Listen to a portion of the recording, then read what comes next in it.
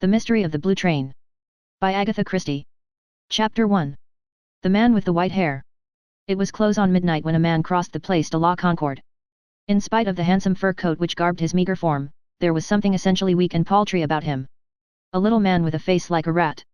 A man, one would say, who could never play a conspicuous part, or rise to prominence in any sphere. And yet, in leaping to such a conclusion, an onlooker would have been wrong. For this man, negligible and inconspicuous as he seemed, played a prominent part in the destiny of the world. In an empire where rats ruled, he was the king of the rats. Even now, an embassy awaited his return. But he had business to do first, business of which the embassy was not officially cognizant. His face gleamed white and sharp in the moonlight. There was the least hint of a curve in the thin nose. His father had been a Polish Jew, a journeyman tailor. It was business such as his father would have loved that took him abroad tonight. He came to the Seine, crossed it, and entered one of the less reputable quarters of Paris. Here he stopped before a tall, dilapidated house and made his way up to an apartment on the 4th floor. He had barely time to knock before the door was opened by a woman who had evidently been awaiting his arrival. She gave him no greeting, but helped him off with his overcoat and then led the way into the tawdrily furnished sitting room. The electric light was shaded with dirty pink festoons and it softened, but could not disguise, the girl's face with its mask of crude paint. Could not disguise, either, the broad Mongolian cast of her countenance. There was no doubt of Olga Demirov's profession, nor of her nationality. All is well, little one. All is well, Boris Ivanovitch. He nodded murmuring, I do not think I have been followed. But there was anxiety in his tone. He went to the window, drawing the curtains aside slightly, and peering carefully out. He started away violently. There are two men, on the opposite pavement. It looks to me, he broke off and began gnawing at his nails, a habit he had when anxious. The Russian girl was shaking her head with a slow, reassuring action. They were here before you came. All the same, it looks to me as though they were watching this house. Possibly, she admitted indifferently. But then? What of it? Even if they know, it will not be you they will follow from here. A thin, cruel smile came to his lips. No, he admitted, that is true. He mused for a minute or two and then observed. This damned American, he can look after himself as well as anybody. I suppose so. He went again to the window. Tough customers, he muttered, with a chuckle. Known to the police, I fear. Well, I wish Brother Apache good hunting. Olga Demirov shook her head. If the American is the kind of man they say he is, it will take more than a couple of cowardly Apaches to get the better of him. She paused. I wonder. Well. Nothing. Only twice this evening a man has passed along this street, a man with white hair. What of it? This. As he passed those two men, he dropped his glove. One of them picked it up and returned it to him. A threadbare device. You mean, that the white-haired man is, their employer? Something of the kind. The Russian looked alarmed and uneasy. You are sure, the parcel is safe? It has not been tampered with? There has been too much talk, much too much talk. He gnawed his nails again. Judge for yourself. She bent to the fireplace, deftly removing the coals. Underneath, from amongst the crumpled balls of newspaper, she selected from the very middle an oblong package wrapped round with grimy newspaper, and handed it to the man. Ingenious, he said, with a nod of approval. The apartment has been searched twice. The mattress on my bed was ripped open. It is as I said, he muttered. There has been too much talk. This haggling over the price, it was a mistake. He had unwrapped the newspaper. Inside was a small brown paper parcel. This in turn he unwrapped, verified the contents, and quickly wrapped it up once more. As he did so, an electric bell rang sharply. The American is punctual, said Olga, with a glance at the clock. She left the room. In a minute she returned ushering in a stranger, a big, broad-shouldered man whose transatlantic origin was evident. His keen glance went from one to the other. Krasnine? He inquired politely. I am he, said Boris. I must apologize for the unconventionality of this meeting place. But secrecy is urgent. I cannot afford to be connected with this business in any way. Is that so? Said the American politely. I have your word, have I not, that no details of this transaction will be made public? That is one of the conditions of sale. The American nodded. That has already been agreed upon, he said indifferently. Now, perhaps, you will produce the goods. You have the money, in notes. Yes, replied the other. He did not, however, make any attempt to produce it. After a moment's hesitation, Krasnine gestured towards the small parcel on the table. The American took it up and unrolled the wrapping paper. The contents he took over to a small electric lamp and submitted them to a very thorough examination. Satisfied, he drew from his pocket a thick leather wallet and extracted from it a wad of notes. These he handed to the Russian, who counted them carefully. All right. I thank you, monsieur. Everything is correct. Ah, said the other. He slipped the brown paper parcel negligently into his pocket. He bowed to Olga. Good evening, mademoiselle. Good evening, M. Krasnine. He went out shutting the door behind him. The eyes of the two in the room met. The man passed his tongue over his dry lips. I wonder, will he ever get back to his hotel? He muttered. By common accord, they both turned to the window. They were just in time to see the American emerge into the street below. He turned to the left and marched along at a good pace without once turning his head. Two shadows stole from a doorway and followed noiselessly. Pursuers and pursued vanished into the night. Olga Demirov spoke. He will get back safely, she said. You need not fear, or hope, whichever it is. Why do you think he will be safe? Asked Krasnine curiously. A man who has made as much money as he has could not possibly be a fool, said Olga. And talking of money. She looked significantly at Krasnine. At my share, Boris Ivanovich. With some reluctance, Krasnine handed over 2 of the notes. She nodded her thanks, with a complete lack of emotion, and tucked them away in her stocking. That is good, she remarked, with satisfaction. He looked at her curiously. You have no regrets, Olga Vasilovna. Regrets? For what? For what has been in your keeping. There are women, most women, I believe, who go mad over such things. She nodded reflectively. Yes, you speak truth there. Most women have that madness. I have not. I wonder now, she broke off. Well? Asked the other curiously. The American will be safe with them, yes, I am sure of that. But afterwards? What are you thinking of? He will give them, of course, to some woman, said Olga thoughtfully. I wonder what will happen then. She shook herself impatiently and went over to the window.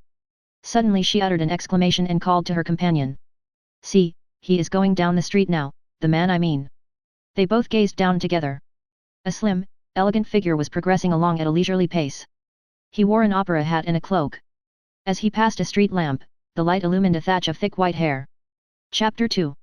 MLE Marquis. The man with the white hair continued on his course, unhurried, and seemingly indifferent to his surroundings. He took a side turning to the right and another one to the left. Now and then he hummed a little air to himself. Suddenly he stopped dead and listened intently. He had heard a certain sound. It might have been the bursting of a tire or it might have been a shot. A curious smile played round his lips for a minute. Then he resumed his leisurely walk. On turning a corner he came upon a scene of some activity. A representative of the law was making notes in a pocketbook, and 1 or 2 late passers-by had collected on the spot. To one of these the man with the white hair made a polite request for information. Something has been happening, yes. Mais oui, monsieur. 2 Apaches sat upon an elderly American gentleman. They did him no injury. No, indeed. The man laughed. The American, he had a revolver in his pocket, and before they could attack him, he fired shots so closely round them that they took alarm and fled. The police, as usual, arrived too late. Ah! Said the inquirer. He displayed no emotion of any kind. Placidly and unconcernedly he resumed his nocturnal strolling. Presently he crossed the Seine and came into the richer areas of the city. It was some 20 minutes later that he came to a stop before a certain house in a quiet but aristocratic thoroughfare. The shop, for shop it was a restrained and unpretentious one. D. Papopoulos, dealer in antiques, was so known to fame that he needed no advertisement, and indeed most of his business was not done over a counter. M. Papopoulos had a very handsome apartment of his own overlooking the Champs-Élysées, and it might reasonably be supposed that he would have been found there and not at his place of business at such an hour, but the man with the white hair seemed confident of success as he pressed the obscurely placed bell, having first given a quick glance up and down the deserted street. His confidence was not misplaced. The door opened and a man stood in the aperture. He wore gold rings in his ears and was of a swarthy cast of countenance. Good evening, said the stranger. Your master is within. The master is here, but he does not see chance visitors at this time of night, growled the other. I think he will see me. Tell him that his friend MLE Marquis is here. The man opened the door a little wider and allowed the visitor to enter. The man who gave his name as MLE Marquis had shielded his face with his hand as he spoke. When the manservant returned with the information that M. Papopoulos would be pleased to receive the visitor, a further change had taken place in the stranger's appearance. The manservant must have been very unobservant or very well trained, for he betrayed no surprise at the small black satin mask which hid the other's features. Leading the way to a door at the end of the hall, he opened it and announced in a respectful murmur, "MLE Marquis." The figure which rose to receive this strange guest was an imposing one. There was something venerable and patriarchal about M. Papadopoulos. He had a high domed forehead and a beautiful white beard. His manner had in it something ecclesiastical and benign. "My dear friend," said M. Papadopoulos. He spoke in French and his tones were rich and unctuous. "I must apologize," said the visitor, "for the lateness of the hour." "Not at all. Not at all," said M. Papadopoulos, "an interesting time of night. You have had, perhaps, an interesting evening." "Not personally," said MLE Marquis. "Not personally," repeated M. Papadopoulos, "no, no, of course not. And there is news, et." He cast a sharp glance sideways at the other, a glance that was not ecclesiastical or benign in the least. "There is no news. The attempt failed. I hardly expected anything else." "Quite so," said M. Papadopoulos, "anything crude." He waved his hand to express his intense distaste for crudity in any form. There was indeed nothing crude about M. Papadopoulos nor about the goods he handled. He was well known in most European courts, and kings called him Demetrius in a friendly manner. He had the reputation for the most exquisite discretion. That, together with the nobility of his aspect, had carried him through several very questionable transactions. "The direct attack," said M. Papadopoulos. He shook his head. "It answers sometimes, but very seldom." The other shrugged his shoulders. "It saves time," he remarked, "and to fail costs nothing, or next to nothing. The other plan, will not fail." "Ah," said M. Papadopoulos, looking at him keenly. The other nodded slowly. "I have great confidence in your, reputation," said the antique dealer. MLE Marquis smiled gently. "I think I may say," he murmured, "that your confidence will not be misplaced." "You have unique opportunities," said the other, with a note of envy in his voice. "I make them," said MLE Marquis. He rose and took up the cloak which he had thrown carelessly on the back of a chair. "I will keep you informed, M. Papadopoulos, through the usual channels, but there must be no hitch in your arrangements." M. Papadopoulos was pained. "There is never a hitch in my arrangements," he complained. The other smiled, and without any further word of adieu he left the room, closing the door behind him. M. Papadopoulos remained in thought for a moment stroking his venerable white beard, and then moved across to a second door which opened inwards. As he turned the handle, a young woman, who only too clearly had been leaning against it with her ear to the keyhole, stumbled headlong into the room. M. Papadopoulos displayed neither surprise nor concern. It was evidently all quite natural to him. "Well, Zia?" he asked. "I did not hear him go," explained Zia. She was a handsome young woman, built on Juno-esque lines, with dark flashing eyes and such a general air of resemblance to M. Papadopoulos that it was easy to see they were father and daughter. "It is annoying," she continued vexedly, "that one cannot see through a keyhole and hear through it at the same time." "It has often annoyed me," said M. Papadopoulos, with great simplicity. "So that is MLE Marquis," said Zia slowly. "Does he always wear a mask, father?" "Always." There was a pause. "It is the rubies, I suppose?" asked Zia. Her father nodded.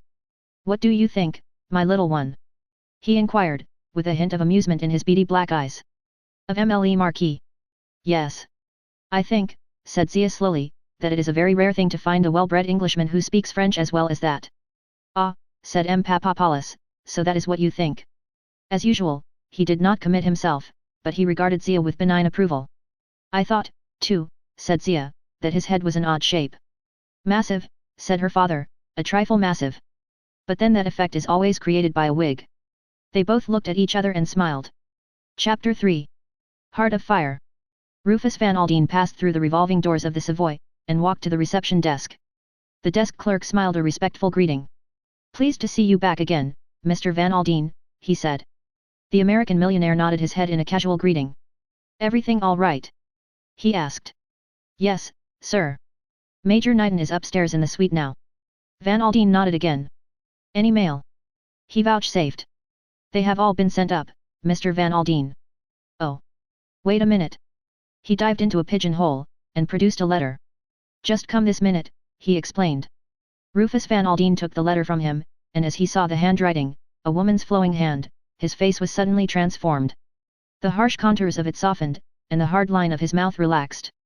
He looked a different man. He walked across to the lift with the letter in his hand and the smile still on his lips. In the drawing room of his suite, a young man was sitting at a desk nimbly sorting correspondence with the ease born of long practice. He sprang up as Van Aldine entered. "Hello, Knighton. Glad to see you back, sir. Had a good time?" So, said the millionaire unemotionally. Paris is rather a one-horse city nowadays. Still, I got what I went over for. He smiled to himself rather grimly. You usually do, I believe, said the secretary, laughing. That's so, agreed the other. He spoke in a matter-of-fact manner, as one stating a well-known fact. Throwing off his heavy overcoat, he advanced to the desk. Anything urgent? I don't think so, sir. Mostly the usual stuff. I have not quite finished sorting it out. Van Aldine nodded briefly. He was a man who seldom expressed either blame or praise. His methods with those he employed were simple, he gave them a fair trial and dismissed promptly those who were inefficient. His selections of people were unconventional. Knighton, for instance, he had met casually at a Swiss resort 2 months previously. He had approved of the fellow, looked up his war record, and found in it the explanation of the limp with which he walked. Knighton had made no secret of the fact that he was looking for a job, and indeed diffidently asked the millionaire if he knew of any available post. Van Aldine remembered, with a grim smile of amusement, the young man's complete astonishment when he had been offered the post of secretary to the great man himself. But I have no experience of business, he had stammered. That doesn't matter a cuss, Van Aldine had replied. I have got 3 secretaries already to attend to that kind of thing. But I am likely to be in England for the next 6 months, and I want an Englishman who, well, knows the ropes, and can attend to the social side of things for me. So far, Van Aldine had found his judgment confirmed. Knighton had proved quick, intelligent, and resourceful, and he had a distinct charm of manner. The secretary indicated 3 or 4 letters placed by themselves on the top of the desk. It might perhaps be as well, sir, if you glanced at these, he suggested. The top one is about the Colton agreement. But Rufus Van Aldine held up a protesting hand.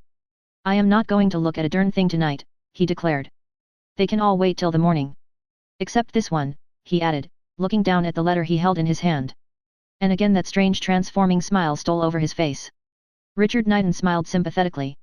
Mrs. Kettering. He murmured. She rang up yesterday and today. She seems very anxious to see you at once, sir. Does she, now? The smile faded from the millionaire's face. He ripped open the envelope which he held in his hand and took out the enclosed sheet. As he read it his face darkened, his mouth set grimly in the line which Wall Street knew so well, and his brows knit themselves ominously. Knighton turned tactfully away, and went on opening letters and sorting them. A muttered oath escaped the millionaire, and his clenched fist hit the table sharply. I'll not stand for this, he muttered to himself. Poor little girl, it's a good thing she has her old father behind her. He walked up and down the room for some minutes, his brows drawn together in a scowl. Knighton still bent assiduously over the desk. Suddenly Van Aldine came to an abrupt halt. He took up his overcoat from the chair where he had thrown it.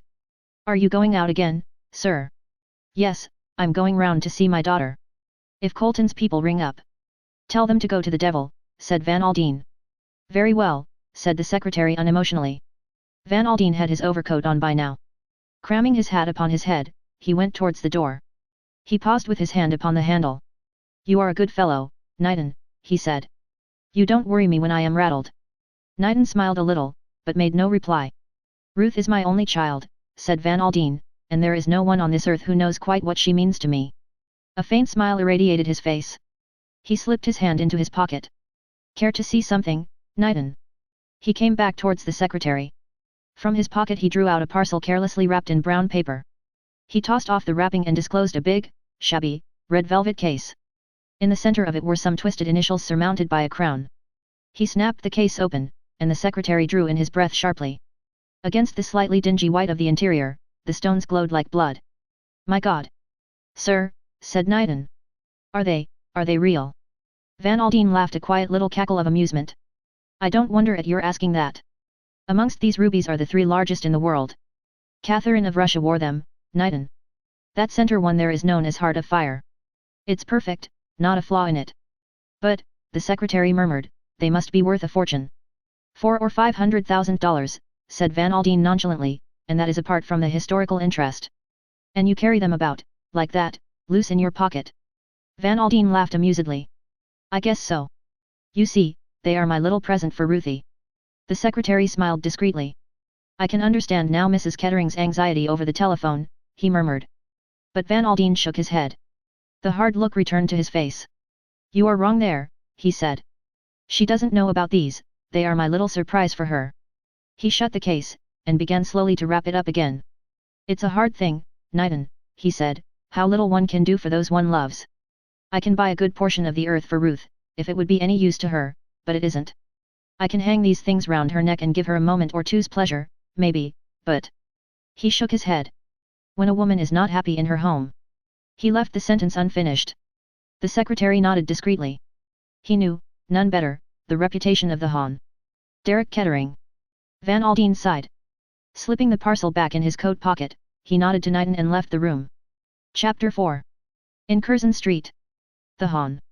Mrs. Derek Kettering lived in Curzon Street. The butler who opened the door recognized Rufus Van Aldine at once and permitted himself a discreet smile of greeting. He led the way upstairs to the big double drawing room on the first floor. A woman who was sitting by the window started up with a cry. Why, Dad, if that isn't too good for anything. I've been telephoning Major Knighton all day to try and get hold of you, but he couldn't say for sure when you were expected back. Ruth Kettering was 28 years of age. Without being beautiful, or in the real sense of the word even pretty, she was striking looking because of her coloring. Van Aldine had been called carrots and ginger in his time, and Ruth's hair was almost pure auburn. With it went dark eyes and very black lashes, the effect somewhat enhanced by art. She was tall and slender, and moved well. At a careless glance it was the face of a Raphael Madonna. Only if one looked closely did one perceive the same line of jaw and chin as in Van Aldine's face, bespeaking the same hardness and determination. It suited the man, but suited the woman less well. From her childhood upward Ruth Van Aldine had been accustomed to having her own way, and anyone who had ever stood up against her soon realized that Rufus Van Aldine's daughter never gave in. Knighton told me you'd phoned him, said Van Aldine. I only got back from Paris half an hour ago. What's all this about Derek? Ruth Kettering flushed angrily. It's unspeakable. It's beyond all limits, she cried. He doesn't seem to listen to anything I say. There was bewilderment as well as anger in her voice. He'll listen to me, said the millionaire grimly. Ruth went on. I've hardly seen him for the last month. He goes about everywhere with that woman. With what woman? Morel. She dances at the Parthenon, you know. Van Aldine nodded. I was down at Leconbury last week. I spoke to Lord Leconbury. He was awfully sweet to me, sympathized entirely. He said he'd give Derek a good talking to. Ah, said Van Aldine. What do you mean by Dad? Just what you think I mean, Ruthie. Poor old Leconbury is a washout. Of course he sympathized with you, of course he tried to soothe you down. Having got his son and heir married to the daughter of one of the richest men in the States, he naturally doesn't want to mess the thing up. But he's got one foot in the grave already, everyone knows that, and anything he may say will cut darned little ice with Derek. Can't you do anything, Dad? Urged Ruth, after a minute or two. I might, said the millionaire. He waited a second reflectively, and then went on. There are several things I might do, but there's only one that will be any real good. How much pluck have you got, Ruthie? She stared at him. He nodded back at her. I mean just what I say. Have you got the grit to admit to all the world that you've made a mistake? There's only one way out of this mess, Ruthie. Cut your losses and start afresh. You mean? Divorce. Divorce. Van Aldine smiled drily. You say that word, Ruth, as though you'd never heard it before. And yet your friends are doing it all round you every day. Oh. I know that. But... She stopped, biting her lip. Her father nodded comprehendingly. I know, Ruth. You're like me, you can't bear to let go. But I've learned, and you've got to learn, that there are times when it's the only way. I might find ways of whistling Derek back to you, but it would all come to the same in the end. He's no good, Ruth, he's rotten through and through.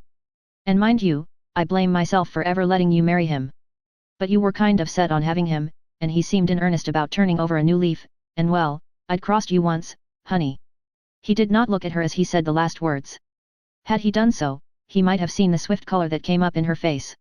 You did, she said in a hard voice. I was too darn soft-hearted to do it a second time.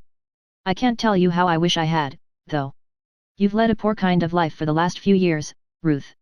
It has not been very agreeable, agreed Mrs. Kettering. That's why I say to you that this thing has got to stop. He brought his hand down with a bang on the table. You may have a hankering after the fellow still. Cut it out. Face facts. Derek Kettering married you for your money. That's all there is to it. Get rid of him, Ruth. Ruth Kettering looked down at the ground for some moments, then she said, without raising her head. Supposing he doesn't consent? Van Aldine looked at her in astonishment. He won't have a say in the matter. She flushed and bit her lip. No, of course not. I only meant... She stopped. Her father eyed her keenly. What did you mean? I meant, She paused, choosing her words carefully. He mayn't take it lying down. The millionaire's chin shot out grimly. You mean he'll fight the case? Let him. But, as a matter of fact, you're wrong. He won't fight. Any solicitor he consults will tell him he hasn't a leg to stand upon. You don't think, she hesitated, I mean, out of sheer spite against me, he might try to make it awkward. Her father looked at her in some astonishment. Fight the case, you mean? He shook his head. Very unlikely. You see, he would have to have something to go upon. Mrs. Kettering did not answer. Van Aldine looked at her sharply. Come, Ruth, out with it. There's something troubling you, what is it? Nothing, nothing at all. But her voice was unconvincing. You are dreading the publicity, eh? Is that it? You leave it to me. I'll put the whole thing through so smoothly that there will be no fuss at all. Very well, Dad, if you really think it's the best thing to be done. Got a fancy for the fellow still, Ruth? Is that it? No. The word came with no uncertain emphasis. Van Aldine seemed satisfied. He patted his daughter on the shoulder. It will be all right, little girl. Don't you worry any. Now let's forget all about this. I have brought you a present from Paris. For me? Something very nice. I hope you'll think so, said Van Aldine, smiling. He took the parcel from his coat pocket and handed it to her. She unwrapped it eagerly, and snapped open the case. A long-drawn "oh" came from her lips. Ruth Kettering loved jewels, always had done so. Dad, how wonderful. Rather in a class by themselves, aren't they? Said the millionaire, with satisfaction. You like them, eh? Like them? Dad, they're unique. How did you get hold of them? Van Aldine smiled. Ah. That's my secret.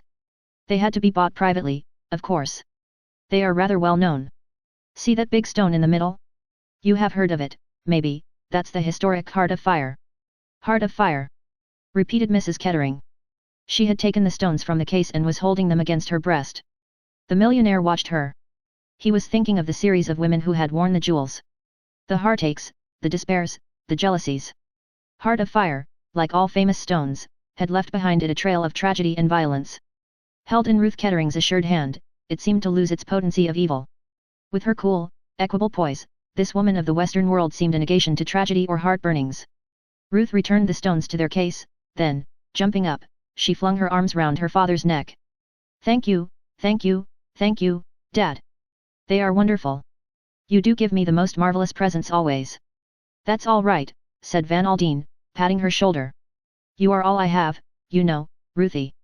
You will stay to dinner, won't you, father? I don't think so. You were going out, weren't you? Yes, but I can easily put that off. Nothing very exciting. No, said Van Aldine. Keep your engagement. I have got a good deal to attend to. See you tomorrow, my dear. Perhaps if I phone you, we can meet at Galbraith's. Messrs. Galbraith, Cuthbertson, and Galbraith were Van Aldine's London solicitors. Very well, Dad. She hesitated. I suppose this won't keep me from going to the Riviera. When are you off? On the 14th. Oh, that will be all right. These things take a long time to mature. By the way, Ruth, I shouldn't take those rubies abroad if I were you. Leave them at the bank. Mrs. Kettering nodded. We don't want to have you robbed and murdered for the sake of Heart of Fire, said the millionaire jocosely. And yet you carried it about in your pocket loose, retorted his daughter, smiling. Yes. Some hesitation, caught her attention. What is it, Dad? Nothing. He smiled. Thinking of a little adventure of mine in Paris. An adventure? Yes, the night I bought these things. He made a gesture towards the jewel case. Oh, do tell me. Nothing to tell, Ruthie. Some Apache fellows got a bit fresh and I shot at them and they got off. That's all. She looked at him with some pride. You're a tough proposition, Dad. You bet I am, Ruthie. He kissed her affectionately and departed. On arriving back at the Savoy, he gave a curt order to Knighton. Get hold of a man called Goby, you'll find his address in my private book. He's to be here tomorrow morning at 9:30. Yes, sir. I also want to see Mr. Kettering. Run him to earth for me if you can. Try his club, at any rate, get hold of him somehow, and arrange for me to see him here tomorrow morning. Better make it late-ish, about 12. His sort aren't early risers. The secretary nodded in comprehension of these instructions. Van Aldine gave himself into the hands of his valet. His bath was prepared, and as he lay luxuriating in the hot water, his mind went back over the conversation with his daughter. On the whole he was well satisfied. His keen mind had long since accepted the fact that divorce was the only possible way out.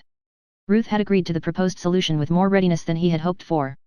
Yet, in spite of her acquiescence, he was left with a vague sense of uneasiness. Something about her manner, he felt, had not been quite natural. He frowned to himself. Maybe I'm fanciful, he muttered, and yet, I bet there's something she has not told me. Chapter 5. A Useful Gentleman. Rufus Van Aldine had just finished the sparse breakfast of coffee and dry toast, which was all he ever allowed himself, when Knighton entered the room. Mr. Goby is below, sir, waiting to see you. The millionaire glanced at the clock. It was just 9:30. All right, he said curtly. He can come up. A minute or two later, Mr. Goby entered the room. He was a small, elderly man, shabbily dressed, with eyes that looked carefully all round the room, and never at the person he was addressing. Good morning, Goby, said the millionaire. Take a chair. Thank you, Mr. Van Aldine. Mr. Goby sat down with his hands on his knees, and gazed earnestly at the radiator. I have got a job for you. Yes, Mr. Van Aldine. My daughter is married to the Hon. Derek Kettering, as you may perhaps know. Mr. Goby transferred his gaze from the radiator to the left-hand drawer of the desk, and permitted a deprecating smile to pass over his face. Mr. Goby knew a great many things, but he always hated to admit the fact. By my advice, she is about to file a petition for divorce. That, of course, is a solicitor's business. But, for private reasons, I want the fullest and most complete information. Mr. Goby looked at the cornice and murmured. About Mr. Kettering. About Mr. Kettering. Very good, sir. Mr. Goby rose to his feet. When will you have it ready for me? Are you in a hurry, sir? I'm always in a hurry, said the millionaire. Mr. Goby smiled understandingly at the fender. Shall we say 2 o'clock this afternoon, sir? He asked. Excellent, approved the other. Good morning, Goby. Good morning, Mr. Van Aldine. That's a very useful man, said the millionaire as Goby went out and his secretary came in. In his own line he's a specialist. What is his line? Information. Give him 24 hours and he would lay the private life of the Archbishop of Canterbury bare for you. A useful sort of chap, said Knighton, with a smile. He has been useful to me once or twice, said Van Aldine. Now then, Knighton, I'm ready for work. The next few hours saw a vast quantity of business rapidly transacted. It was 12:30 when the telephone bell rang, and Mr. Van Aldine was informed that Mr. Kettering had called. Knighton looked at Van Aldine, and interpreted his brief nod. Ask Mr. Kettering to come up, please. The secretary gathered up his papers and departed. He and the visitor passed each other in the doorway, and Derek Kettering stood aside to let the other go out. Then he came in, shutting the door behind him. Good morning, sir. You are very anxious to see me, I hear. The lazy voice with its slightly ironic inflection roused memories in Van Aldine. There was charm in it, there had always been charm in it. He looked piercingly at his son-in-law. Derek Kettering was 34, lean of build, with a dark, narrow face, which had even now something indescribably boyish in it. Come in, said Van Aldine curtly. Sit down. Kettering flung himself lightly into an armchair. He looked at his father-in-law with a kind of tolerant amusement. Not seen you for a long time, sir, he remarked pleasantly. About 2 years, I should say. Seen Ruth yet? I saw her last night, said Van Aldine. Looking very fit, isn't she? Said the other lightly. I didn't know you had had much opportunity of judging, said Van Aldine drily. Derek Kettering raised his eyebrows. Oh, we sometimes meet at the same night-club, you know, he said airily. I am not going to beat about the bush, Van Aldine said curtly. I have advised Ruth to file a petition for divorce. Derek Kettering seemed unmoved. How drastic! He murmured. Do you mind if I smoke, sir? He lit a cigarette, and puffed out a cloud of smoke as he added nonchalantly. And what did Ruth say? Ruth proposes to take my advice, said her father. Does she really? Is that all you have got to say? Demanded Van Aldine sharply. Kettering flicked his ash into the grate. I think, you know, he said, with a detached air, that she's making a great mistake. From your point of view she doubtless is, said Van Aldine grimly. Oh, come now, said the other, don't let's be personal. I really wasn't thinking of myself at the moment. I was thinking of Ruth. You know my poor old governor really can't last much longer, all the doctors say so. Ruth had better give it a couple more years, then I shall be Lord Leconbury, and she can be chatelaine of Leconbury, which is what she married me for. I won't have any of your darned impudence, roared Van Aldine. Derek Kettering smiled at him quite unmoved. I agree with you. It's an obsolete idea, he said. There's nothing in a title nowadays. Still, Leconbury is a very fine old place, and, after all, we are one of the oldest families in England. It will be very annoying for Ruth if she divorces me to find me marrying again, and some other woman queening it at Leconbury instead of her. I am serious, young man, said Van Aldine. Oh, so am I, said Kettering. I am in very low water financially, it will put me in a nasty hole if Ruth divorces me, and, after all, if she has stood it for 10 years, why not stand it a little longer? I give you my word of honor that the old man can't possibly last out another 18 months, and, as I said before, it's a pity Ruth shouldn't get what she married me for. You suggest that my daughter married you for your title and position. Derek Kettering laughed a laugh that was not all amusement. You don't think it was a question of a love match? He asked. I know, said Van Aldine slowly, that you spoke very differently in Paris 10 years ago. Did I? Perhaps I did. Ruth was very beautiful, you know, rather like an angel or a saint, or something that had stepped down from a niche in a church.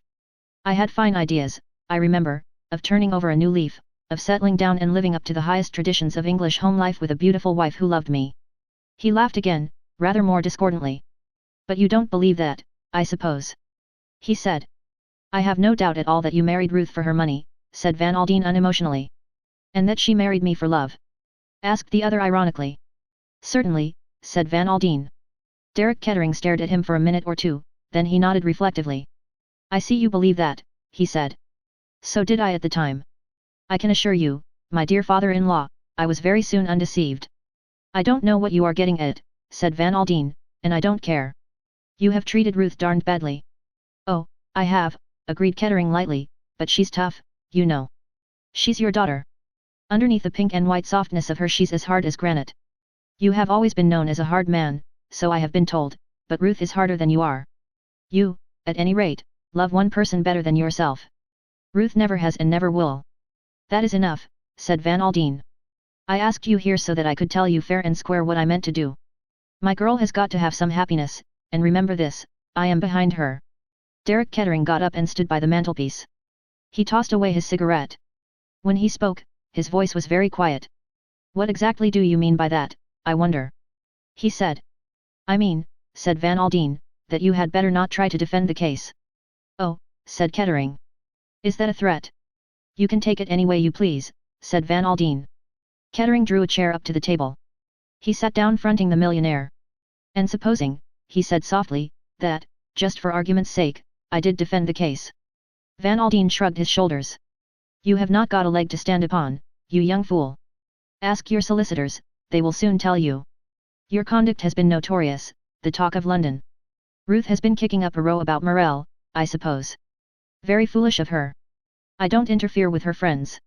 What do you mean? Said Van Aldine sharply. Derek Kettering laughed. I see you don't know everything, sir, he said. You are, perhaps naturally, prejudiced. He took up his hat and stick and moved towards the door. Giving advice is not much in my line. He delivered his final thrust. But, in this case, I should advise most strongly perfect frankness between father and daughter. He passed quickly out of the room and shut the door behind him just as the millionaire sprang up. Now, what the hell did he mean by that? Said Van Aldine as he sank back into his chair again. All his uneasiness returned in full force. There was something here that he had not yet got to the bottom of. The telephone was by his elbow, he seized it, and asked for the number of his daughter's house. Hello? Hello? Is that Mayfair 81907? Mrs. Kettering in? Oh, she's out, is she? Yes, out to lunch. What time will she be in? You don't know? Oh, very good, no, there's no message. He slammed the receiver down again angrily. At 2 o'clock he was pacing the floor of his room waiting expectantly for Gobi.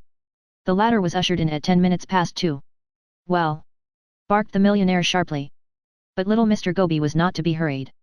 He sat down at the table, produced a very shabby pocket-book, and proceeded to read from it in a monotonous voice. The millionaire listened attentively, with an increasing satisfaction. Gobi came to a full stop, and looked attentively at the waste paper basket. Said Van Aldine. That seems pretty definite. The case will go through like winking. The hotel evidence is all right, I suppose. Cast iron, said Mr. Gobi, and looked malevolently at a gilt armchair. And financially he's in very low water. He's trying to raise a loan now, you say? has already raised practically all he can upon his expectations from his father. Once the news of the divorce gets about, he won't be able to raise another cent, and not only that, his obligations can be bought up and pressure can be put upon him from that quarter. We have got him, Gobi, we have got him in a cleft stick. He hit the table a bang with his fist. His face was grim and triumphant. The information, said Mr. Gobi in a thin voice, seems satisfactory. I have got to go round to Curzon Street now, said the millionaire. I am much obliged to you, Gobi. You are the goods all right. A pale smile of gratification showed itself on the little man's face. Thank you, Mr. Van Aldine, he said, I try to do my best. Van Aldine did not go direct to Curzon Street. He went first to the city, where he had 2 interviews which added to his satisfaction. From there he took the tube to Down Street. As he was walking along Curzon Street, a figure came out of number 160, and turned up the street towards him, so that they passed each other on the pavement. For a moment, the millionaire had fancied it might be Derek Kettering himself, the height and build were not unlike. But as they came face to face, he saw that the man was a stranger to him. At least, no, not a stranger, his face awoke some call of recognition in the millionaire's mind, and it was associated definitely with something unpleasant. He cudgelled his brains in vain, but the thing eluded him. He went on, shaking his head irritably. He hated to be baffled. Ruth Kettering was clearly expecting him. She ran to him and kissed him when he entered. Well, Dad, how are things going? Very well, said Van Aldine, but I have got a word or two to say to you, Ruth. Almost insensibly he felt the change in her, something shrewd and watchful replaced the impulsiveness of her greeting. She sat down in a big armchair. Well, Dad? She asked. What is it? I saw your husband this morning, said Van Aldine. You saw Derek? I did. He said a lot of things, most of which were darned cheek. Just as he was leaving, he said something that I didn't understand. He advised me to be sure that there was perfect frankness between father and daughter. What did he mean by that, Ruthie? Mrs. Kettering moved a little in her chair. I don't know, Dad. How should I? Of course you know, said Van Aldine. He said something else, about his having his friends and not interfering with yours. What did he mean by that? I don't know, said Ruth Kettering again. Van Aldine sat down. His mouth set itself in a grim line. See here, Ruth. I am not going into this with my eyes closed. I am not at all sure that that husband of yours doesn't mean to make trouble. Now, he can't do it, I am sure of that. I have got the means to silence him, to shut his mouth for good and all, but I have got to know if there's any need to use those means. What did he mean by your having your own friends? Mrs. Kettering shrugged her shoulders. I have got lots of friends, she said uncertainly. I don't know what he meant, I am sure. You do, said Van Aldine. He was speaking now as he might have spoken to a business adversary. I will put it plainer.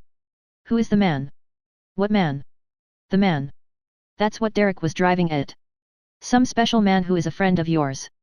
You needn't worry, honey, I know there is nothing in it, but we have got to look at everything as it might appear to the court. They can twist these things about a good deal, you know. I want to know who the man is, and just how friendly you have been with him. Ruth didn't answer. Her hands were kneading themselves together in intense nervous absorption. Come, honey, said Van Aldine in a softer voice. Don't be afraid of your old dad. I was not too harsh, was I, even that time in Paris, by gosh. He stopped, thunderstruck. That's who it was, he murmured to himself. I thought I knew his face. What are you talking about, Dad? I don't understand. The millionaire strode across to her and took her firmly by the wrist. See here, Ruth, have you been seeing that fellow again? What fellow? The one we had all that fuss about years ago. You know who I mean well enough. You mean, she hesitated, you mean the Comte de la Roche. Comte de la Roche? Snorted Van Aldine. I told you at the time that the man was no better than a swindler. You had entangled yourself with him then very deeply, but I got you out of his clutches. Yes, you did, said Ruth bitterly. And I married Derek Kettering. You wanted to, said the millionaire sharply. She shrugged her shoulders. And now, said Van Aldine slowly, you have been seeing him again, after all I told you. He has been in the house today. I met him outside, and couldn't place him for the moment. Ruth Kettering had recovered her composure. I want to tell you one thing, Dad, you are wrong about Armand, the Comte de la Roche, I mean. Oh, I know there were several regrettable incidents in his youth, he has told me about them, but, well, he has cared for me always. It broke his heart when you parted us in Paris, and now. She was interrupted by the snort of indignation her father gave. So you fell for that stuff, did you? You, a daughter of mine. My god! He threw up his hands. That women can be such darned fools. Chapter 6. Morale. Derek Kettering emerged from Van Aldine's suite so precipitately that he collided with a lady passing across the corridor. He apologized, and she accepted his apologies with a smiling reassurance and passed on, leaving with him a pleasant impression of a soothing personality and rather fine grey eyes. For all his nonchalance, his interview with his father-in-law had shaken him more than he cared to show. He had a solitary lunch, and after it, frowning to himself a little, he went around to the sumptuous flat that housed the lady known as Morel. A trim Frenchwoman received him with smiles.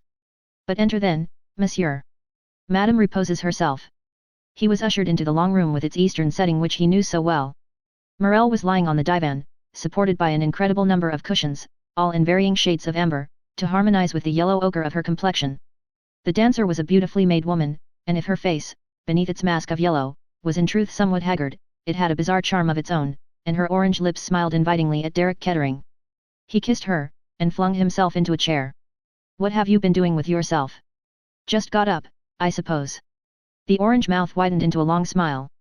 No, said the dancer. I have been at work. She flung out a long, pale hand towards the piano, which was littered with untidy music scores. Ambrose has been here. He has been playing me the new opera. Kettering nodded without paying much attention. He was profoundly uninterested in Claude Ambrose and the latter's operatic setting of Ibsen's Peer Gynt. So was Morel, for that matter, regarding it merely as a unique opportunity for her own presentation as Anitra. It is a marvelous dance, she murmured. I shall put all the passion of the desert into it.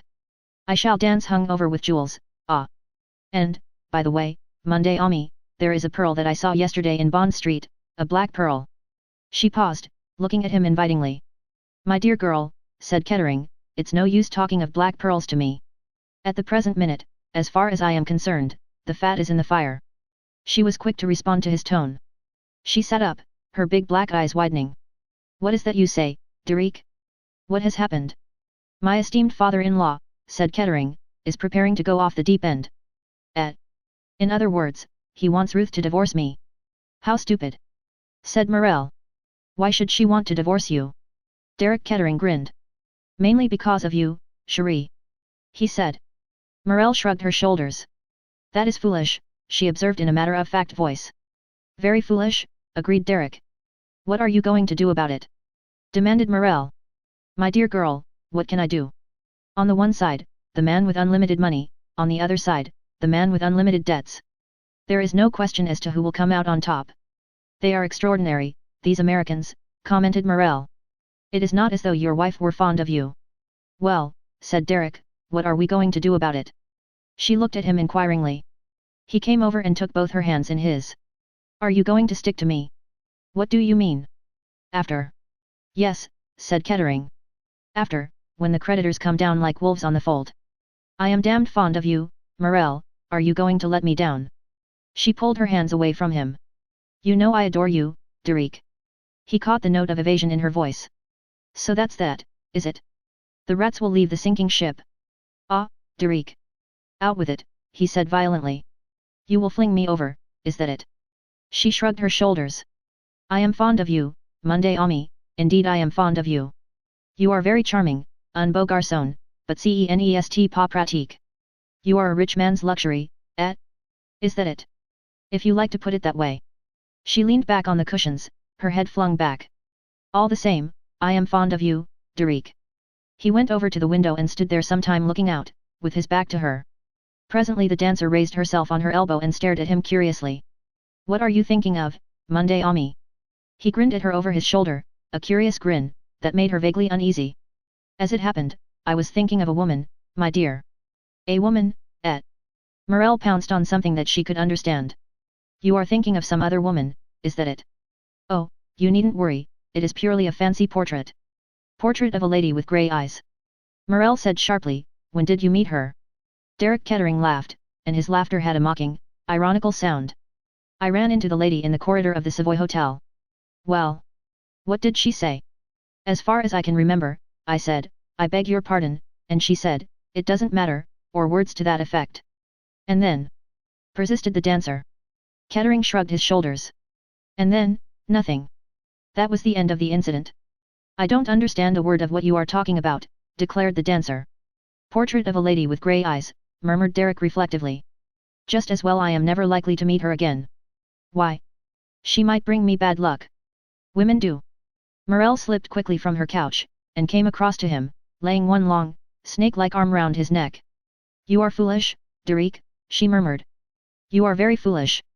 You are beau garçon, and I adore you, but I am not made to be poor, no, decidedly I am not made to be poor. Now listen to me, everything is very simple.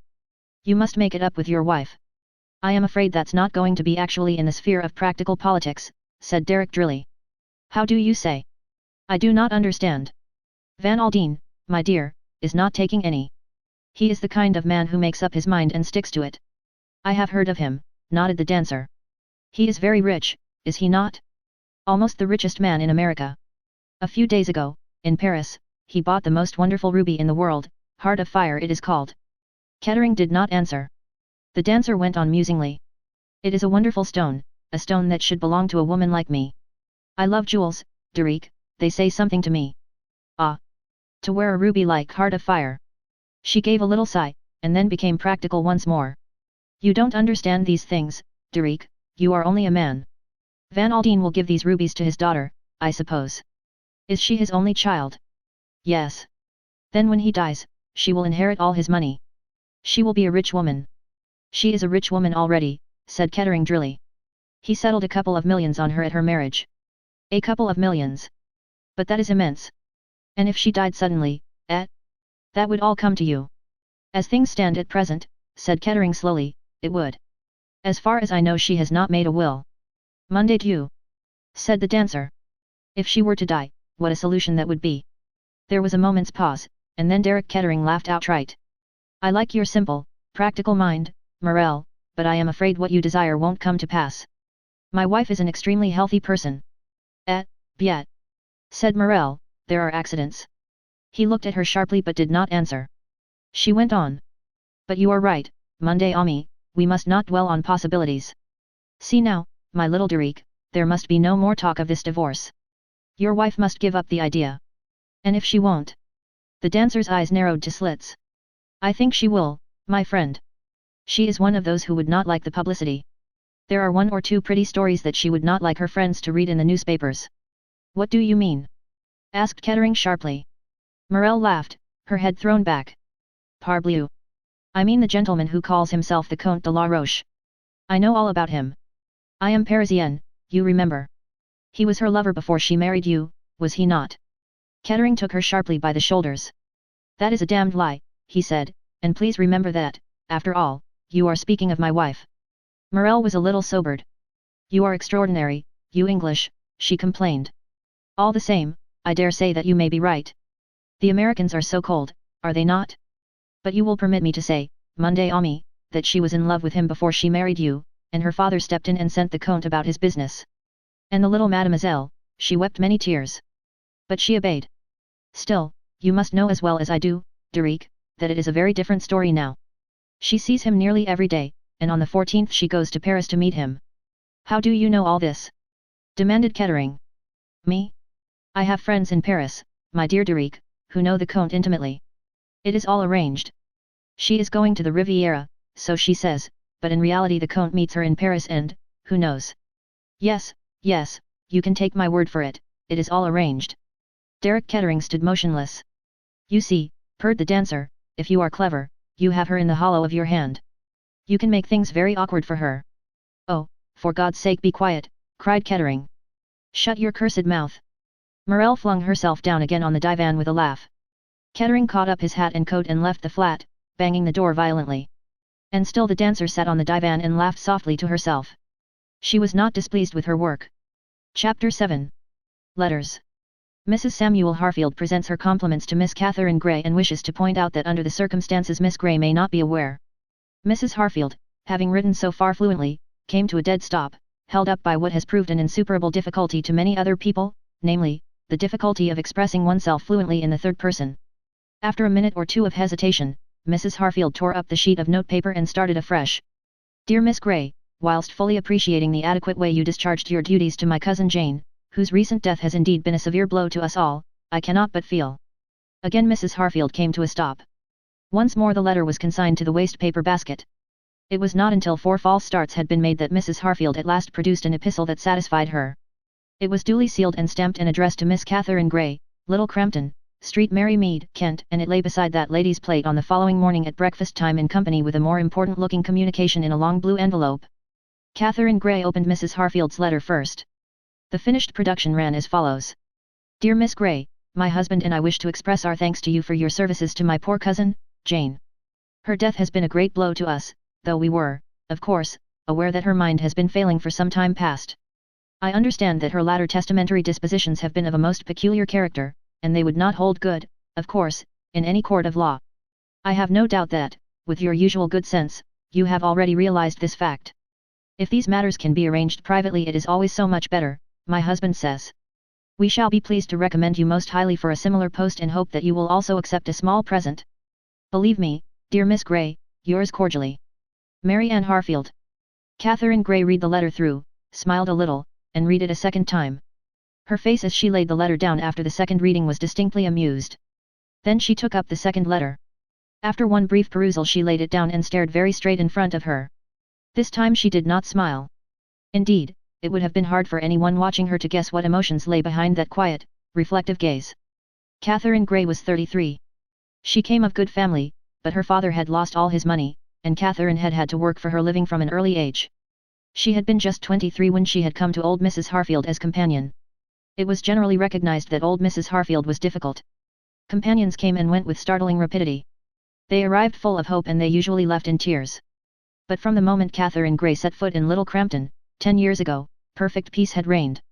No one knows how these things come about. Snake charmers, they say, are born, not made.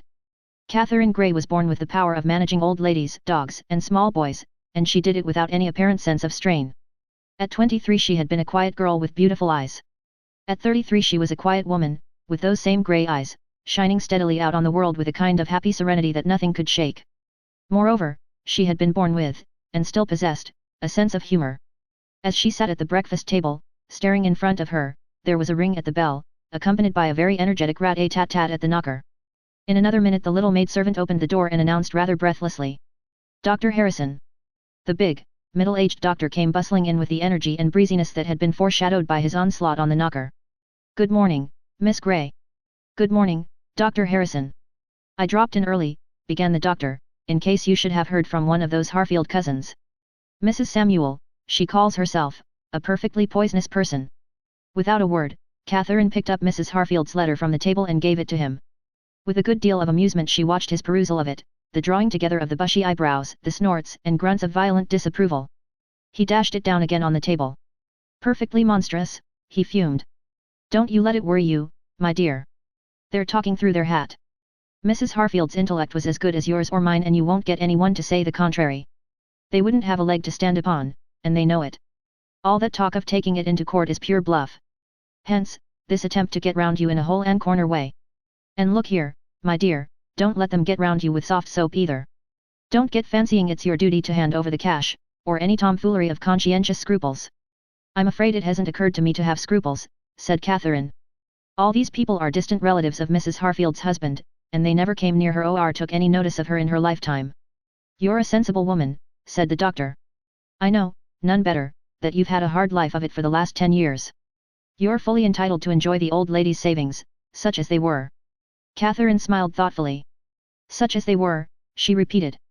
You've no idea of the amount, doctor.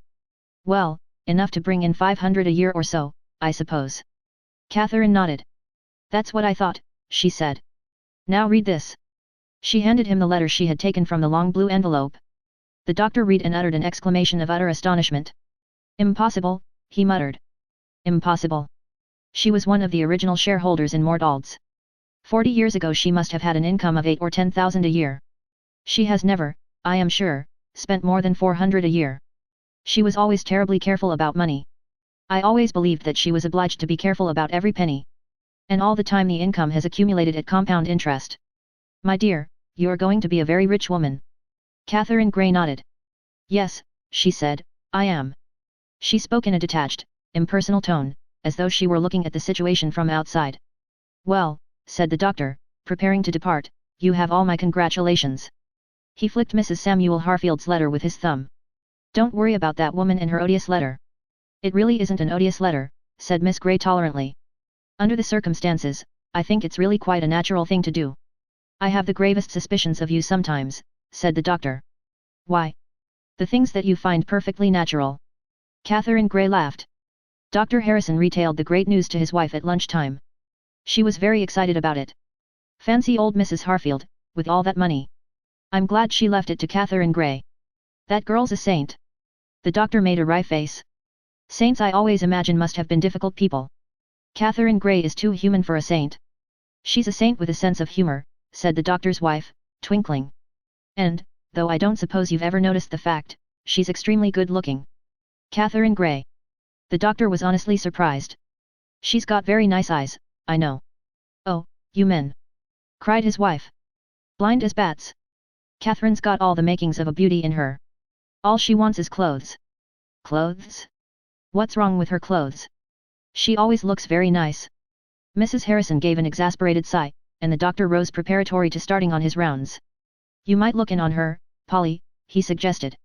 I'm going to, said Mrs. Harrison promptly. She made her call about 3 o'clock. My dear, I'm so glad, she said warmly, as she squeezed Catherine's hand. And everyone in the village will be glad too. It's very nice of you to come and tell me, said Catherine. I hoped you would come in because I wanted to ask about Johnny. Oh. Johnny. Well. Johnny was Mrs. Harrison's youngest son. In another minute she was off, retailing a long history in which Johnny's adenoids and tonsils bulked largely. Catherine listened sympathetically. Habits die hard. Listening had been her portion for 10 years now. My dear, I wonder if I ever told you about that naval ball at Portsmouth? When Lord Charles admired my gown. And composedly, kindly, Catherine would reply, I rather think you have, Mrs. Harfield, but I've forgotten about it. Won't you tell it me again? And then the old lady would start off full swing, with numerous details. And half of Catherine's mind would be listening, saying the right things mechanically when the old lady paused.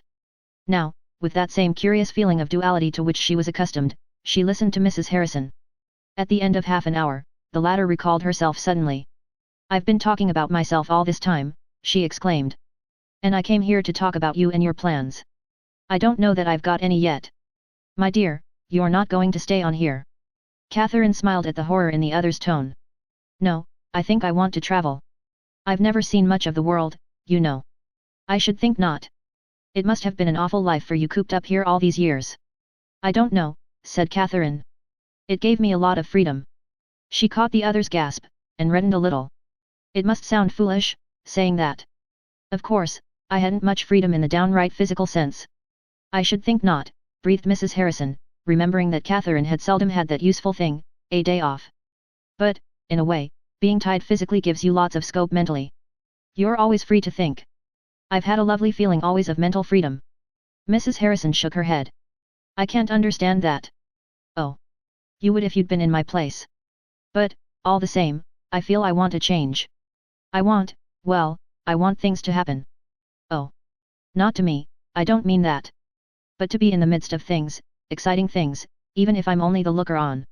You know, things don't happen in St. Mary Mead. They don't indeed, said Mrs. Harrison, with fervour.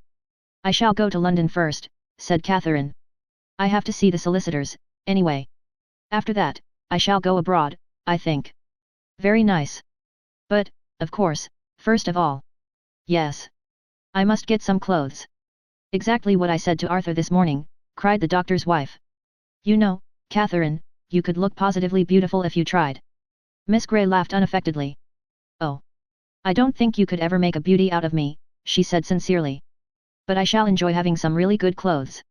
I'm afraid I'm talking about myself an awful lot. Mrs. Harrison looked at her shrewdly. It must be quite a novel experience for you, she said drily. Catherine went to say goodbye to old Miss Viner before leaving the village. Miss Viner was 2 years older than Mrs. Harfield, and her mind was mainly taken with her own success in outliving her dead friend. You wouldn't have thought I'd have outlasted Jane Harfield, would you? She demanded triumphantly of Catherine. We were at school together, she and I. And here we are, she taken and I left. Who would have thought it? You've always eaten brown bread for supper, haven't you? Murmured Catherine mechanically. Fancy you're remembering that, my dear. Yes, if Jane Harfield had had a slice of brown bread every evening and taken a little stimulant with her meals she might be here today. The old lady paused, nodding her head triumphantly, then added in sudden remembrance. And so you've come into a lot of money, I hear? Well, well. Take care of it. And you're going up to London to have a good time? Don't think you'll get married, though, my dear, because you won't. You're not the kind to attract the men. And, besides, you're getting on.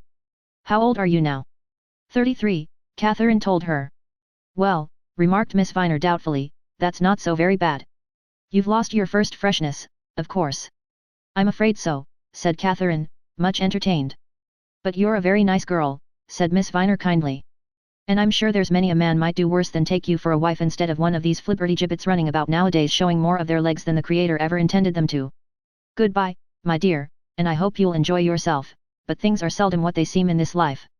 Heartened by these prophecies, Catherine took her departure. Half the village came to see her off at the station, including the little maid of all work, Alice, who brought a stiff-wired nosegay and cried openly. There ain't a many like her, sobbed Alice when the train had finally departed. I'm sure when Charlie went back on me with that girl from the dairy, nobody could have been kinder than Miss Grey was, and though particular about the brasses and the dust, she was always one to notice when you'd give a thing an extra rub. Cut myself in little pieces for her, I would, any day. A real lady, that's what I call her. Such was Catherine's departure from St. Mary Mead. Chapter 8. Lady Tamplin writes a letter. Well, said Lady Tamplin, well. She laid down the Continental Daily Mail and stared out across the blue waters of the Mediterranean. A branch of golden mimosa, hanging just above her head, made an effective frame for a very charming picture. A golden-haired, blue-eyed lady in a very becoming negligee. That the golden hair owed something to art, as did the pink and white complexion, was undeniable, but the blue of the eyes was nature's gift, and at 44 Lady Tamplin could still rank as a beauty. Charming as she looked, Lady Tamplin was, for once, not thinking of herself. That is to say, she was not thinking of her appearance. She was intent on graver matters. Lady Tamplin was a well-known figure on the Riviera, and her parties at the Villa Marguerite were justly celebrated. She was a woman of considerable experience, and had had 4 husbands. The first had been merely an indiscretion, and so was seldom referred to by the lady. He had had the good sense to die with commendable promptitude, and his widow thereupon espoused a rich manufacturer of buttons. He too had departed for another sphere after 3 years of married life, it was said after a congenial evening with some boon companions. After him came Viscount Tamplin, who had placed Rosalie securely on those heights where she wished to tread. She had retained her title when she married for a 4th time. This 4th venture had been undertaken for pure pleasure. Mr. Charles Evans, an extremely good-looking young man of 27, with delightful manners, a keen love of sport, and an appreciation of this world's goods, had no money of his own whatsoever. Lady Tamplin was very pleased and satisfied with life generally, but she had occasional faint preoccupations about money.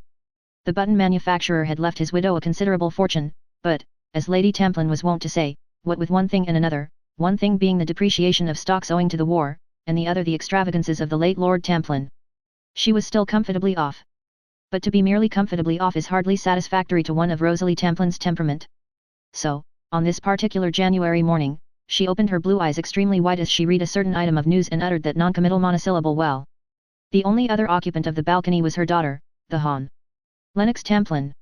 A daughter such as Lennox was a sad thorn in Lady Tamplin's side, a girl with no kind of tact, who actually looked older than her age, and whose peculiar sardonic form of humour was, to say the least of it, uncomfortable. Darling, said Lady Tamplin, just fancy. What is it?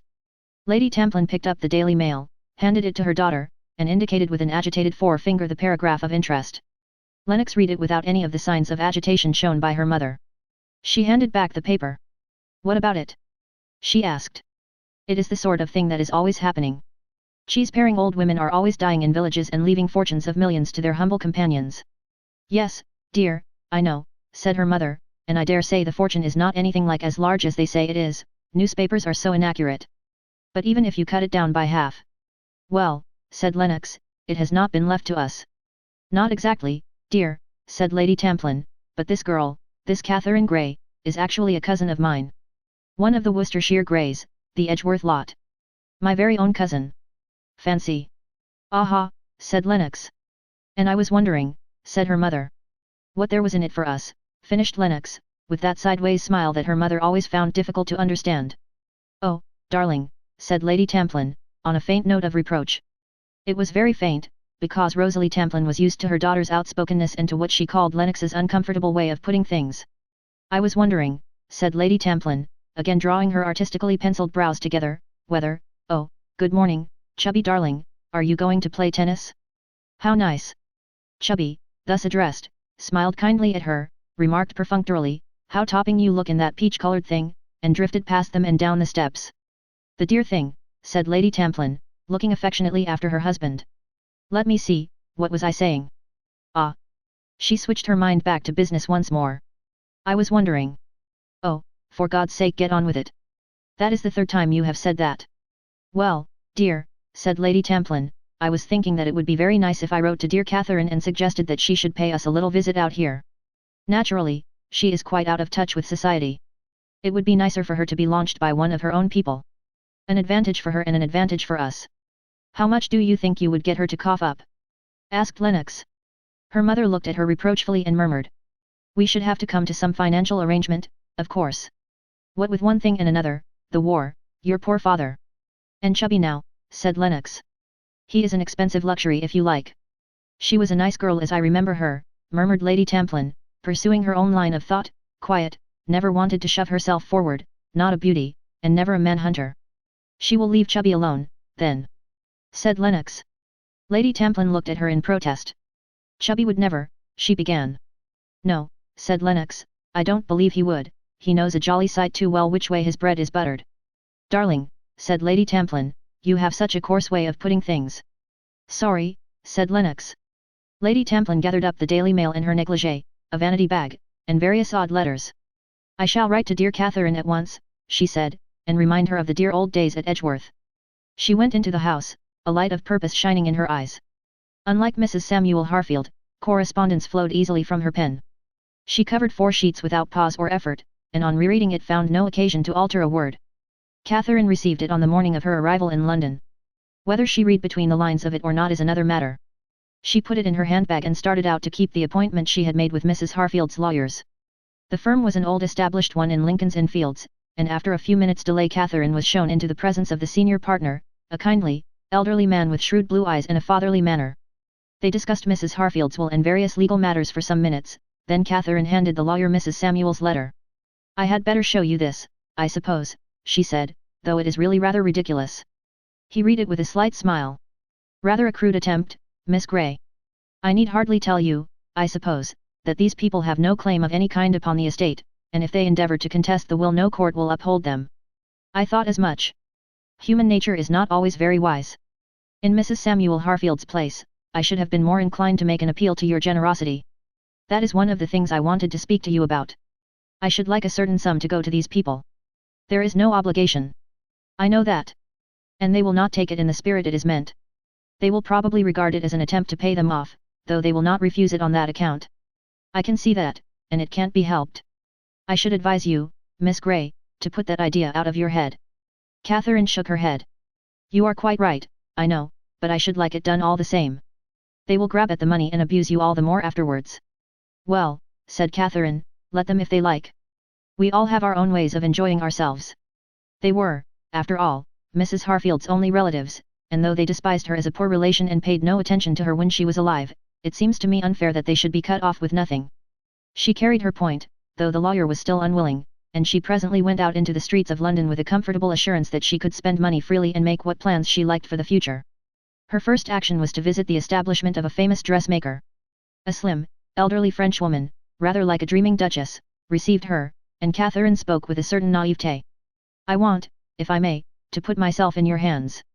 I have been very poor all my life and know nothing about clothes, but now I have come into some money and want to look really well dressed. The Frenchwoman was charmed. She had an artist's temperament, which had been soured earlier in the morning by a visit from an Argentine meat queen, who had insisted on having those models least suited to her flamboyant type of beauty. She scrutinized Catherine with keen, clever eyes. Yes, yes, it will be a pleasure. Mademoiselle has a very good figure, for her the simple lines will be best. She is also très anglaise. Some people it would offend them if I said that, but Mademoiselle, no. En belle anglaise, there is no style more delightful. The demeanour of a dreaming duchess was suddenly put off. She screamed out directions to various mannequins. Clothilde, Virginie, quickly, my little ones, the little taille gris clair and the robe de soirée super d'automne. Marcel, my child, the little mimosa suit of crêpe de chine. It was a charming morning. Marcel, Clothilde, Virginie, bored and scornful, passed slowly round, squirming and wriggling in the time-honored fashion of mannequins. The Duchess stood by Catherine and made entries in a small notebook. An excellent choice, mademoiselle. Mademoiselle has great gout. Yes, indeed. Mademoiselle cannot do better than those little suits if she is going to the Riviera, as I suppose, this winter. Let me see that evening dress once more, said Catherine, the pinky mauve one. Virginie appeared, circling slowly. That is the prettiest of all, said Catherine, as she surveyed the exquisite draperies of mauve and grey and blue. What do you call it? Super d'automne, yes, yes, that is truly the dress of mademoiselle. What was there in these words that came back to Catherine with a faint feeling of sadness after she had left the dressmaking establishment? Super d'automne, that is truly the dress of mademoiselle. Autumn, yes, it was autumn for her. She who had never known spring or summer, and would never know them now. Something she had lost never could be given to her again. These years of servitude in St. Mary Mead, and all the while life passing by. I am an idiot, said Catherine. I am an idiot. What do I want? Why, I was more contented a month ago than I am now. She drew out from her handbag the letter she had received that morning from Lady Tamplin. Catherine was no fool. She understood the nuances of that letter as well as anybody, and the reason of Lady Tamplin's sudden show of affection towards a long-forgotten cousin was not lost upon her. It was for profit and not for pleasure that Lady Tamplin was so anxious for the company of her dear cousin. Well, why not? There would be profit on both sides. I will go, said Catherine. She was walking down Piccadilly at the moment, and turned into Cook's to clinch the matter then and there. She had to wait for a few minutes. The man with whom the clerk was engaged was also going to the Riviera. Everyone, she felt, was going. Well, for the first time in her life, she, too, would be doing what everybody did. The man in front of her turned abruptly, and she stepped into his place. She made her demand to the clerk, but at the same time half of her mind was busy with something else. That man's face, in some vague way it was familiar to her. Where had she seen him before? Suddenly she remembered. It was in the Savoy outside her room that morning. She had collided with him in the passage. Rather an odd coincidence that she should run into him twice in a day. She glanced over her shoulder, rendered uneasy by something, she knew not what. The man was standing in the doorway looking back at her. A cold shiver passed over Catherine, she had a haunting sense of tragedy, of doom impending. Then she shook the impression from her with her usual good sense and turned her whole attention to what the clerk was saying. Chapter 9. An offer refused. It was rarely that Derek Kettering allowed his temper to get the better of him. An easygoing insouciance was his chief characteristic, and it had stood him in good stead in more than one tight corner. Even now, by the time he had left Morel's flat, he had cooled down. He had need of coolness. The corner he was in now was a tighter one than he had ever been in before, and unforeseen factors had arisen with which, for the moment, he did not know how to deal. He strolled along deep in thought. His brow was furrowed, and there was none of the easy, jaunty manner which sat so well upon him. Various possibilities floated through his mind. It might have been said of Derek Kettering that he was less of a fool than he looked. He saw several roads that he might take, one in particular. If he shrank from it, it was for the moment only. Desperate ills need desperate remedies. He had gauged his father-in-law correctly. A war between Derek Kettering and Rufus Van Aldine could end only one way. Derek damned money and the power of money vehemently to himself. He walked up St. James's Street, across Piccadilly, and strolled along it in the direction of Piccadilly Circus. As he passed the offices of Messrs. Thomas Cook and Sons his footsteps slackened. He walked on, however, still turning the matter over in his mind. Finally, he gave a brief nod of his head, turned sharply, so sharply as to collide with a couple of pedestrians who were following in his footsteps, and went back the way he had come. This time he did not pass Cook's, but went in. The office was comparatively empty, and he got attended to at once. I want to go to Nice next week. Will you give me particulars? What date, sir? The 14th. What is the best train? Well, of course, the best train is what they call the blue train. You avoid the tiresome customs business at Calais. Derek nodded. He knew all this, none better. The 14th, murmured the clerk, that is rather soon. The blue train is nearly always all booked up. See if there is a berth left, said Derek. If there is not, he left the sentence unfinished, with a curious smile on his face. The clerk disappeared for a few minutes, and presently returned. That is all right, sir, still 3 berths left. I will book you one of them. What name? Pavet, said Derek. He gave the address of his rooms in Jermyn Street. The clerk nodded, finished writing it down, wished Derek good morning politely, and turned his attention to the next client. I want to go to Nice, on the 14th. Isn't there a train called the Blue Train? Derek looked round sharply. Coincidence, a strange coincidence. He remembered his own half-whimsical words to Morel, portrait of a lady with grey eyes. I don't suppose I shall ever see her again. But he had seen her again, and, what was more, she proposed to travel to the Riviera on the same day as he did. Just for a moment a shiver passed over him. In some ways he was superstitious. He had said, half-laughingly, that this woman might bring him bad luck. Suppose that should prove to be true. From the doorway he looked back at her as she stood talking to the clerk. For once his memory had not played him false. A lady in every sense of the word. Not very young, not singularly beautiful. But with something, grey eyes that might perhaps see too much. He knew as he went out of the door that in some way he was afraid of this woman. He had a sense of fatality. He went back to his rooms in Jermyn Street and summoned his man. Take this cheque, pay it, cash it first thing in the morning, and go around to Cook's in Piccadilly. They will have some tickets there booked in your name, pay for them, and bring them back. Very good, sir. Pavet withdrew. Derek strolled over to a side table and picked up a handful of letters. They were of a type only too familiar. Bills, small bills and large bills, one and all pressing for payment. The tone of the demands was still polite. Derek knew how soon that polite tone would change if certain news became public property. He flung himself moodily into a large, leather-covered chair. A damned hole, that was what he was in. Yes, a damned hole. And ways of getting out of that damned hole were not too promising. Pavet appeared with a discreet cough. A gentleman to see you, sir, Major Knighton. Knighton, et. Derek sat up, frowned, became suddenly alert. He said in a softer tone, almost to himself, Knighton, I wonder what is in the wind now. Shall I, show him in, sir? His master nodded. When Knighton entered the room he found a charming and genial host awaiting him. Very good of you to look me up, said Derek. Knighton was nervous. The other's keen eyes noticed that at once. The errand on which the secretary had come was clearly distasteful to him. He replied almost mechanically to Derek's easy flow of conversation. He declined a drink, and, if anything, his manner became stiffer than before. Derek appeared at last to notice it. Well, he said cheerfully, what does my esteemed father-in-law want with me?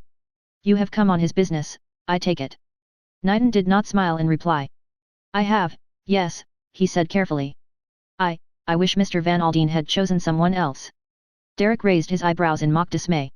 Is it as bad as all that? I am not very thin-skinned, I can assure you, Knighton. No, said Knighton, but this. He paused. Derek eyed him keenly. Go on, out with it, he said kindly. I can imagine my dear father-in-law's errands might not always be pleasant ones. Knighton cleared his throat. He spoke formally in tones that he strove to render free of embarrassment. I am directed by Mr. Van Aldine to make you a definite offer. An offer? For a moment Derek showed his surprise.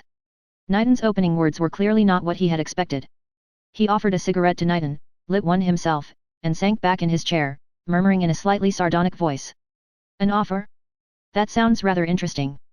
Shall I go on? Please. You must forgive my surprise, but it seems to me that my dear father-in-law has rather climbed down since our chat this morning. And climbing down is not what one associates with strong men, Napoleons of finance, etc. It shows, I think it shows that he finds his position weaker than he thought it. Knighton listened politely to the easy, mocking voice, but no sign of any kind showed itself on his rather stolid countenance.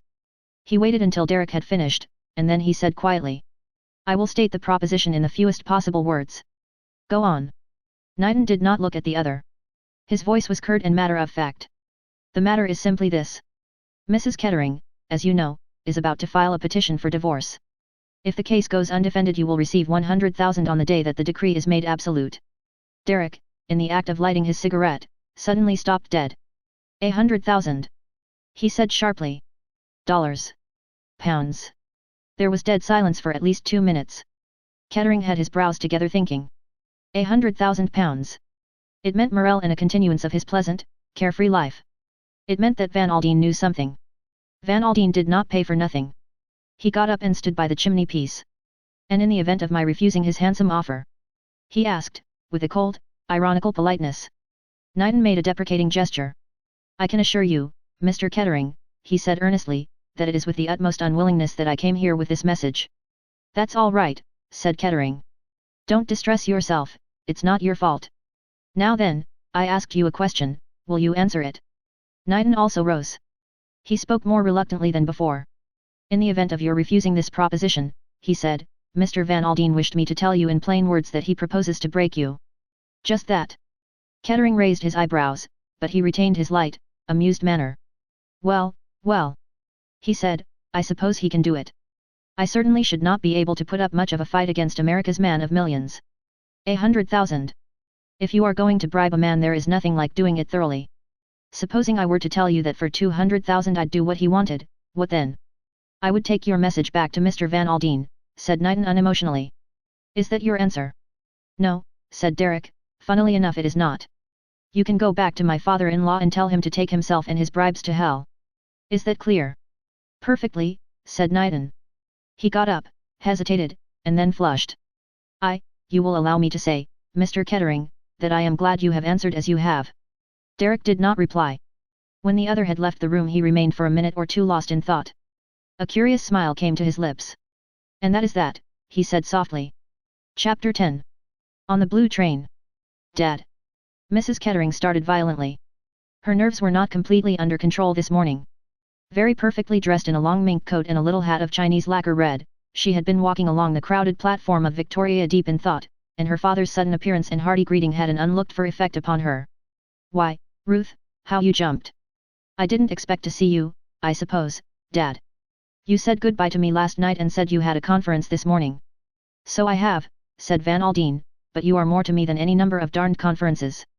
I came to take a last look at you, since I am not going to see you for some time. That is very sweet of you, Dad. I wish you were coming too. What would you say if I did? The remark was merely a joking one. He was surprised to see the quick color flame in Ruth's cheeks. For a moment he almost thought he saw dismay flash out of her eyes. She laughed uncertainly and nervously. Just for a moment I really thought you meant it, she said. Would you have been pleased? Of course. She spoke with exaggerated emphasis. Well, said Van Aldine, that's good. It isn't really for very long, Dad, continued Ruth, you know, you are coming out next month. Ah. Said Van Aldine unemotionally, sometimes I guess I will go to one of these big guys in Harley Street and have him tell me that I need sunshine and change of air right away. Don't be so lazy, cried Ruth, next month is ever so much nicer than this month out there. You have got all sorts of things you can't possibly leave just now. Well, that's so, I suppose, said Van Aldine, with a sigh. You had better be getting on board this train of yours, Ruth. Where is your seat? Ruth Kettering looked vaguely up at the train. At the door of one of the Pullman cars a thin, tall woman dressed in black was standing, Ruth Kettering's maid. She drew aside as her mistress came up to her. I have put your dressing case under your seat, madam, in case you should need it. Shall I take the rugs, or will you require one? No, no, I shan't want one. Better go and find your own seat now, Mason. Yes, madam. The maid departed. Van Aldine entered the Pullman car with Ruth. She found her seat, and Van Aldine deposited various papers and magazines on the table in front of her. The seat opposite to her was already taken, and the American gave a cursory glance at its occupant. He had a fleeting impression of attractive grey eyes and a neat traveling costume. He indulged in a little more desultory conversation with Ruth, the kind of talk peculiar to those seeing other people off by train. Presently, as whistles blew, he glanced at his watch. I had best be clearing out of here. Goodbye, my dear. Don't worry, I will attend to things. Oh, father. He turned back sharply. There had been something in Ruth's voice, something so entirely foreign to her usual manner, that he was startled. It was almost a cry of despair. She had made an impulsive movement towards him, but in another minute she was mistress of herself once more. Till next month, she said cheerfully. 2 minutes later the train started. Ruth sat very still, biting her underlip and trying hard to keep the unaccustomed tears from her eyes. She felt a sudden sense of horrible desolation. There was a wild longing upon her to jump out of the train and to go back before it was too late.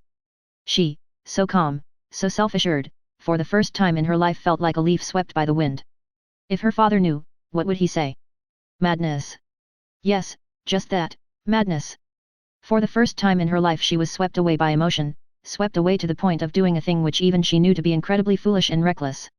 She was enough Van Aldine's daughter to realize her own folly, and level-headed enough to condemn her own action. But she was his daughter in another sense also.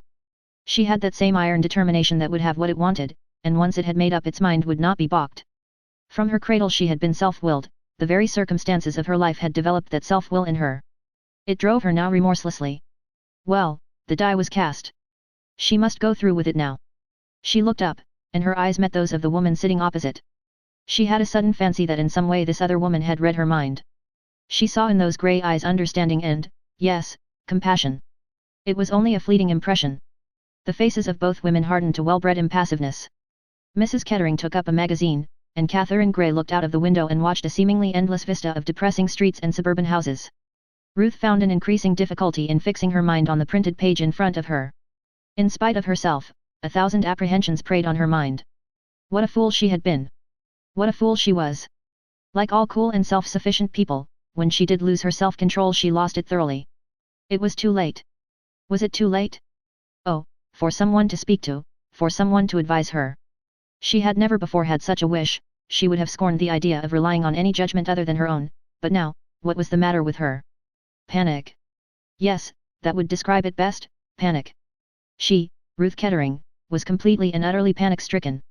She stole a covert glance at the figure opposite. If only she knew someone like that, some nice, cool, calm, sympathetic creature. That was the sort of person one could talk to.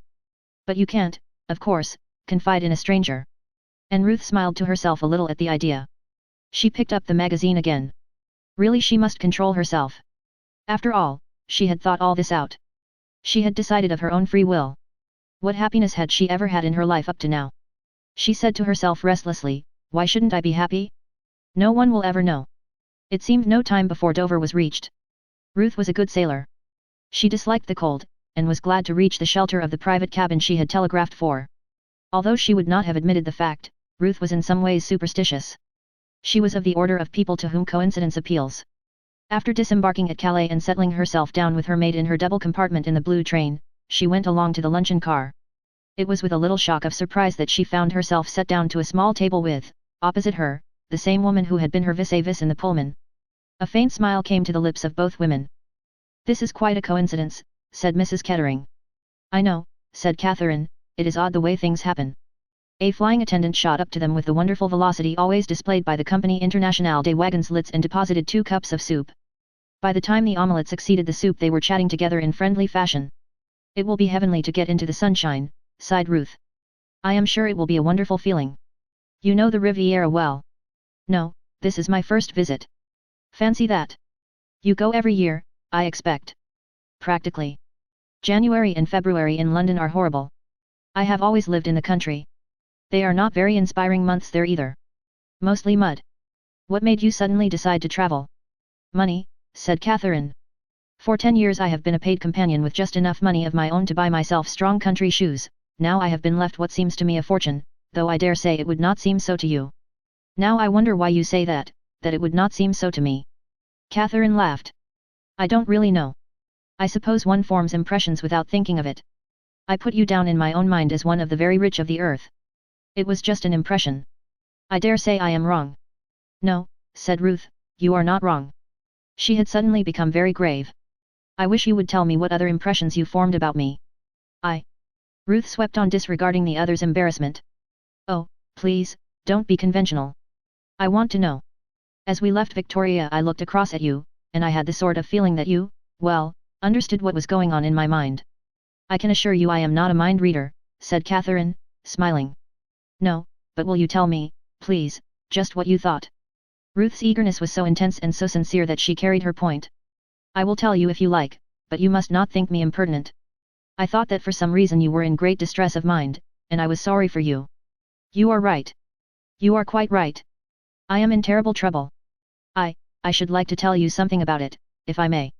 Oh, dear, Catherine thought to herself, how extraordinarily alike the world seems to be everywhere. People were always telling me things in St. Mary Mead, and it is just the same thing here, and I don't really want to hear anybody's troubles. She replied politely. Do tell me. They were just finishing their lunch.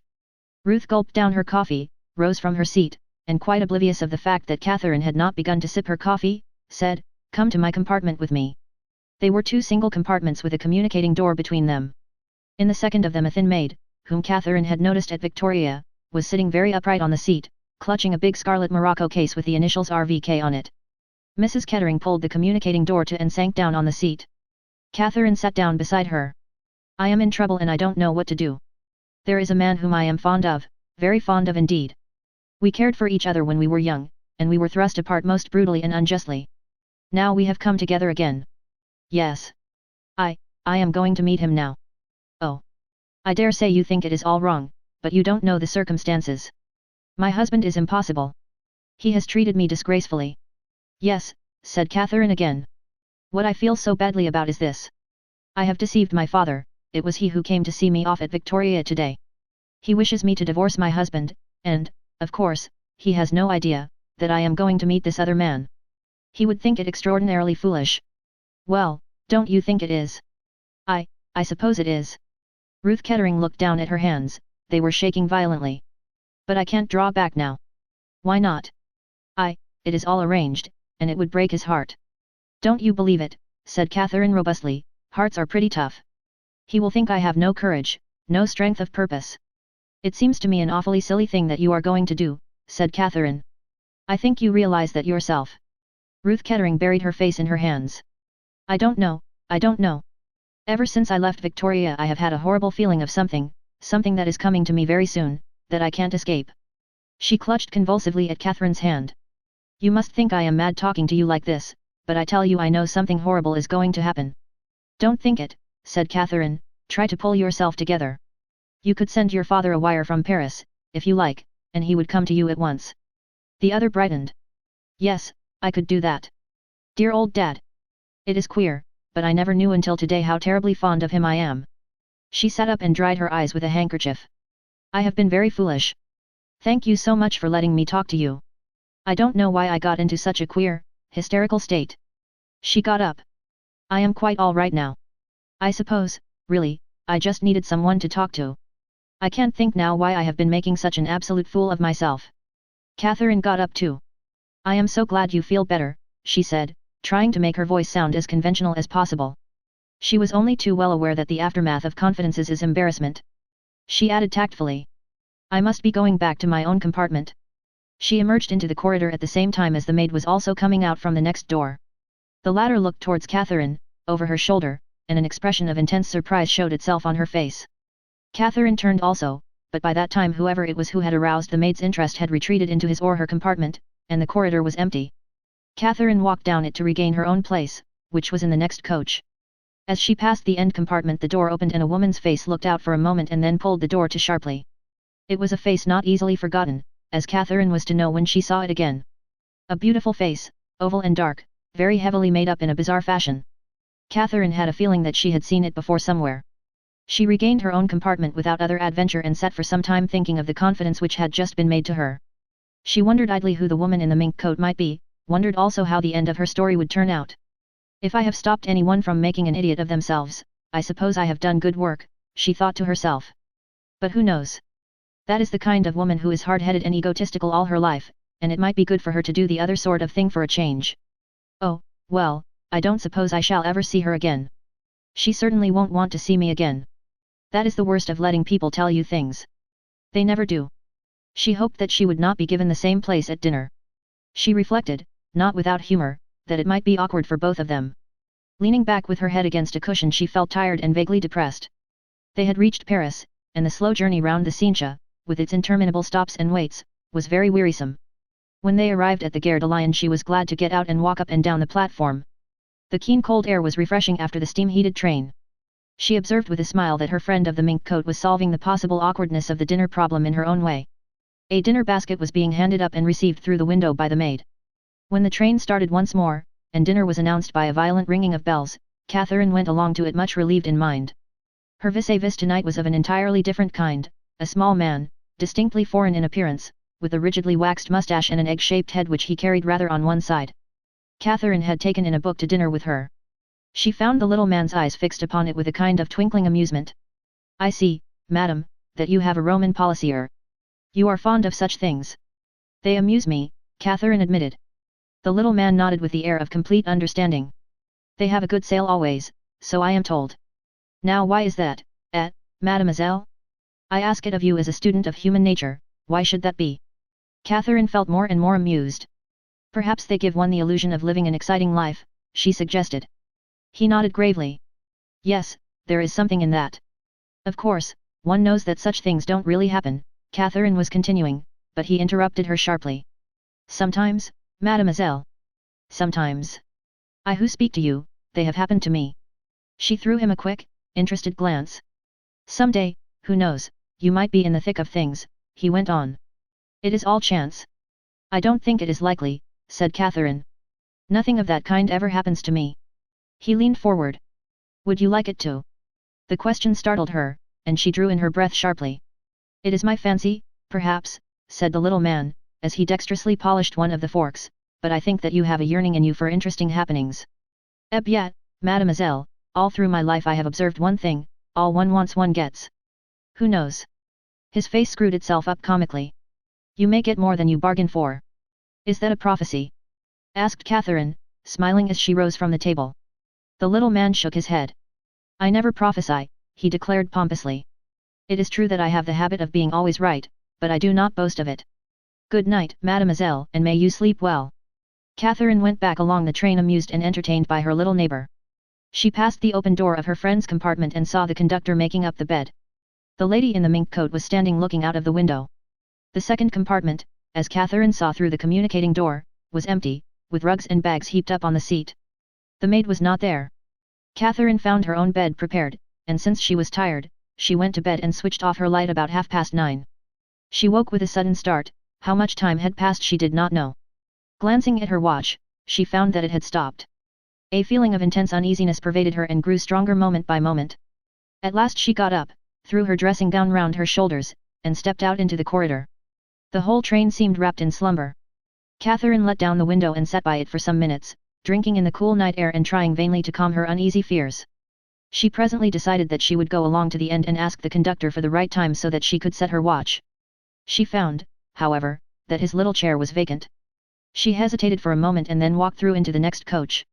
She looked down the long, dim line of the corridor and saw, to her surprise, that a man was standing with his hand on the door of the compartment occupied by the lady in the mink coat. That is to say, she thought it was the compartment. Probably, however, she was mistaken. He stood there for a moment or two with his back to her, seeming uncertain and hesitating in his attitude. Then he slowly turned, and with an odd feeling of fatality, Catherine recognized him as the same man whom she had noticed twice before, once in the corridor of the Savoy Hotel and once in Cook's offices. Then he opened the door of the compartment and passed in, drawing it to behind him. An idea flashed across Catherine's mind.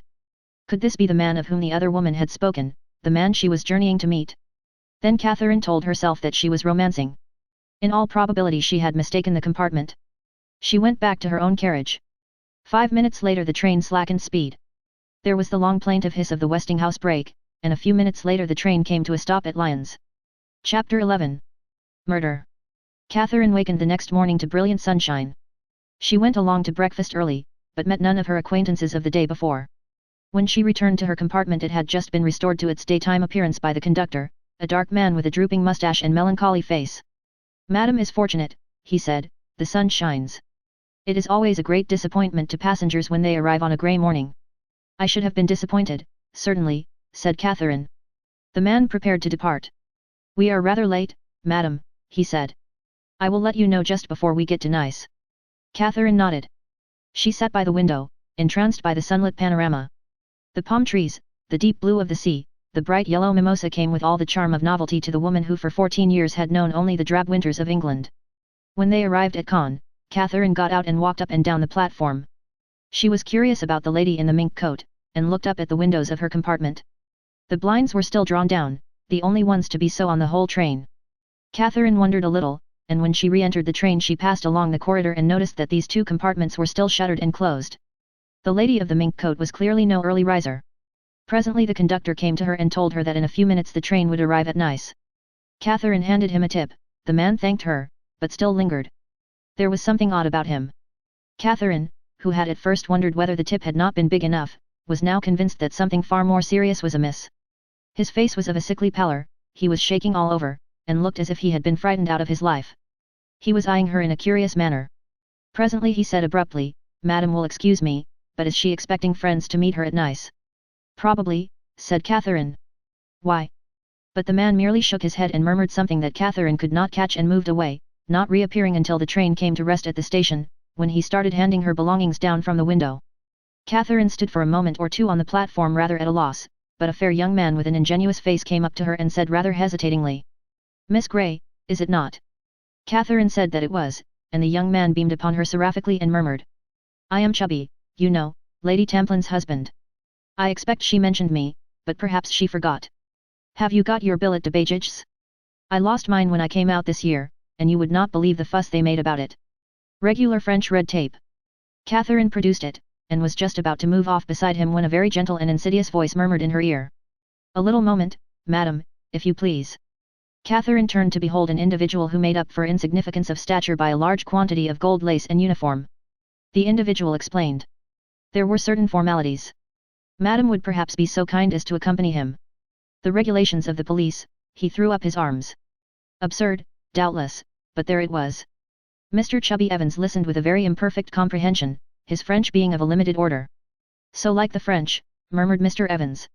He was one of those staunch patriotic Britons who, having made a portion of a foreign country their own, strongly resent the original inhabitants of it. Always up to some silly dodge or other. They've never tackled people on the station before, though. This is something quite new. I suppose you'll have to go. Catherine departed with her guide.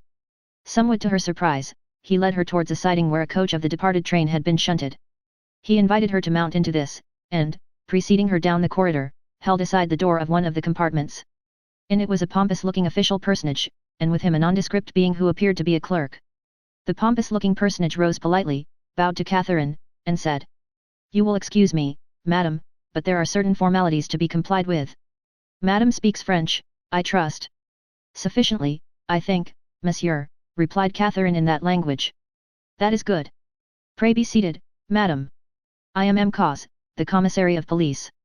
He blew out his chest importantly, and Catherine tried to look sufficiently impressed. You wish to see my passport? She inquired. Here it is. The commissary eyed her keenly and gave a little grunt. Thank you, madam, he said, taking the passport from her. He cleared his throat. But what I really desire is a little information. Information? The commissary nodded his head slowly. About a lady who has been a fellow passenger of yours. You lunched with her yesterday. I am afraid I can't tell you anything about her. We fell into conversation over our meal, but she is a complete stranger to me. I have never seen her before. And yet, said the commissary sharply, you returned to her compartment with her after lunch and sat talking for some time. Yes, said Catherine, that is true. The commissary seemed to expect her to say something more. He looked at her encouragingly. Yes, madam. Well, monsieur, said Catherine. You can, perhaps, give me some kind of idea of that conversation. I could, said Catherine, but at the moment I see no reason to do so. In somewhat British fashion she felt annoyed. This foreign official seemed to her impertinent. No reason? Cried the commissary. Oh yes, madam, I can assure you that there is a reason. Then perhaps you will give it to me. The commissary rubbed his chin thoughtfully for a minute or two without speaking. Madam, he said at last, the reason is very simple. The lady in question was found dead in her compartment this morning. Dead? Gasped Catherine. What was it, heart failure? No, said the commissary in a reflective, dreamy voice. No, she was murdered. Murdered? Cried Catherine. So you see, madam, why we are anxious for any information we can possibly get. But surely her maid. The maid has disappeared. Oh. Catherine paused to assemble her thoughts. Since the conductor had seen you talking with her in her compartment, he quite naturally reported the fact to the police, and that is why, madam, we have detained you, in the hope of gaining some information. I am very sorry, said Catherine, I don't even know her name. Her name is Kettering. That we know from her passport and from the labels on her luggage. If we... There was a knock on the compartment door. M. Cos frowned. He opened it about 6 inches. What is the matter? He said peremptorily. I cannot be disturbed. The egg-shaped head of Catherine's dinner acquaintance showed itself in the aperture. On his face was a beaming smile. My name, he said, is Hercule Poirot. Not, the commissary stammered, not the Hercule Poirot. The same, said M. Poirot. I remember meeting you once, M. Cos, at the Chouette in Paris, though doubtless you have forgotten me. Not at all, monsieur, not at all, declared the commissary heartily. But enter, I pray of you. You know of this? Yes, I know, said Hercule Poirot. I came to see if I might be of any assistance. We should be flattered, replied the commissary promptly. Let me present you, M. Poirot, to, he consulted the passport he still held in his hand, to Madame, Mademoiselle Grey. Poirot smiled across at Catherine. It is strange, is it not, he murmured, that my words should have come true so quickly. Mademoiselle, alas! Can tell us very little, said the commissary. I have been explaining, said Catherine, that this poor lady was a complete stranger to me. Poirot nodded. But she talked to you, did she not? He said gently. You formed an impression, is it not so? Yes, said Catherine thoughtfully. I suppose I did. And that impression was? Yes, mademoiselle, the commissary jerked himself forward, let us by all means have your impressions. Catherine sat turning the whole thing over in her mind. She felt in a way as if she were betraying a confidence, but with that ugly word murder ringing in her ears she dared not keep anything back. Too much might hang upon it. So, as nearly as she could, she repeated word for word the conversation she had had with the dead woman. That is interesting, said the commissary, glancing at the other. M. Poirot, that is interesting? Whether it has anything to do with the crime, he left the sentence unfinished. I suppose it could not be suicide, said Catherine, rather doubtfully.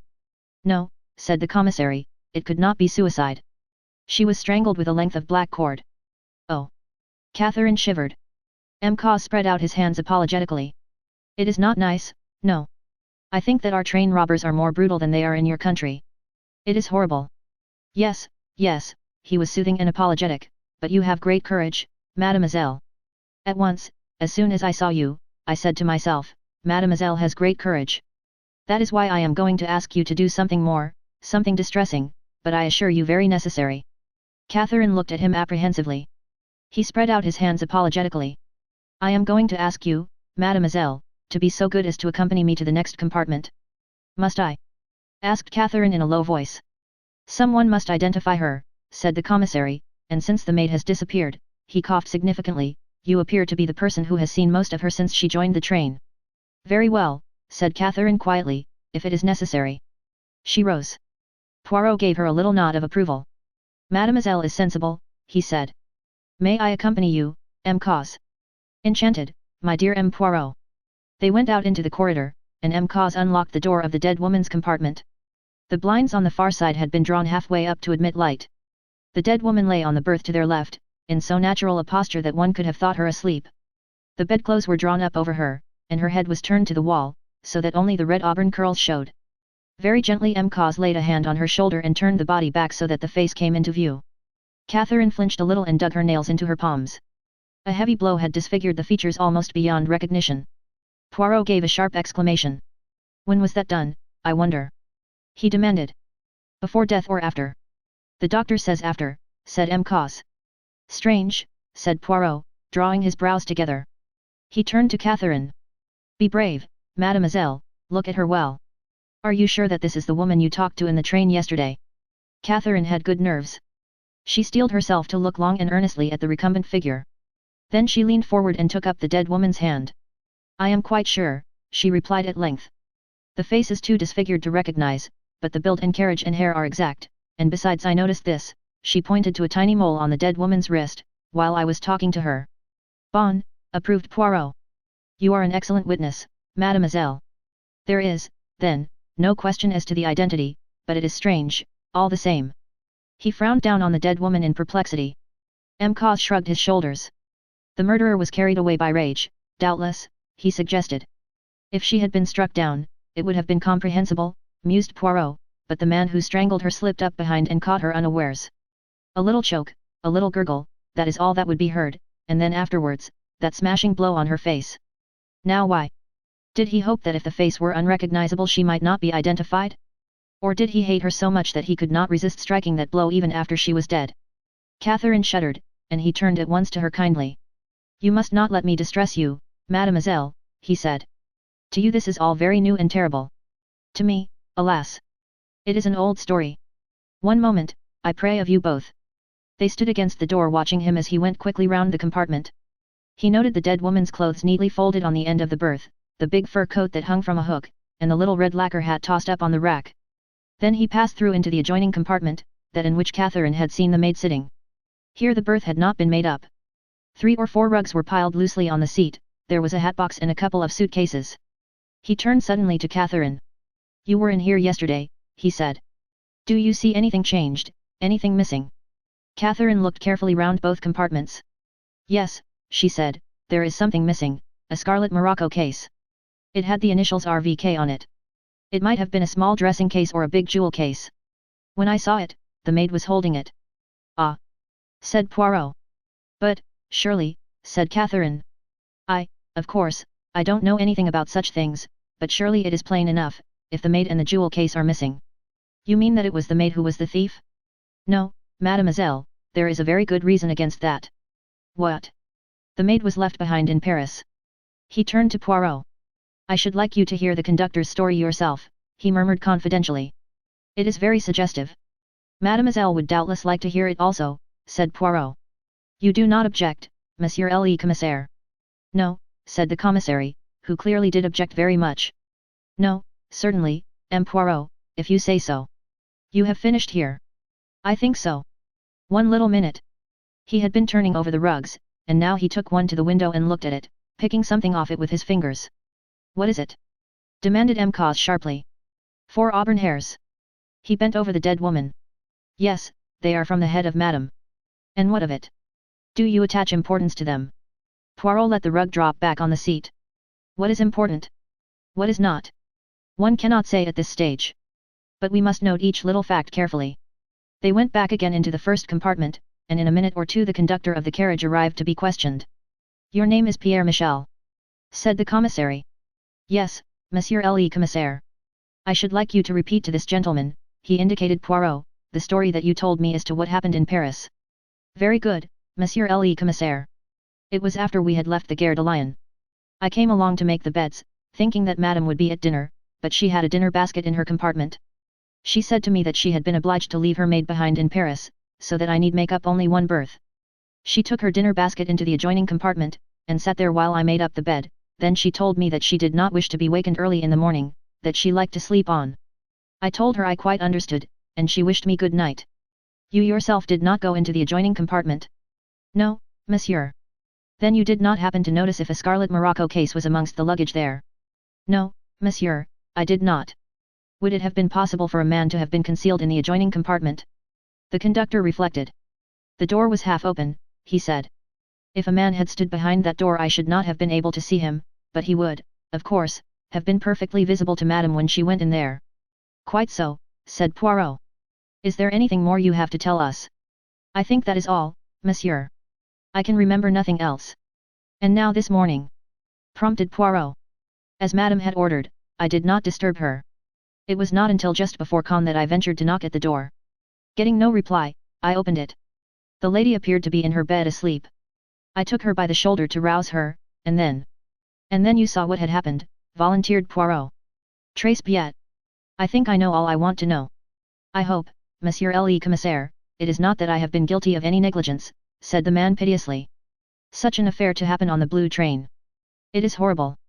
Console yourself, said the commissary. Everything will be done to keep the affair as quiet as possible, if only in the interests of justice. I cannot think you have been guilty of any negligence. And Monsieur le Commissaire will report as much to the company. But certainly, said M. Cos impatiently. That will do now. The conductor withdrew. According to the medical evidence, said the commissary, the lady was probably dead before the train reached Lyons. Who then was the murderer? From Mademoiselle's story, it seems clear that somewhere on her journey she was to meet this man of whom she spoke. Her action in getting rid of the maid seems significant. Did the man join the train at Paris, and did she conceal him in the adjoining compartment? If so, they may have quarreled, and he may have killed her in a fit of rage. That is one possibility. The other, and the more likely to my mind, is that her assailant was a train robber traveling on the train, that he stole along the corridor unseen by the conductor, killed her, and went off with the red morocco case, which doubtless contained jewels of some value. In all probability he left the train at Lyons, and we have already telegraphed to the station there for full particulars of anyone seen leaving the train. Or he might have come on to Nice, suggested Poirot. He might, agreed the commissary, but that would be a very bold course. Poirot let a minute or two go by before speaking, and then he said. In the latter case you think the man was an ordinary train robber? The commissary shrugged his shoulders. It depends. We must get hold of the maid. It is possible that she has the red morocco case with her. If so, then the man of whom she spoke to Mademoiselle may be concerned in the case, and the affair is a crime of passion. I myself think the solution of a train robber is the more probable. These bandits have become very bold of late. Poirot looked suddenly across to Catherine. And you, Mademoiselle, he said, You heard and saw nothing during the night. Nothing, said Catherine. Poirot turned to the commissary. We need detain Mademoiselle no longer, I think, he suggested. The latter nodded. She will leave us her address, he said. Catherine gave him the name of Lady Templin's villa. Poirot made her a little bow. You permit that I see you again, mademoiselle, he said. Or have you so many friends that your time will be all taken up? On the contrary, said Catherine, I shall have plenty of leisure, and I shall be very pleased to see you again. Excellent, said Poirot, and gave her a little friendly nod. This shall be a Roman policier en nous. We will investigate this affair together. Chapter 12. At the Villa Marguerite. Then you were really in the thick of it all, said Lady Templin enviously. My dear, how thrilling. She opened her china blue eyes very wide and gave a little sigh. A real murder, said Mr. Evans gloatingly. Of course Chubby had no idea of anything of the kind, went on Lady Templin, he simply could not imagine why the police wanted you. My dear, what an opportunity. I think, you know, yes, I certainly think something might be made out of this. A calculating look rather marred the ingenuousness of the blue eyes. Catherine felt slightly uncomfortable. They were just finishing lunch, and she looked in turn at the three people sitting round the table. Lady Templin, full of practical schemes, Mr. Evans, beaming with naive appreciation, and Lennox with a queer crooked smile on her dark face. Marvelous luck, murmured Chubby, I wish I could have gone along with you, and seen, all the exhibits. His tone was wistful and childlike. Catherine said nothing. The police had laid no injunctions of secrecy upon her, and it was clearly impossible to suppress the bare facts or try to keep them from her hostess. But she did rather wish it had been possible to do so. Yes, said Lady Templin, coming suddenly out of her reverie, I do think something might be done. A little account, you know, cleverly written up. An eyewitness, a feminine touch, how I chatted with the dead woman, little thinking, that sort of thing, you know. Rot, said Lennox. You have no idea, said Lady Templin in a soft, wistful voice, what newspapers will pay for a little titbit. Written, of course, by someone of really unimpeachable social position. You would not like to do it yourself, I dare say, Catherine dear, but just give me the bare bones of it, and I will manage the whole thing for you. Mr. de Havilland is a special friend of mine. We have a little understanding together. A most delightful man, not at all reporterish. How does the idea strike you, Catherine? I would much prefer to do nothing of the kind, said Catherine bluntly. Lady Templin was rather disconcerted at this uncompromising refusal. She sighed and turned to the elucidation of further details. A very striking-looking woman, you said? I wonder now who she could have been. You didn't hear her name. It was mentioned, Catherine admitted, but I can't remember it. You see, I was rather upset. I should think so, said Mr. Evans, it must have been a beastly shock. It is to be doubted whether, even if Catherine had remembered the name, she would have admitted the fact. Lady Templin's remorseless cross-examination was making her restive. Lennox, who was observant in her own way, noticed this, and offered to take Catherine upstairs to see her room. She left her there, remarking kindly before she went, you mustn't mind mother, she would make a few pennies profit out of her dying grandmother if she could. Lennox went down again to find her mother and her stepfather discussing the newcomer. Presentable, said Lady Templin, quite presentable. Her clothes are all right. That grey thing is the same model that Gladys Cooper wore in palm trees in Egypt. Have you noticed her eyes? What? Interposed Mr. Evans. Never mind her eyes, Chubby, said Lady Templin tartly, we are discussing the things that really matter. Oh, quite, said Mr. Evans, and retired into his shell. She doesn't seem to me very malleable, said Lady Templin, rather hesitating to choose the right word. She has all the instincts of a lady, as they say in books, said Lennox, with a grin. Narrow-minded, murmured Lady Templin. Inevitable under the circumstances, I suppose. I expect you will do your best to broaden her, said Lennox, with a grin, but you will have your work cut out. Just now, you noticed, she stuck down her forefeet and laid back her ears and refused to budge. Anyway, said Lady Templin hopefully, she doesn't look to me at all mean. Some people, when they come into money, seem to attach undue importance to it. Oh, you'll easily touch her for what you want, said Lennox, and, after all, that is all that matters, isn't it? That is what she is here for. She is my own cousin, said Lady Templin, with dignity. Cousin, said Mr. Evans, waking up again. I suppose I call her Catherine, don't I? It is of no importance at all what you call her, Chubby, said Lady Templin. Good, said Mr. Evans, then I will. Do you suppose she plays tennis? He added hopefully. Of course not, said Lady Templin. She has been a companion, I tell you. Companions don't play tennis, or golf.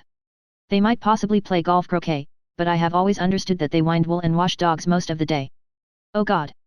Said Mr. Evans, do they really? Lennox drifted upstairs again to Catherine's room. Can I help you? She asked rather perfunctorily. On Catherine's disclaimer, Lennox sat on the edge of the bed and stared thoughtfully at her guest. Why did you come? She said at last. To us, I mean. We're not your sort. Oh, I am anxious to get into society. Don't be an ass, said Lennox promptly, detecting the flicker of a smile. You know what I mean well enough. You are not a bit what I thought you would be. I say, you have got some decent clothes. She sighed. Clothes are no good to me. I was born awkward. It's a pity, because I love them. I love them too, said Catherine, but it has not been much use my loving them up to now. Do you think this is nice? She and Lennox discussed several models with artistic fervor. I like you, said Lennox suddenly.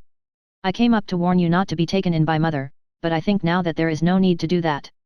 You are frightfully sincere and upright and all those queer things, but you are not a fool. Oh hell! What is it now? Lady Templin's voice was calling plaintively from the hall. Lennox, Derek has just rung up. He wants to come to dinner tonight. Will it be all right? I mean, we haven't got anything awkward, like quails, have we? Lennox reassured her and came back into Catherine's room. Her face looked brighter and less sullen. I'm glad old Derek is coming, she said, you'll like him. Who is Derek? He is Lord Leconberry's son, married a rich American woman. Women are simply potty about him. Why? Oh, the usual reason, very good looking and a regular bad lot. Everyone goes off their head about him. Do you? Sometimes I do, said Lennox, and sometimes I think I would like to marry a nice curate and live in the country and grow things in frames. She paused a minute, and then added, an Irish curate would be best, and then I should hunt. After a minute or two she reverted to her former theme. There is something queer about Derek. All that family are a bit potty, mad gamblers, you know. In the old days they used to gamble away their wives and their estates, and did most reckless things just for the love of it. Derek would have made a perfect highwayman, debonair and gay, just the right manner. She moved to the door. Well, come down when you feel like it. Left alone, Catherine gave herself up to thought. Just at present she felt thoroughly ill at ease and jarred by her surroundings. The shock of the discovery in the train and the reception of the news by her new friends jarred upon her susceptibilities. She thought long and earnestly about the murdered woman. She had been sorry for Ruth, but she could not honestly say that she had liked her. She had divined only too well the ruthless egoism that was the keynote of her personality, and it repelled her. She had been amused and a trifle hurt by the other's cool dismissal of her when she had served her turn. That she had come to some decision, Catherine was quite certain, but she wondered now what that decision had been. Whatever it was, death had stepped in and made all decisions meaningless. Strange that it should have been so, and that a brutal crime should have been the ending of that fateful journey. But suddenly Catherine remembered a small fact that she ought, perhaps, to have told the police, a fact that had for the moment escaped her memory. Was it of any real importance? She had certainly thought that she had seen a man going into that particular compartment, but she realized that she might easily have been mistaken. It might have been the compartment next door, and certainly the man in question could be no train robber. She recalled him very clearly as she had seen him on those two previous occasions, once at the Savoy and once at Cook's office. No, doubtless she had been mistaken. He had not gone into the dead woman's compartment, and it was perhaps as well that she had said nothing to the police. She might have done incalculable harm by doing so. She went down to join the others on the terrace outside. Through the branches of mimosa, she looked out over the blue of the Mediterranean, and, whilst listening with half an ear to Lady Templin's chatter, she was glad that she had come. This was better than St. Mary Mead. That evening she put on the mauvey pink dress that went by the name of Super d'Automne, and after smiling at her reflection in the mirror, went downstairs with, for the first time in her life, a faint feeling of shyness. Most of Lady Templin's guests had arrived, and since noise was the essential of Lady Templin's parties, the din was already terrific. Chubby rushed up to Catherine, pressed a cocktail upon her, and took her under his wing. Oh, here you are, Derek, cried Lady Templin, as the door opened to admit the last comer.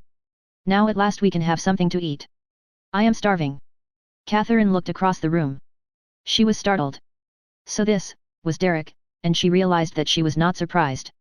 She had always known that she would someday meet the man whom she had seen 3 times by such a curious chain of coincidences. She thought, too, that he recognized her. He paused abruptly in what he was saying to Lady Templin, and went on again as though with an effort. They all went into dinner, and Catherine found that he was placed beside her. He turned to her at once with a vivid smile. I knew I was going to meet you soon, he remarked, but I never dreamt that it would be here. It had to be, you know. Once at the Savoy and once at Cook's, never twice without 3 times. Don't say you can't remember me or never noticed me. I insist upon your pretending that you noticed me, anyway. Oh, I did, said Catherine, but this is not the 3rd time.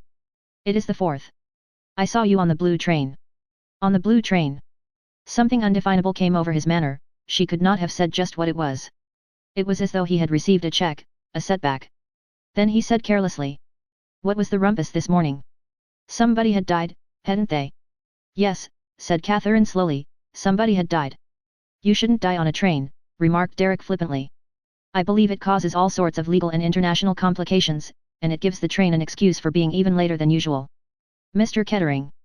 A stout American lady, who was sitting opposite, leaned forward and spoke to him with the deliberate intonation of her race.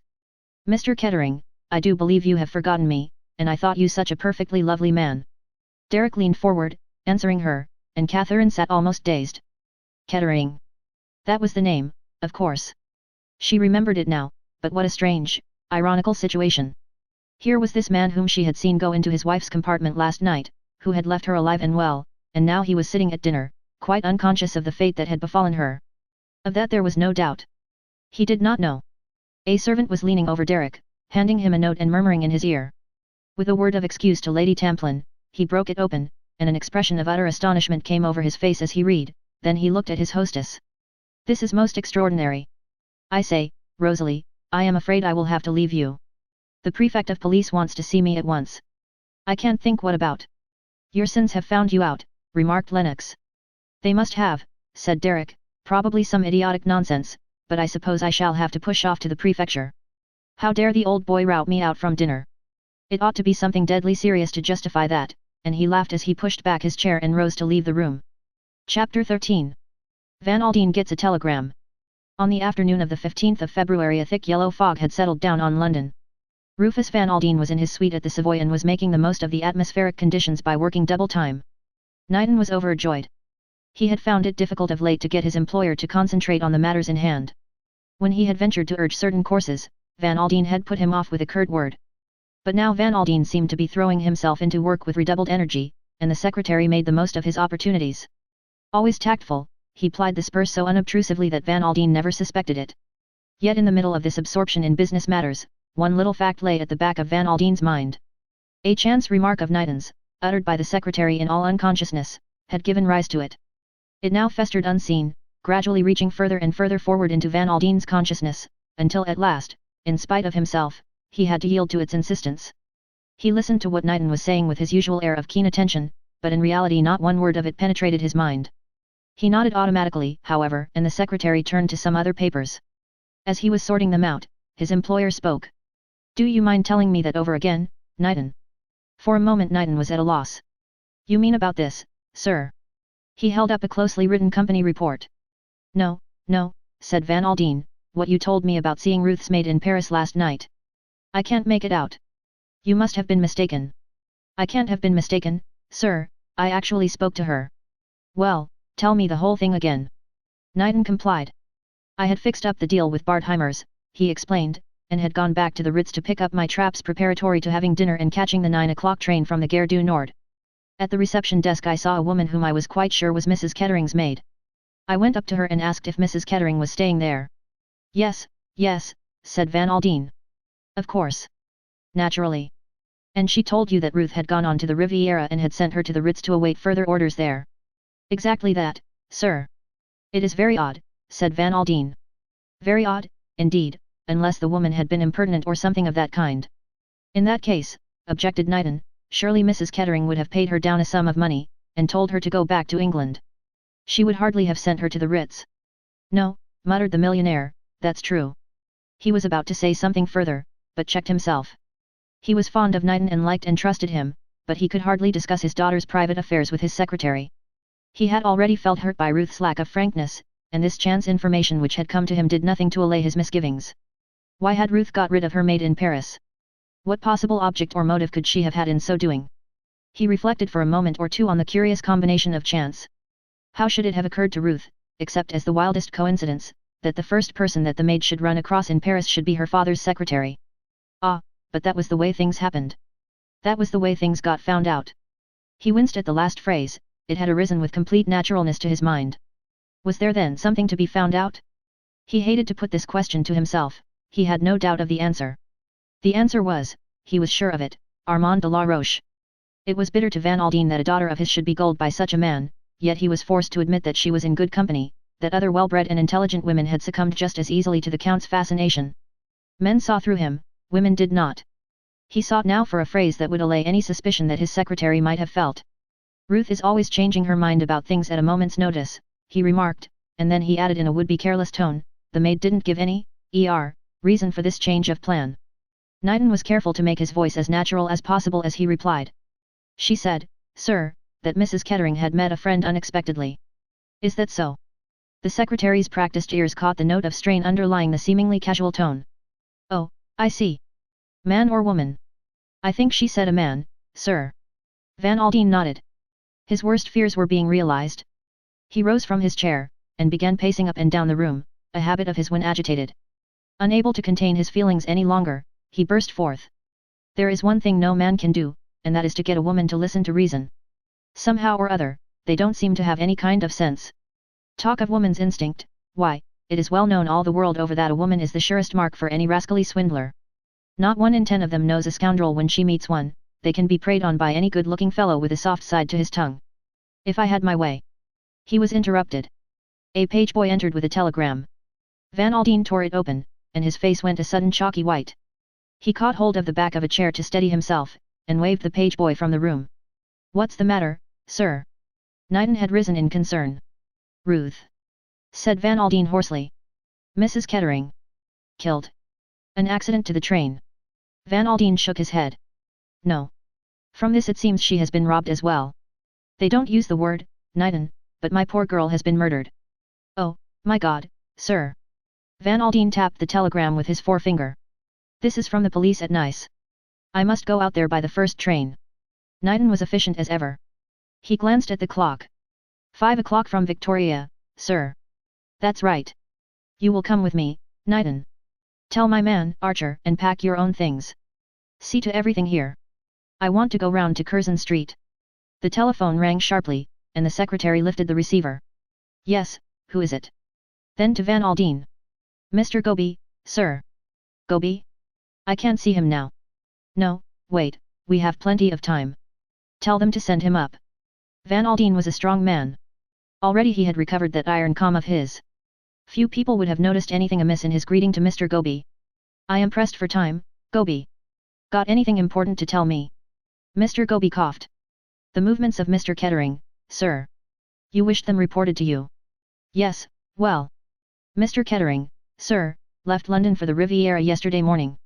What? Something in his voice must have startled Mr. Goby. That worthy gentleman departed from his usual practice of never looking at the person to whom he was talking, and stole a fleeting glance at the millionaire. What train did he go on? Demanded Van Aldine. The blue train, sir. Mr. Goby coughed again and spoke to the clock on the mantelpiece. Mademoiselle Morel, the dancer from the Parthenon, went by the same train. Chapter 14. Ada Mason's story. I cannot repeat to you often enough, monsieur, our horror, our consternation, and the deep sympathy we feel for you. Thus M. Courage, the Duc d'Instruction, addressed Van Aldine. M. Cos, the commissary, made sympathetic noises in his throat. Van Aldine brushed away horror, consternation, and sympathy with an abrupt gesture. The scene was the examining magistrate's room at Nice. Besides M. Courage, the commissary, and Van Aldine, there was a further person in the room. It was that person who now spoke. M. Van Aldine, he said, desires action, swift action. Ah! Cried the commissary, I have not yet presented you.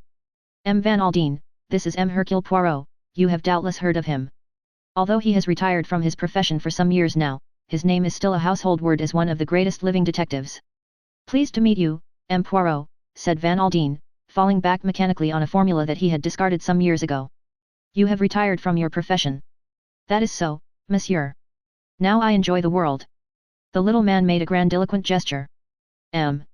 Poirot happened to be travelling on the blue train, explained the commissary, and he has been so kind as to assist us out of his vast experience. The millionaire looked at Poirot keenly. Then he said unexpectedly. I am a very rich man, M. Poirot. It is usually said that a rich man labors under the belief that he can buy everything and everyone. That is not true.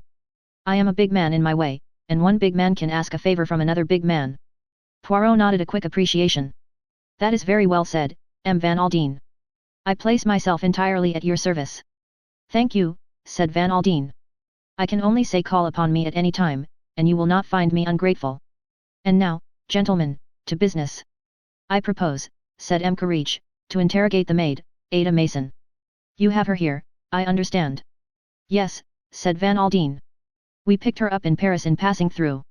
She was very upset to hear of her mistress's death, but she tells her story coherently enough. We will have her in, then, said M. Courage. He rang the bell on his desk, and in a few minutes Ada Mason entered the room. She was very neatly dressed in black, and the tip of her nose was red. She had exchanged her grey travelling gloves for a pair of black suede ones. She cast a look round the examining magistrate's office in some trepidation, and seemed relieved at the presence of her mistress's father. The examining magistrate prided himself on his geniality of manner, and did his best to put her at her ease.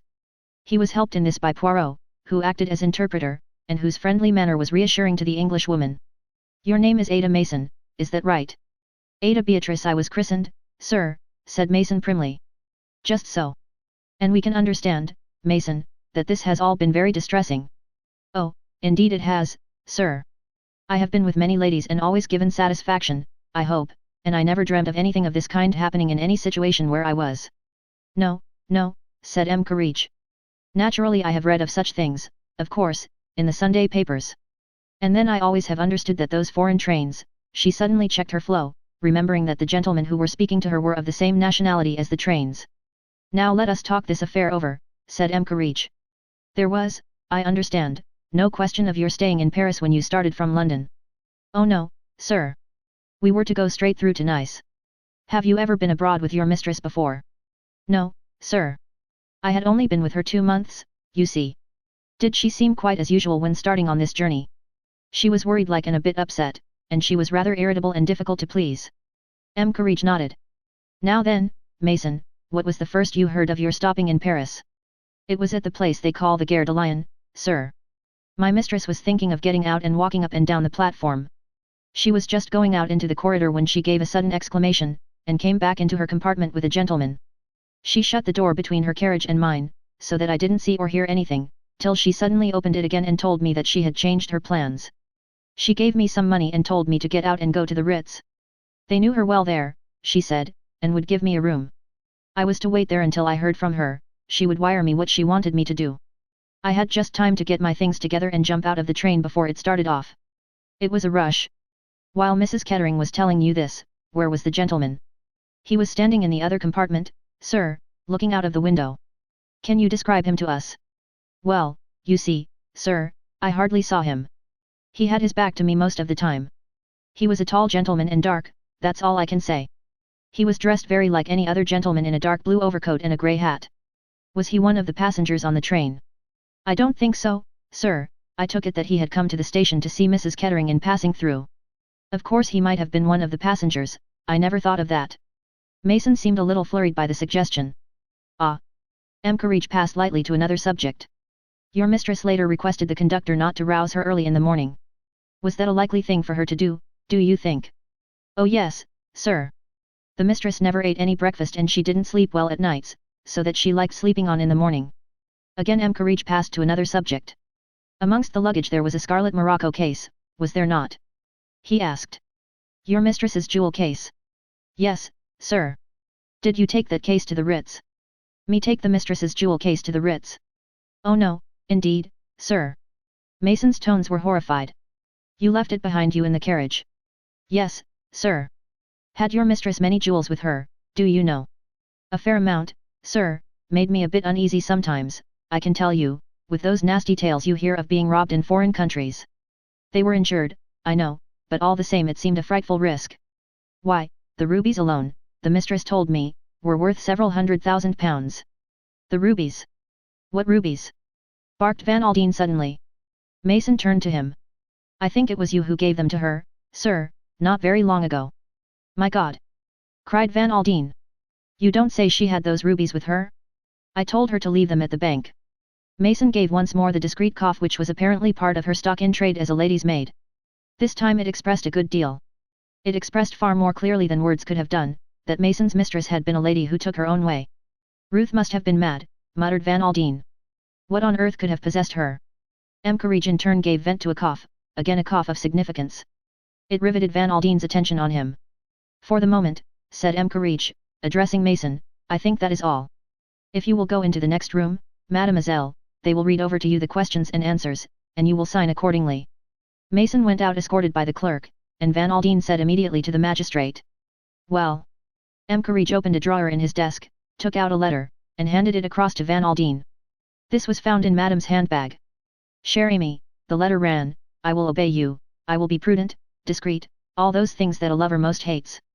Paris would perhaps have been unwise, but the Isles d'Or are far away from the world, and you may be assured that nothing will leak out.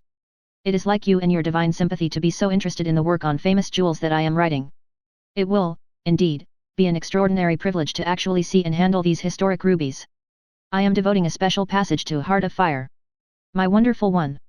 Soon I will make up to you for all those sad years of separation and emptiness, your ever adoring Armand. Chapter 15. The Comte de la Roche. Van Aldine read the letter through in silence. His face turned a dull angry crimson. The men watching him saw the veins start out on his forehead, and his big hands clench themselves unconsciously. He handed back the letter without a word.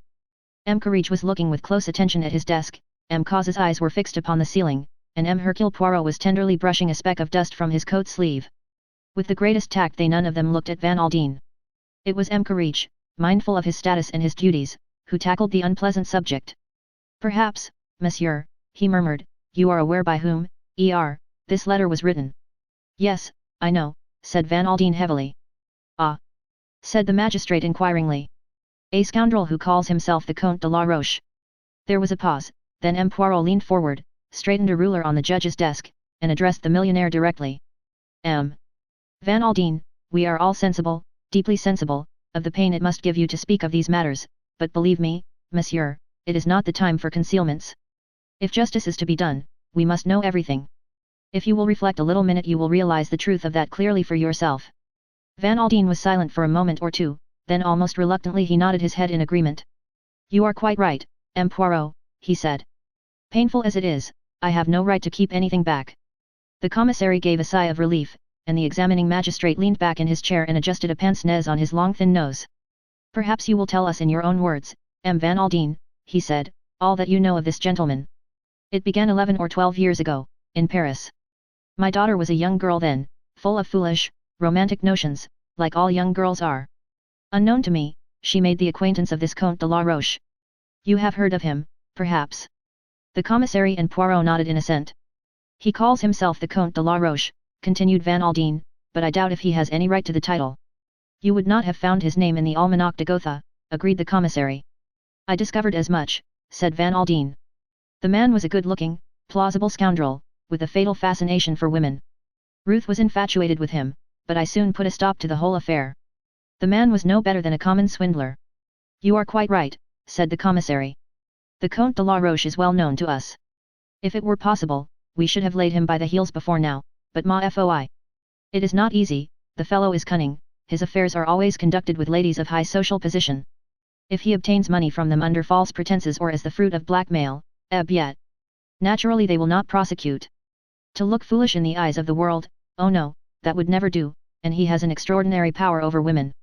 That is so, said the millionaire heavily. Well, as I told you, I broke the affair up pretty sharply. I told Ruth exactly what he was, and she had, perforce, to believe me. About a year afterwards, she met her present husband and married him. As far as I knew, that was the end of the matter, but only a week ago, I discovered, to my amazement, that my daughter had resumed her acquaintance with the Comte de la Roche. She had been meeting him frequently in London and Paris. I remonstrated with her on her imprudence, for I may tell you gentlemen, that, on my insistence, she was preparing to bring a suit for divorce against her husband. That is interesting, murmured Poirot softly, his eyes on the ceiling. Van Aldine looked at him sharply, and then went on. I pointed out to her the folly of continuing to see the Comte under the circumstances. I thought she agreed with me. The examining magistrate coughed delicately. But according to this letter, he began, and then stopped. Van Aldine's jaw set itself squarely. I know. It's no good mincing matters. However unpleasant, we have got to face facts. It seems clear that Ruth had arranged to go to Paris and meet de la Roche there. After my warnings to her, however, she must have written to the Count suggesting a change of rendezvous. The Isles d'Or, said the commissary thoughtfully, are situated just opposite Hyères, a remote and idyllic spot. Van Aldine nodded. My God! How could Ruth be such a fool? He exclaimed bitterly. All this talk about writing a book on jewels. Why, he must have been after the rubies from the first. There are some very famous rubies, said Poirot, originally part of the crown jewels of Russia. They are unique in character, and their value is almost fabulous. There has been a rumor that they have lately passed into the possession of an American. Are we right in concluding, monsieur, that you were the purchaser? Yes, said Van Aldine. They came into my possession in Paris about 10 days ago. Pardon me, monsieur, but you have been negotiating for their purchase for some time. A little over 2 months. Why? These things become known, said Poirot. There is always a pretty formidable crowd on the track of jewels such as these. A spasm distorted the other's face. I remember, he said brokenly, a joke I made to Ruth when I gave them to her. I told her not to take them to the Riviera with her, as I could not afford to have her robbed and murdered for the sake of the jewels. My God! The things one says, never dreaming or knowing they will come true. There was a sympathetic silence, and then Poirot spoke in a detached manner. Let us arrange our facts with order and precision. According to our present theory, this is how they run. The Comte de la Roche knows of your purchase of these jewels. By an easy stratagem he induces Madame Kettering to bring the stones with her. He, then, is the man Mason saw in the train at Paris. The other three nodded in agreement. Madame is surprised to see him, but she deals with the situation promptly. Mason is got out of the way, a dinner basket is ordered. We know from the conductor that he made up the berth for the first compartment, but he did not go into the second compartment, and that a man could quite well have been concealed from him. So far the Comte could have been hidden to a marvel. No one knows of his presence on the train except Madame. He has been careful that the maid did not see his face. All that she could say is that he was tall and dark. It is almost conveniently vague. They are alone, and the train rushes through the night. There would be no outcry, no struggle, for the man is, so she thinks, her lover. He turned gently to Van Aldine. Death, monsieur, must have been almost instantaneous. We will pass over that quickly. The Comte takes the jewel case which lies ready to his hand. Shortly afterwards the train draws into Lyons. M. Courage nodded his approval. Precisely. The conductor without descends. It would be easy for our man to leave the train unseen, it would be easy to catch a train back to Paris or anywhere he pleases. And the crime would be put down as an ordinary train robbery. But for the letter found in Madame's bag, the Comte would not have been mentioned. It was an oversight on his part not to search that bag, declared the commissary. Without doubt he thought she had destroyed that letter. It was, pardon me, monsieur, it was an indiscretion of the first water to keep it. And yet, murmured Poirot, it was an indiscretion the Comte might have foreseen. You mean? I mean we are all agreed on one point, and that is that the Comte de la Roche knows one subject à fond, women. How is it that, knowing women as he does, he did not foresee that Madame would have kept that letter? Yes, yes, said the examining magistrate doubtfully, there is something in what you say. But at such times, you understand, a man is not master of himself. He does not reason calmly. Monday Dieu. He added, with feeling, if our criminals kept their heads and acted with intelligence, how should we capture them? Poirot smiled to himself. It seems to me a clear case, said the other, but a difficult one to prove. The Comte is a slippery customer, and unless the maid can identify him. Which is most unlikely, said Poirot. True, true. The examining magistrate rubbed his chin. It is going to be difficult. If he did indeed commit the crime, began Poirot. M. Cause interrupted. If, you say if. Yes, Monsieur Le Juge, I say if. The other looked at him sharply. You are right, he said at last, we go too fast. It is possible that the Comte may have an alibi. Then we should look foolish. Ah, par exemple, replied Poirot, that is of no importance whatever. Naturally, if he committed the crime he will have an alibi. A man with the Comte's experience does not neglect to take precautions. No, I said if for a very different reason. And what was that? Poirot wagged an emphatic forefinger. The psychology. Said the commissary. The psychology is at fault. The Comte is a scoundrel, yes. The Comte is a swindler, yes. The Comte preys upon women, yes. He proposes to steal Madame's jewels, again yes. Is he the kind of man to commit murder? I say no. A man of the type of the Comte is always a coward, he takes no risks. He plays the safe, the mean, what the English call the low-down game, but murder, 100 times no. He shook his head in a dissatisfied manner. The examining magistrate, however, did not seem disposed to agree with him. The day always comes when such gentry lose their heads and go too far, he observed sagely. Doubtless that is the case here. Without wishing to disagree with you, M. Poirot. It was only an opinion, Poirot hastened to explain. The case is, of course, in your hands, and you will do what seems fit to you. I am satisfied in my own mind that the Comte de la Roche is the man we need to get hold of, said M. Courage. You agree with me, Monsieur le Commissaire? Perfectly. And you, M. Van Aldine? Yes, said the millionaire. Yes, the man is a thorough-paced villain, no doubt about it. It will be difficult to lay hands on him, I am afraid, said the magistrate, but we will do our best. Telegraphed instructions shall go out at once. Permit me to assist you, said Poirot. There need be no difficulty. The others stared at him. The little man smiled beamingly back at them. It is my business to know things, he explained. The Comte is a man of intelligence. He is at present at a villa he has leased, the Villa Marina at Antibes. Chapter 16. Poirot discusses the case. Everybody looked respectfully at Poirot. Undoubtedly the little man had scored heavily. The commissary laughed, on a rather hollow note. You teach us all our business, he cried.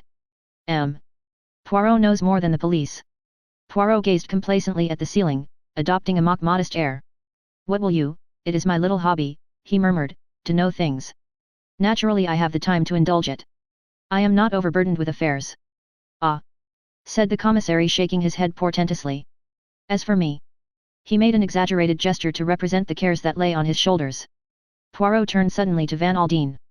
You agree, monsieur, with this view? You feel certain that the Comte de la Roche is the murderer? Why, it would seem so, yes, certainly. Something guarded in the answer made the examining magistrate look at the American curiously. Van Aldine seemed aware of his scrutiny and made an effort as though to shake off some preoccupation. What about my son-in-law? He asked. You have acquainted him with the news? He is in Nice, I understand. Certainly, monsieur. The commissary hesitated, and then murmured very discreetly, you are doubtless aware, M. Van Aldine, that M. Kettering was also one of the passengers on the blue train that night. The millionaire nodded. Heard it just before I left London, he vouchsafed laconically. He tells us, continued the commissary, that he had no idea his wife was travelling on the train. I bet he hadn't, said Van Aldine grimly. It would have been rather a nasty shock to him if he'd come across her on it. The three men looked at him questioningly. I'm not going to mince matters, said Van Aldine savagely. No one knows what my poor girl has had to put up with. Derek Kettering wasn't alone. He had a lady with him. Ah! Morel, the dancer. M. Courage and the commissary looked at each other and nodded as though confirming some previous conversation. M. Courage leaned back in his chair, joined his hands, and fixed his eyes on the ceiling. Ah! He murmured again. One wondered. He coughed. One has heard rumors. The lady, said M. Cos, is very notorious. And also, murmured Poirot softly, very expensive. Van Aldine had gone very red in the face. He leant forward and hit the table a bang with his fist. See here, he cried, my son-in-law is a damned scoundrel. He glared at them, looking from one face to another. Oh, I know, he went on. Good looks and a charming, easy manner. It took me in once upon a time. I suppose he pretended to be broken-hearted when you broke the news to him, that is, if he didn't know it already. Oh, it came as a complete surprise to him. He was overwhelmed. Darned young hypocrite, said Van Aldine. Simulated great grief, I suppose.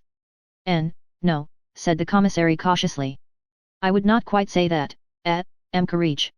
The magistrate brought the tips of his fingers together, and half closed his eyes. Shock, bewilderment, horror, these things, yes, he declared judicially. Great sorrow, no, I should not say that. Hercule Poirot spoke once more. Permit me to ask, M. Van Aldine, does M. Kettering benefit by the death of his wife? He benefits to the tune of a couple of millions, said Van Aldine. Dollars. Pounds. I settled that sum en route absolutely on her marriage. She made no will and leaves no children, so the money will go to her husband. Whom she was on the point of divorcing, murmured Poirot. Ah, yes, precisement. The commissary turned and looked sharply at him. Do you mean, he began. I mean nothing, said Poirot. I arrange the facts, that is all. Van Aldine stared at him with awakening interest. The little man rose to his feet. I do not think I can be of any further service to you, M.L.E. Joug, he said politely, bowing to M. Courage. You will keep me informed of the course of events? It will be a kindness. But certainly, most certainly. Van Aldine rose also. You don't want me any more at present? No, monsieur, we have all the information we need for the moment. Then I will walk a little way with M. Poirot. That is, if he does not object. Enchanted, monsieur, said the little man, with a bow. Van Aldine lighted a large cigar, having first offered one to Poirot, who declined it and lit one of his own tiny cigarettes. A man of great strength of character, Van Aldine already appeared to be his everyday, normal self once more. After strolling along for a minute or two in silence, the millionaire spoke. I take it, M. Poirot, that you no longer exercise your profession. That is so, monsieur. I enjoy the world.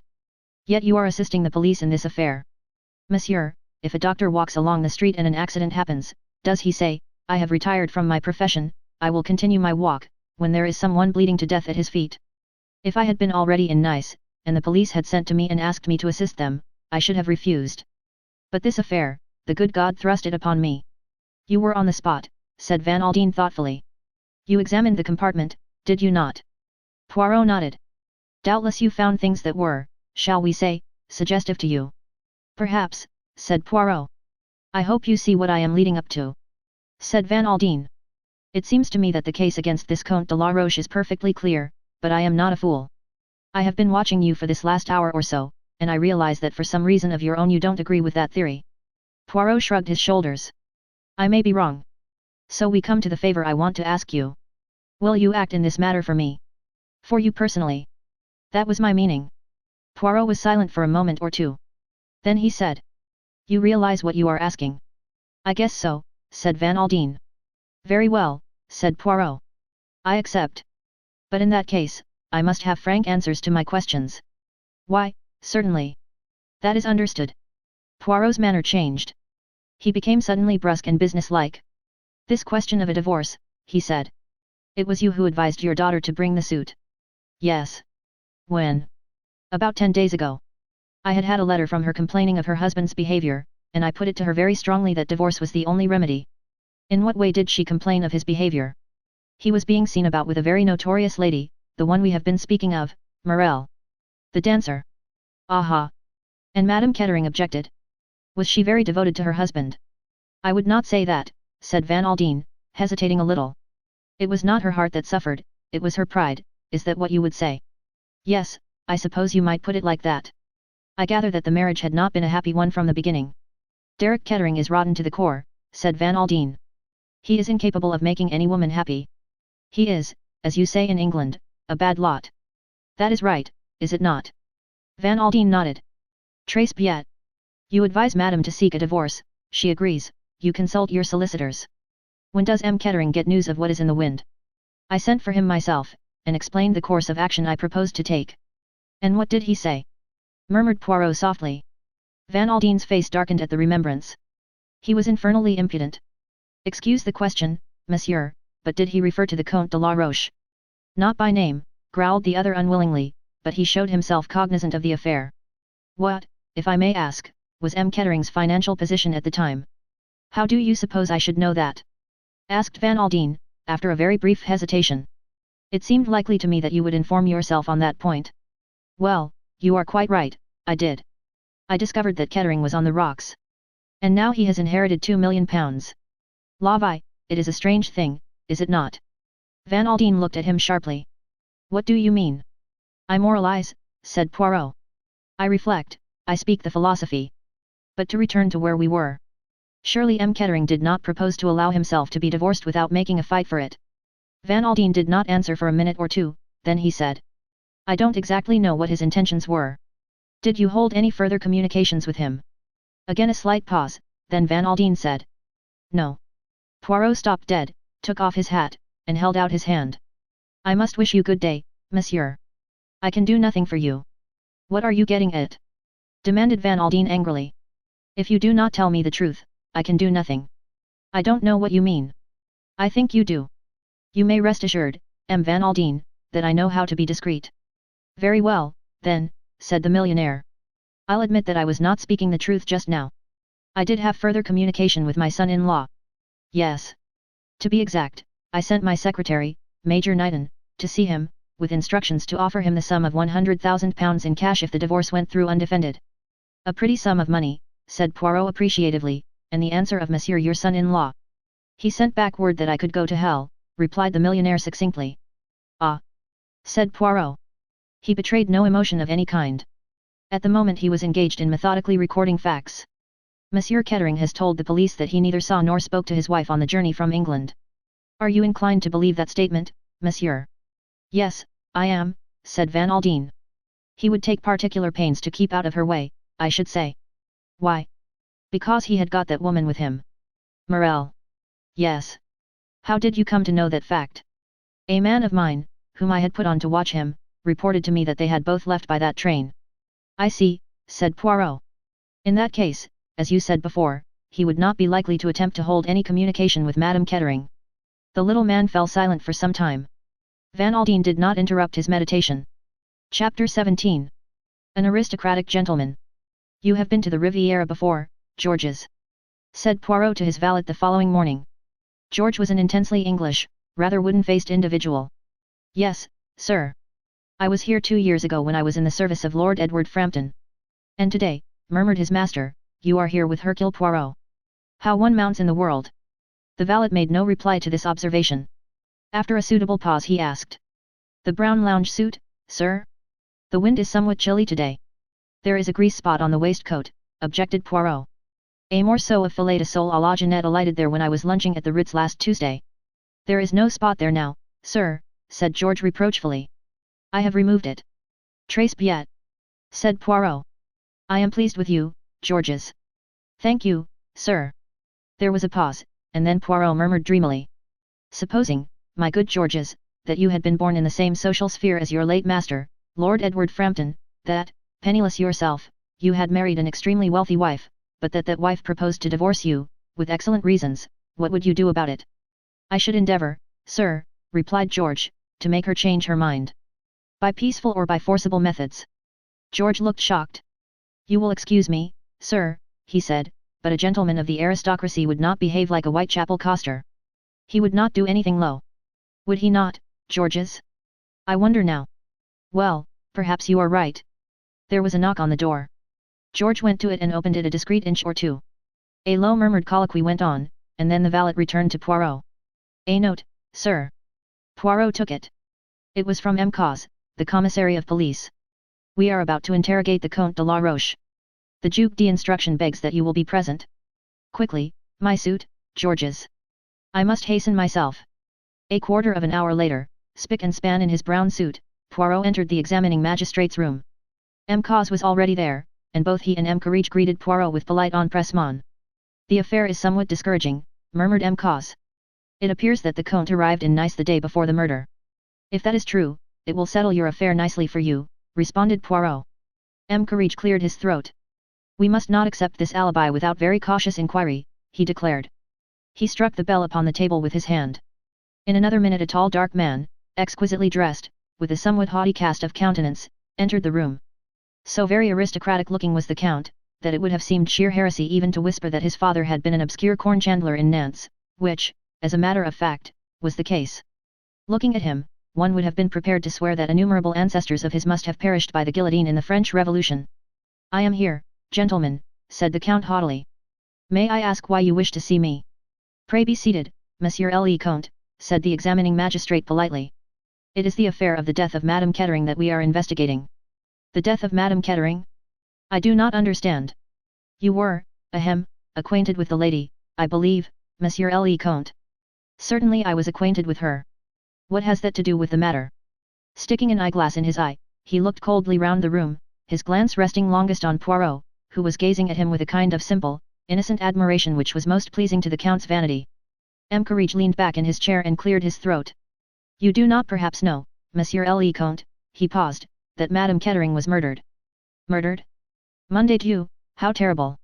The surprise and the sorrow were excellently done, so well done, indeed, as to seem wholly natural. Madame Kettering was strangled between Paris and Lyons, continued M. Carriage, and her jewels were stolen. It is iniquitous! Cried the Count warmly, the police should do something about these train bandits. Nowadays no one is safe. In Madame's handbag, continued the judge, we found a letter to her from you. She had, it seemed, arranged to meet you. The Count shrugged his shoulders and spread out his hands. Of what use are concealments, he said frankly. We are all men of the world. Privately and between ourselves, I admit the affair. You met her in Paris and travelled down with her, I believe. Said M. Courage. That was the original arrangement, but by Madame's wish it was changed. I was to meet her at Hyères. You did not meet her on the train at the Gare de Lyon on the evening of the 14th. On the contrary, I arrived in Nice on the morning of that day, so what you suggest is impossible. Quite so, said M. Courage. As a matter of form, you would perhaps give me an account of your movements during the evening and night of the 14th. The Count reflected for a minute. I dined in Monte Carlo at the Café de Paris. Afterwards I went to the Le Sporting. I won a few thousand francs, he shrugged his shoulders. I returned home at perhaps 1 o'clock.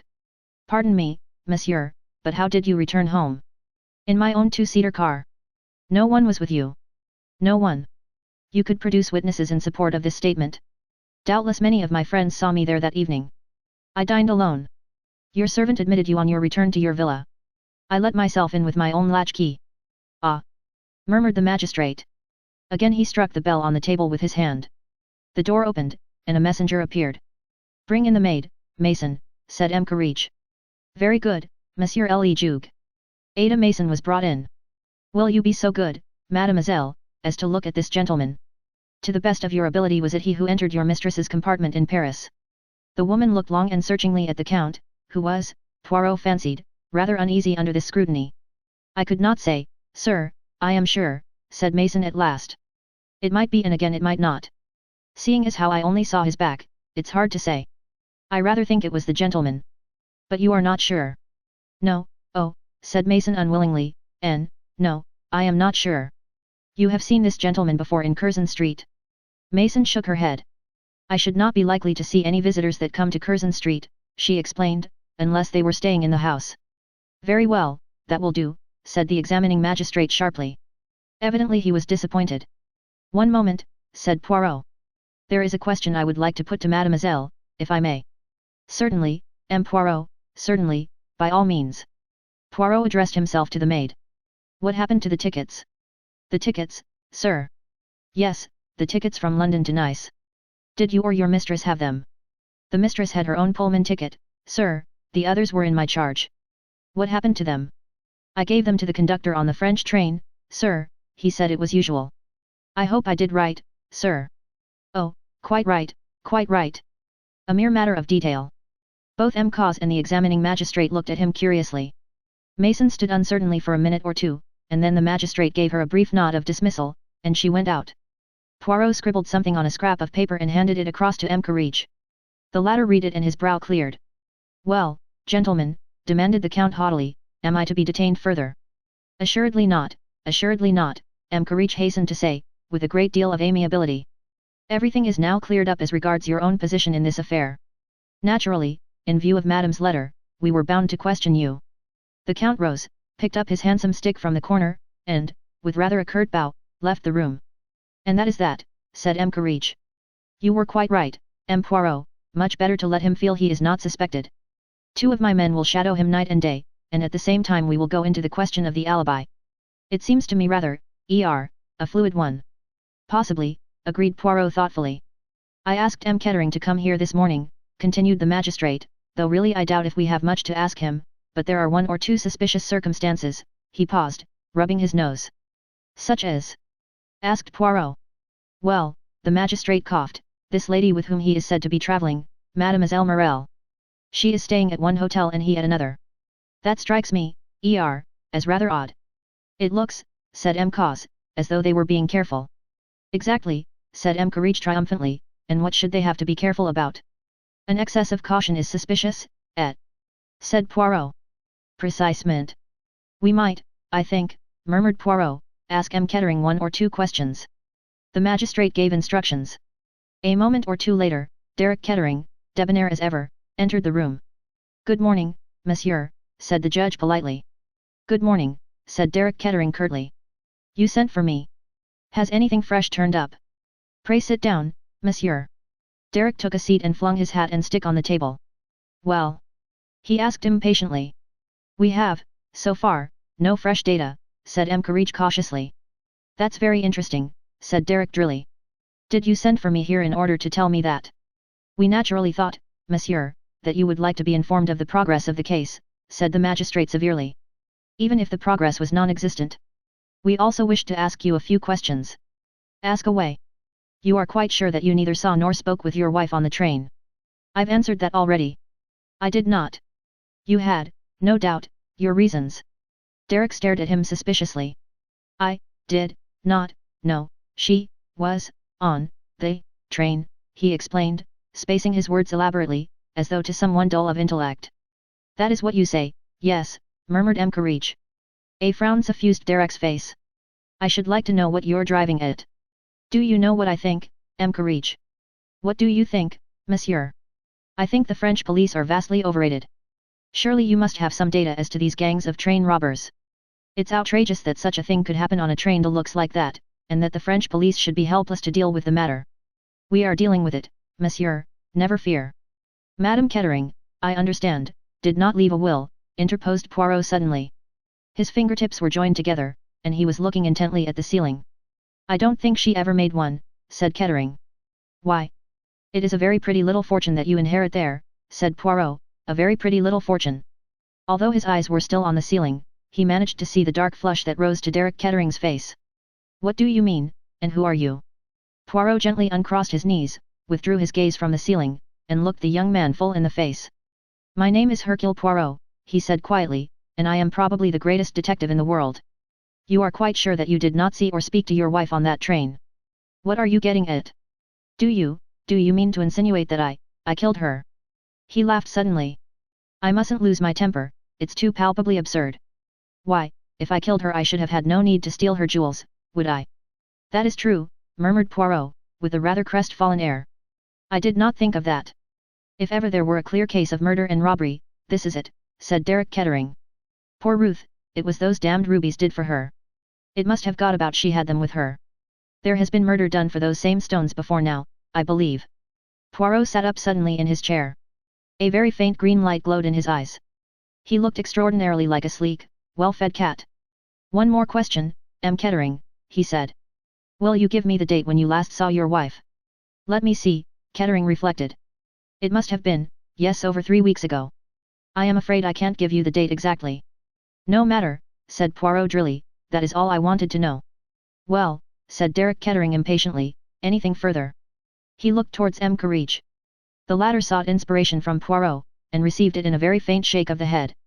No, M. Kettering, he said politely, no, I do not think we need trouble you any further. I wish you good morning. Good morning, said Kettering. He went out, banging the door behind him. Poirot leaned forward and spoke sharply, as soon as the young man was out of the room. Tell me, he said peremptorily, when did you speak of these rubies to M. Kettering? I have not spoken of them, said M. Courage. It was only yesterday afternoon that we learnt about them from M. Van Aldine. Yes, but there was a mention of them in the Count's letter. M. Courage looked pained. Naturally I did not speak of that letter to M. Kettering, he said in a shocked voice. It would have been most indiscreet at the present juncture of affairs. Poirot leaned forward and tapped the table. Then how did he know about them? He demanded softly. Madame could not have told him, for he has not seen her for 3 weeks. It seems unlikely that either M. Van Aldine or his secretary would have mentioned them, their interviews with him have been on entirely different lines, and there has not been any hint or reference to them in the newspapers. He got up and took his hat and stick. And yet, he murmured to himself, our gentleman knows all about them. I wonder now, yes, I wonder. Chapter 18. Derek lunches. Derek Kettering went straight to the Negresco, where he ordered a couple of cocktails and disposed of them rapidly, then he stared moodily out over the dazzling blue sea. He noted the passers-by mechanically, a damned dull crowd, badly dressed, and painfully uninteresting, one hardly ever saw anything worthwhile nowadays. Then he corrected this last impression rapidly, as a woman placed herself at a table a little distance away from him. She was wearing a marvelous confection of orange and black, with a little hat that shaded her face. He ordered a third cocktail, again he stared out to sea, and then suddenly he started. A well-known perfume assailed his nostrils, and he looked up to see the orange and black lady standing beside him. He saw her face now, and recognized her. It was Morel. She was smiling that insolent, seductive smile he knew so well. Derek, she murmured. You are pleased to see me, no? She dropped into a seat the other side of the table. But welcome me, then, stupid one, she mocked. This is an unexpected pleasure, said Derek. When did you leave London? She shrugged her shoulders. A day or two ago. And the Parthenon. I have, how do you say it, given them the chuck. Really? You are not very amiable, Derek. Do you expect me to be? Morel lit a cigarette and puffed at it for a few minutes before saying. You think, perhaps, that it is not prudent so soon. Derek stared at her, then he shrugged his shoulders, and remarked formally. You are lunching here. Mais oui. I am lunching with you. I am extremely sorry, said Derek. I have a very important engagement. Monday too. But you men are like children, exclaimed the dancer. But yes, it is the spoiled child that you act to me ever since that day in London when you flung yourself out of my flat, you sulk. Ah. Mais c'est ennui. My dear girl, said Derek, I really don't know what you are talking about. We agreed in London that rats desert a sinking ship, that is all that there is to be said. In spite of his careless words, his face looked haggard and strained. Morel leaned forward suddenly. You cannot deceive me, she murmured. I know what you have done for me. He looked up at her sharply. Some undercurrent in her voice arrested his attention. She nodded her head at him. Ah. Have no fear, I am discreet. You are magnificent. You have a superb courage, but, all the same, it was I who gave you the idea that day, when I said to you in London that accidents sometimes happened. And you are not in danger? The police do not suspect you. What the devil? Hush. She held up a slim olive hand with one big emerald on the little finger. You are right, I should not have spoken so in a public place. We will not speak of the matter again, but our troubles are ended, our life together will be wonderful, wonderful. Derek laughed suddenly, a harsh, disagreeable laugh. So the rats come back, do they? 2 million makes a difference, of course it does. I ought to have known that. He laughed again. You will help me to spend that 2 million, won't you, Morel? You know how, no woman better. He laughed again. Hush! Cried the dancer. What is the matter with you, Derek? See, people are turning to stare at you. Me? I will tell you what is the matter. I have finished with you, Morel. Do you hear? Finished. Morel did not take it as he expected her to do.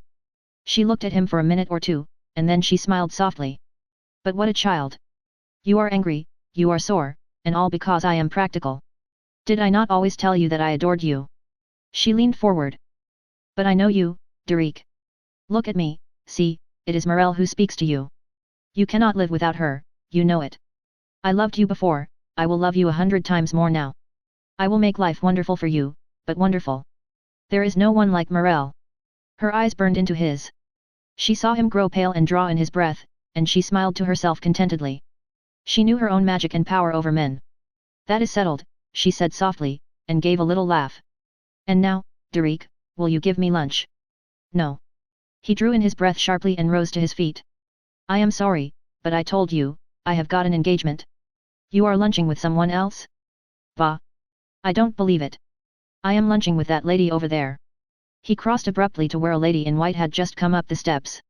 He addressed her a little breathlessly. Miss Grey, will you have lunch with me? You met me at Lady Tamplin's, if you remember. Catherine looked at him for a minute or two with those thoughtful grey eyes that said so much. Thank you, she said, after a moment's pause, I should like to very much. Chapter 19. An unexpected visitor. The Comte de la Roche had just finished déjeuner, consisting of an omelette fines herbes, an entrecôte béarnaise, and a savarin au rhum. Wiping his fine black moustache delicately with his table napkin, the Comte rose from the table. He passed through the salon of the villa, noting with appreciation the few objets d'art which were carelessly scattered about. The Louis XV snuff box, the satin shoe worn by Marie Antoinette, and the other historic trifles were part of the Comte's mise en scène. They were, he would explain to his fair visitors, heirlooms in his family. Passing through onto the terrace, the Comte looked out on the Mediterranean with an unseeing eye. He was in no mood for appreciating the beauties of scenery. A fully matured scheme had been rudely brought to naught, and his plans had to be cast afresh. Stretching himself out in a basket chair, a cigarette held between his white fingers, the Comte pondered deeply. Presently Hippolyte, his manservant, brought out coffee and a choice of liqueurs. The Comte selected some very fine old brandy. As the manservant was preparing to depart, the Comte arrested him with a slight gesture. Hippolyte stood respectfully to attention. His countenance was hardly a prepossessing one, but the correctitude of his demeanour went far to obliterate the fact. He was now the picture of respectful attention. It is possible, said the Comte, that in the course of the next few days various strangers may come to the house. They will endeavour to scrape acquaintance with you and with Marie. They will probably ask you various questions concerning me. Yes, Monsieur le Comte. Perhaps this has already happened. No, Monsieur le Comte. There have been no strangers about the place? You are certain? There has been no one, Monsieur le Comte. That is well, said the Comte drily, nevertheless they will come, I am sure of it. They will ask questions. Hippolyte looked at his master in intelligent anticipation. The Comte spoke slowly, without looking at Hippolyte. As you know, I arrived here last Tuesday morning. If the police or any other inquirer should question you, do not forget that fact. I arrived on Tuesday, the 14th, not Wednesday, the 15th. You understand? Perfectly, Monsieur le Comte. In an affair where a lady is concerned, it is always necessary to be discreet. I feel certain, Hippolyte, that you can be discreet. I can be discreet, monsieur. And Marie? Marie also. I will answer for her. That is well then, murmured the Comte.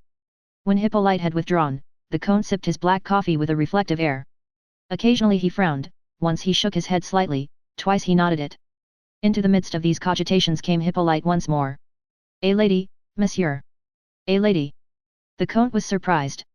Not that a visit from a lady was an unusual thing at the Villa Marina, but at this particular moment the Comte could not think who the lady was likely to be.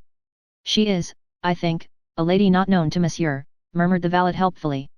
The Comte was more and more intrigued. Show her out here, Hippolyte, he commanded. A moment later a marvelous vision in orange and black stepped out on the terrace, accompanied by a strong perfume of exotic blossoms. Monsieur le Comte de la Roche. At your service, mademoiselle, said the Comte, bowing. My name is Morel. You may have heard of me.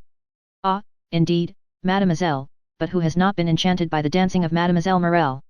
Exquisite. The dancer acknowledged this compliment with a brief mechanical smile. My descent upon you is unceremonious, she began. But seat yourself, I beg of you, mademoiselle, cried the Comte, bringing forward a chair. Behind the gallantry of his manner he was observing her narrowly. There were very few things that the Comte did not know about women. True, his experience had not lain much in ladies of Morel's class, who were themselves predatory.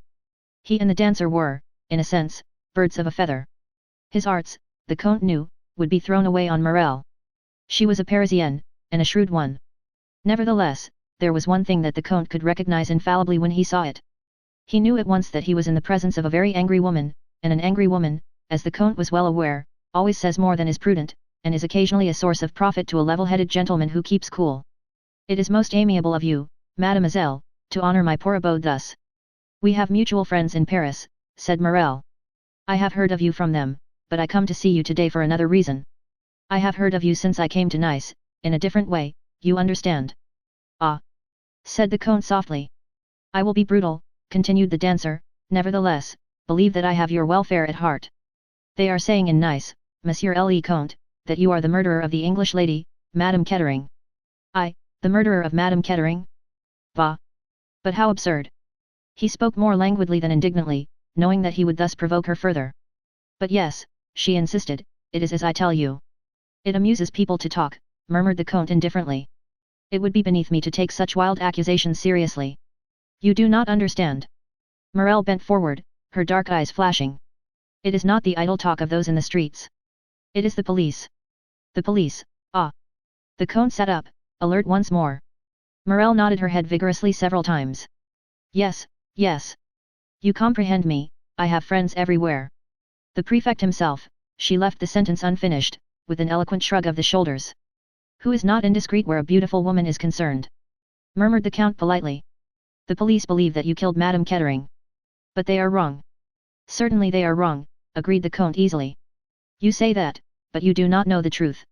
I do. The Comte looked at her curiously. You know who killed Madame Kettering? Is that what you would say, mademoiselle? Morel nodded vehemently. Yes. Who was it? Asked the Comte sharply. Her husband. She bent nearer to the Comte, speaking in a low voice that vibrated with anger and excitement. It was her husband who killed her. The Comte leant back in his chair. His face was a mask. Let me ask you, mademoiselle, how do you know this? How do I know it? Morel sprang to her feet, with a laugh. He boasted of it beforehand. He was ruined, bankrupt, dishonored. Only the death of his wife could save him. He told me so. He traveled on the same train, but she was not to know it. Why was that, I ask you? So that he might creep upon her in the night. Ah, She shut her eyes. I can see it happening. The Count coughed. Perhaps, he murmured. But surely, mademoiselle, in that case he would not steal the jewels. The jewels, breathed Morel. The jewels. Ah! Those rubies. Her eyes grew misty, a faraway light in them. The Count looked at her curiously, wondering for the 100th time at the magical influence of precious stones on the female sex. He recalled her to practical matters. What do you want me to do, mademoiselle? Morel became alert and businesslike once more. Surely it is simple. You will go to the police. You will say to them that M. Kettering committed this crime. And if they do not believe me? If they ask for a proof? He was eyeing her closely. Morel laughed softly, and drew her orange and black wrap closer round her. Send them to me, Monsieur le Comte, she said softly, I will give them the proof they want. Upon that she was gone, an impetuous whirlwind, her errand accomplished. The Count looked after her, his eyebrows delicately raised. She is in a fury, he murmured. What has happened now to upset her? But she shows her hand too plainly. Does she really believe that Mr. Kettering killed his wife? She would like me to believe it. She would even like the police to believe it. He smiled to himself. He had no intention whatsoever of going to the police. He saw various other possibilities, to judge by his smile, an agreeable vista of them. Presently, however, his brow clouded. According to Morel, he was suspected by the police. That might be true or it might not. An angry woman of the type of the dancer was not likely to bother about the strict veracity of her statements. On the other hand, she might easily have obtained inside information. In that case, his mouth set grimly, in that case he must take certain precautions. He went into the house and questioned Hippolyte closely once more as to whether any strangers had been to the house. The valet was positive in his assurances that this was not the case. The Count went up to his bedroom and crossed over to an old bureau that stood against the wall. He let down the lid of this, and his delicate fingers sought for a spring at the back of one of the pigeonholes. A secret drawer flew out, and it was a small brown paper package. The Count took this out and weighed it in his hand carefully for a minute or two. Raising his hand to his head, with a slight grimace he pulled out a single hair. This he placed on the lip of the drawer and shut it carefully. Still carrying the small parcel in his hand, he went downstairs and out of the house to the garage, where stood a scarlet two-seater car. 10 minutes later he had taken the road for Monte Carlo. He spent a few hours at the casino, then sauntered out into the town. Presently he re-entered the car and drove off in the direction of Mentone. Earlier in the afternoon he had noticed an inconspicuous grey car some little distance behind him. He noticed it again now. He smiled to himself. The road was climbing steadily upwards.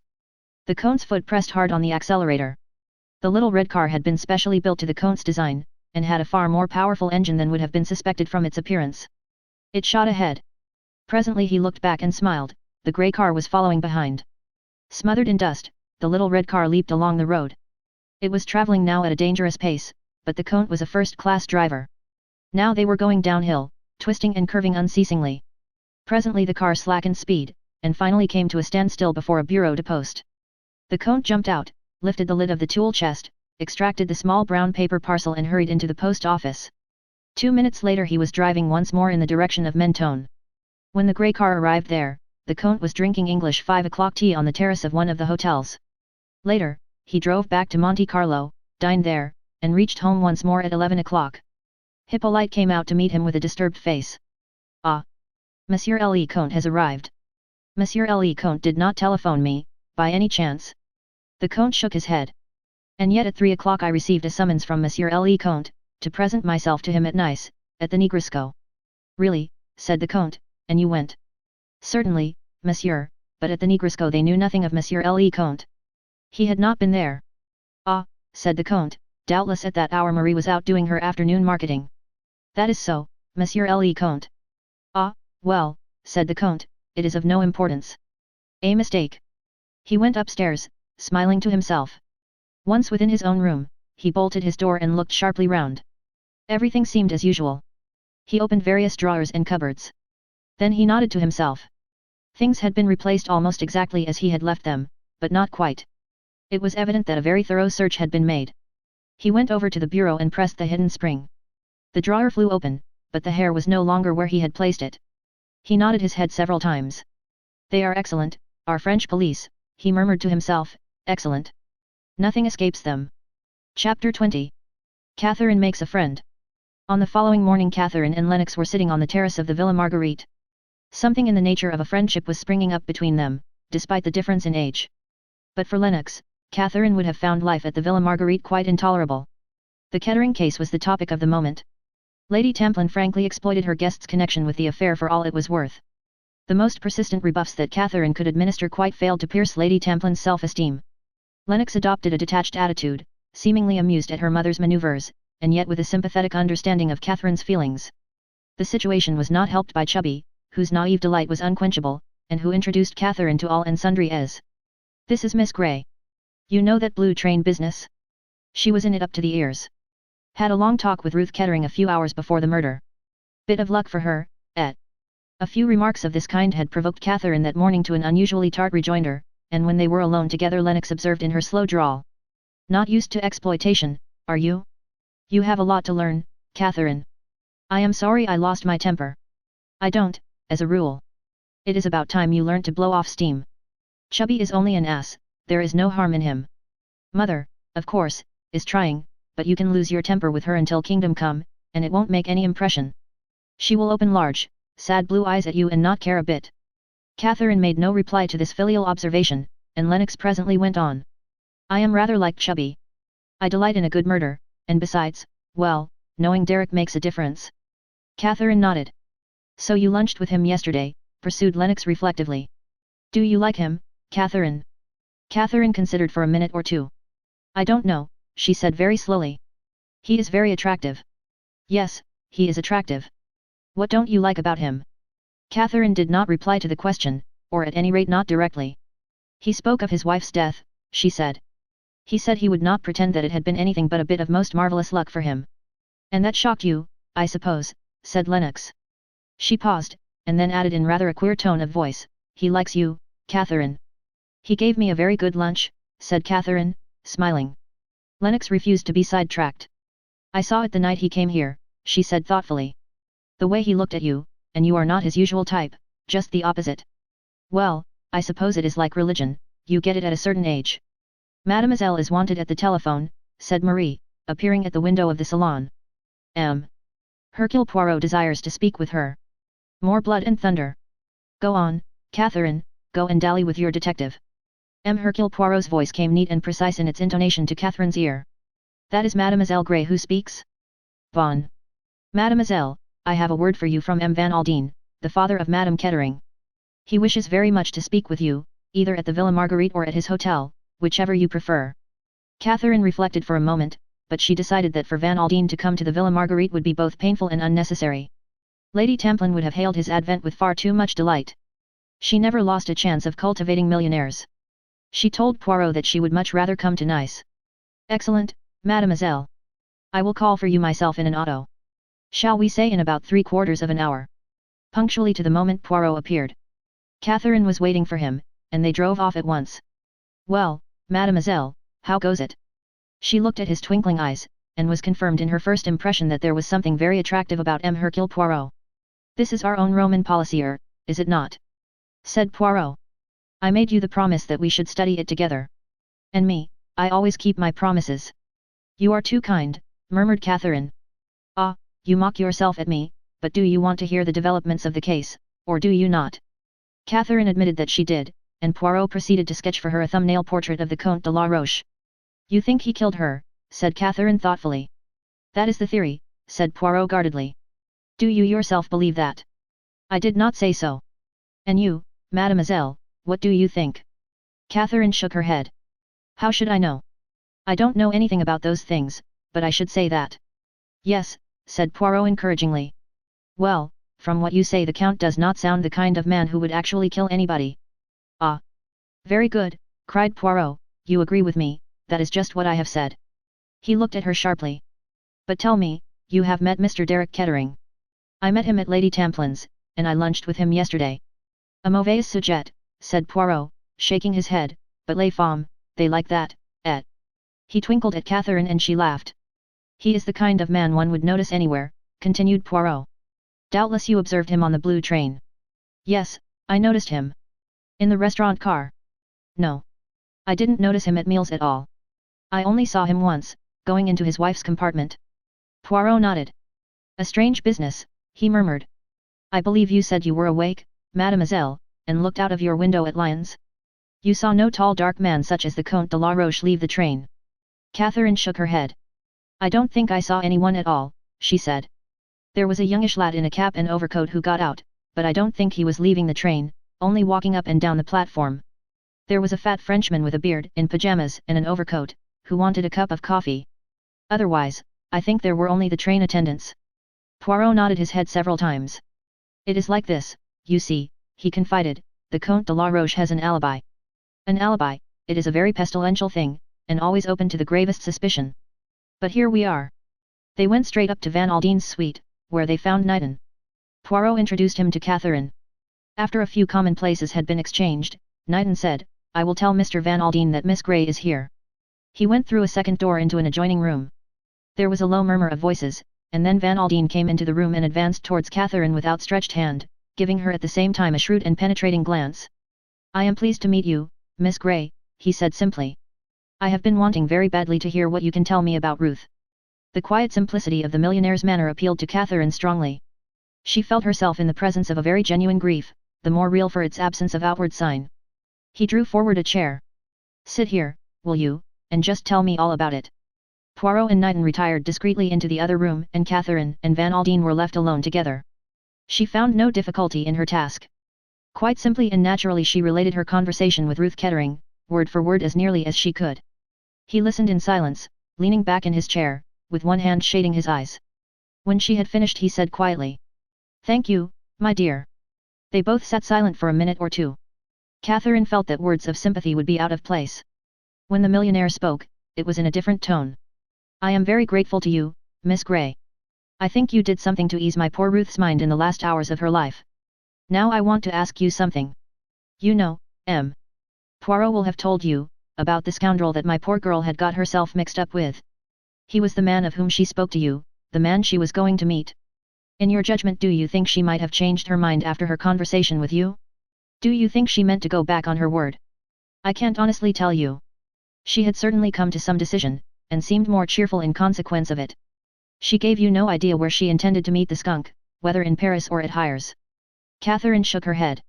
She said nothing as to that. Ah, said Van Aldine thoughtfully, and that is the important point. Well, time will show. He got up and opened the door of the adjoining room. Poirot and Knighton came back. Catherine declined the millionaire's invitation to lunch, and Knighton went down with her and saw her into the waiting car. He returned to find Poirot and Van Aldine deep in conversation. If we only knew, said the millionaire thoughtfully, what decision Ruth came to. It might have been any of half a dozen. She might have meant to leave the train at Paris and cable to me. She may have meant to have gone on to the south of France and have an explanation with the Count there. We are in the dark, absolutely in the dark. But we have the maid's word for it that she was both startled and dismayed at the Count's appearance at the station in Paris. That was clearly not part of the preconceived plan.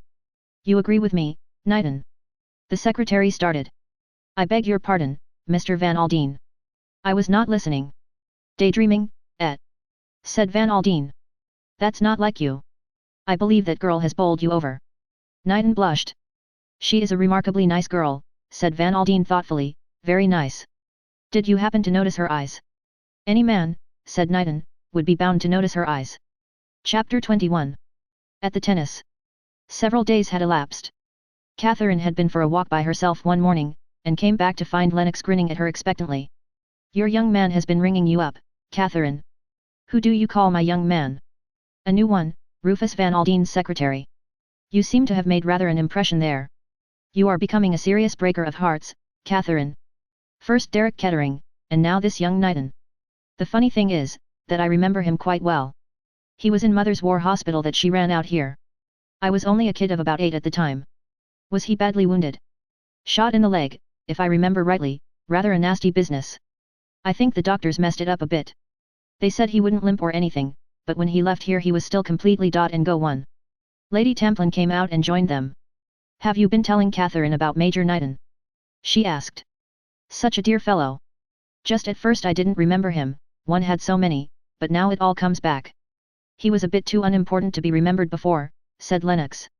Now that he is a secretary to an American millionaire, it is a very different matter. Darling, said Lady Tamplin in her vague reproachful voice. What did Major Knighton ring up about? Inquired Catherine. He asked if you would like to go to the tennis this afternoon. If so, he would call for you in a car. Mother and I accepted for you with empressement. Whilst you dally with a millionaire's secretary, you might give me a chance with the millionaire, Catherine. He is about 60, I suppose, so that he will be looking about for a nice sweet young thing like me. I should like to meet Mr. Van Aldine, said Lady Templin earnestly, one has heard so much of him. Those fine rugged figures of the Western world, she broke off, so fascinating, she murmured. Major Knighton was very particular to say it was Mr. Van Aldine's invitation, said Lennox. He said it so often that I began to smell a rat. You and Knighton would make a very nice pair, Catherine. Bless you, my children.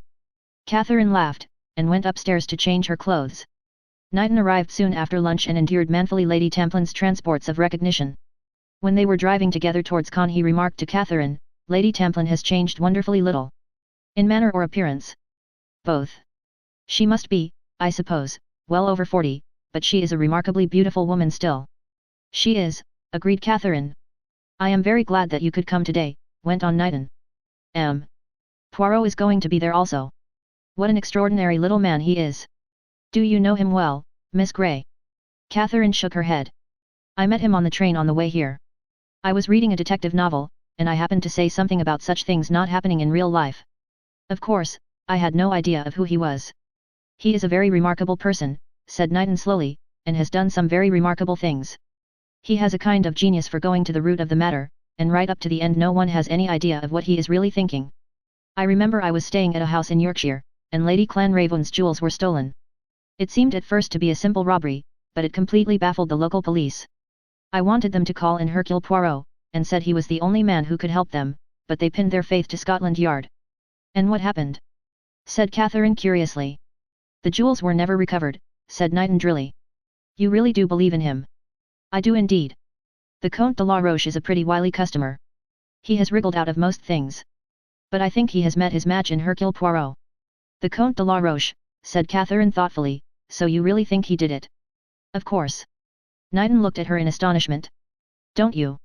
Oh yes, said Catherine hastily, that is, I mean, if it was not just an ordinary train robbery. It might be, of course, agreed the other, but it seems to me that the Comte de la Roche fits into this business particularly well. And yet he has an alibi. Oh, alibis. Knighton laughed, his face broke into his attractive boyish smile. You confess that you read detective stories, Miss Grey. You must know that anyone who has a perfect alibi is always open to grave suspicion. Do you think that real life is like that? Asked Catherine, smiling. Why not? Fiction is founded on fact. But is rather superior to it, suggested Catherine. Perhaps. Anyway, if I was a criminal I should not like to have Hercule Poirot on my track. No more should I, said Catherine, and laughed.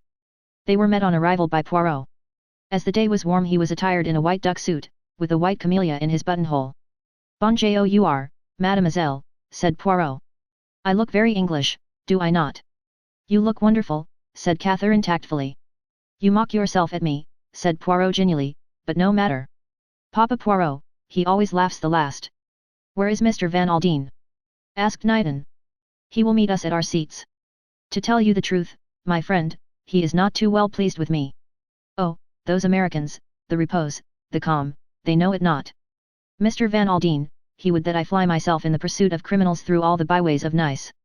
I should have thought myself that it would not have been a bad plan, observed Knighton. You are wrong, said Poirot, in these matters one needs not energy but finesse. At the tennis one meets everyone. That is so important.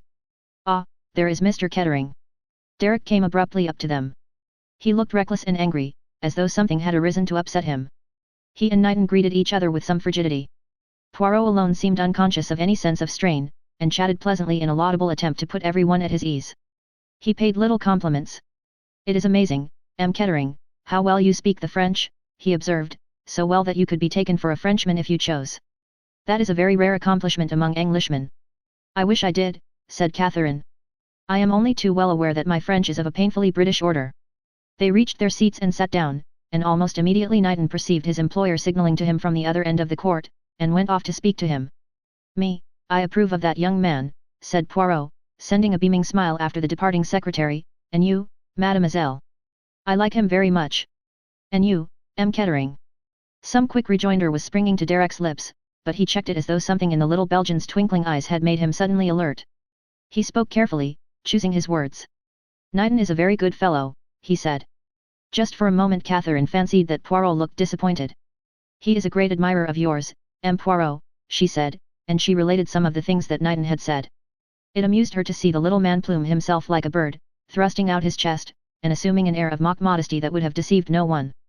That reminds me, mademoiselle, he said suddenly, I have a little matter of business I have to speak to you about. When you were sitting talking to that poor lady in the train, I think you must have dropped a cigarette case. Catherine looked rather astonished. I don't think so, she said. Poirot drew from his pocket a cigarette case of soft blue leather, with the initial K on it in gold. No, that is not mine, Catherine said. Ah, 1,000 apologies. It was doubtless Madame's own. K, of course, stands for Kettering. We were doubtful, because she had another cigarette case in her bag, and it seemed odd that she should have two. He turned to Derek suddenly. You do not know, I suppose, whether this was your wife's case or not. Derek seemed momentarily taken aback. He stammered a little in his reply, I don't know. I suppose so. It is not yours by any chance. Certainly not. If it were mine it would hardly have been in my wife's possession. Poirot looked more ingenuous and childlike than ever. I thought perhaps you might have dropped it when you were in your wife's compartment, he explained guilelessly. I never was there. I have already told the police that 12 times. 1,000 pardons, said Poirot, with his most apologetic air. It was Mademoiselle here who mentioned having seen you going in. He stopped with an air of embarrassment. Catherine looked at Derek. His face had gone rather white, but perhaps that was her fancy. His laugh, when it came, was natural enough. You made a mistake, Miss Grey, he said easily. From what the police have told me, I gather that my own compartment was only a door or two away from that of my wife's, though I never suspected the fact at the time. You must have seen me going into my own compartment. He got up quickly as he saw Van Aldine and Knighton approaching. I'm going to leave you now, he announced. I can't stand my father-in-law at any price. Van Aldine greeted Catherine very courteously, but was clearly in a bad humor. You seem fond of watching tennis, M. Poirot, he growled. It is a pleasure to me, yes, cried Poirot placidly. It is as well you are in France, said Van Aldine. We are made of sterner stuff in the States. Business comes before pleasure there. Poirot did not take offense, indeed, he smiled gently and confidingly at the irate millionaire. Do not enrage yourself, I beg of you. Everyone has his own methods. Me, I have always found it a delightful and pleasing idea to combine business and pleasure together. He glanced at the other two. They were deep in conversation, absorbed in each other. Poirot nodded his head in satisfaction, and then leant towards the millionaire, lowering his voice as he did so. It is not only for pleasure that I am here, M. Van Aldine. Observe just opposite us that tall old man, the one with the yellow face and the venerable beard. Well, what of him? That, Poirot said, is M. Papopoulos.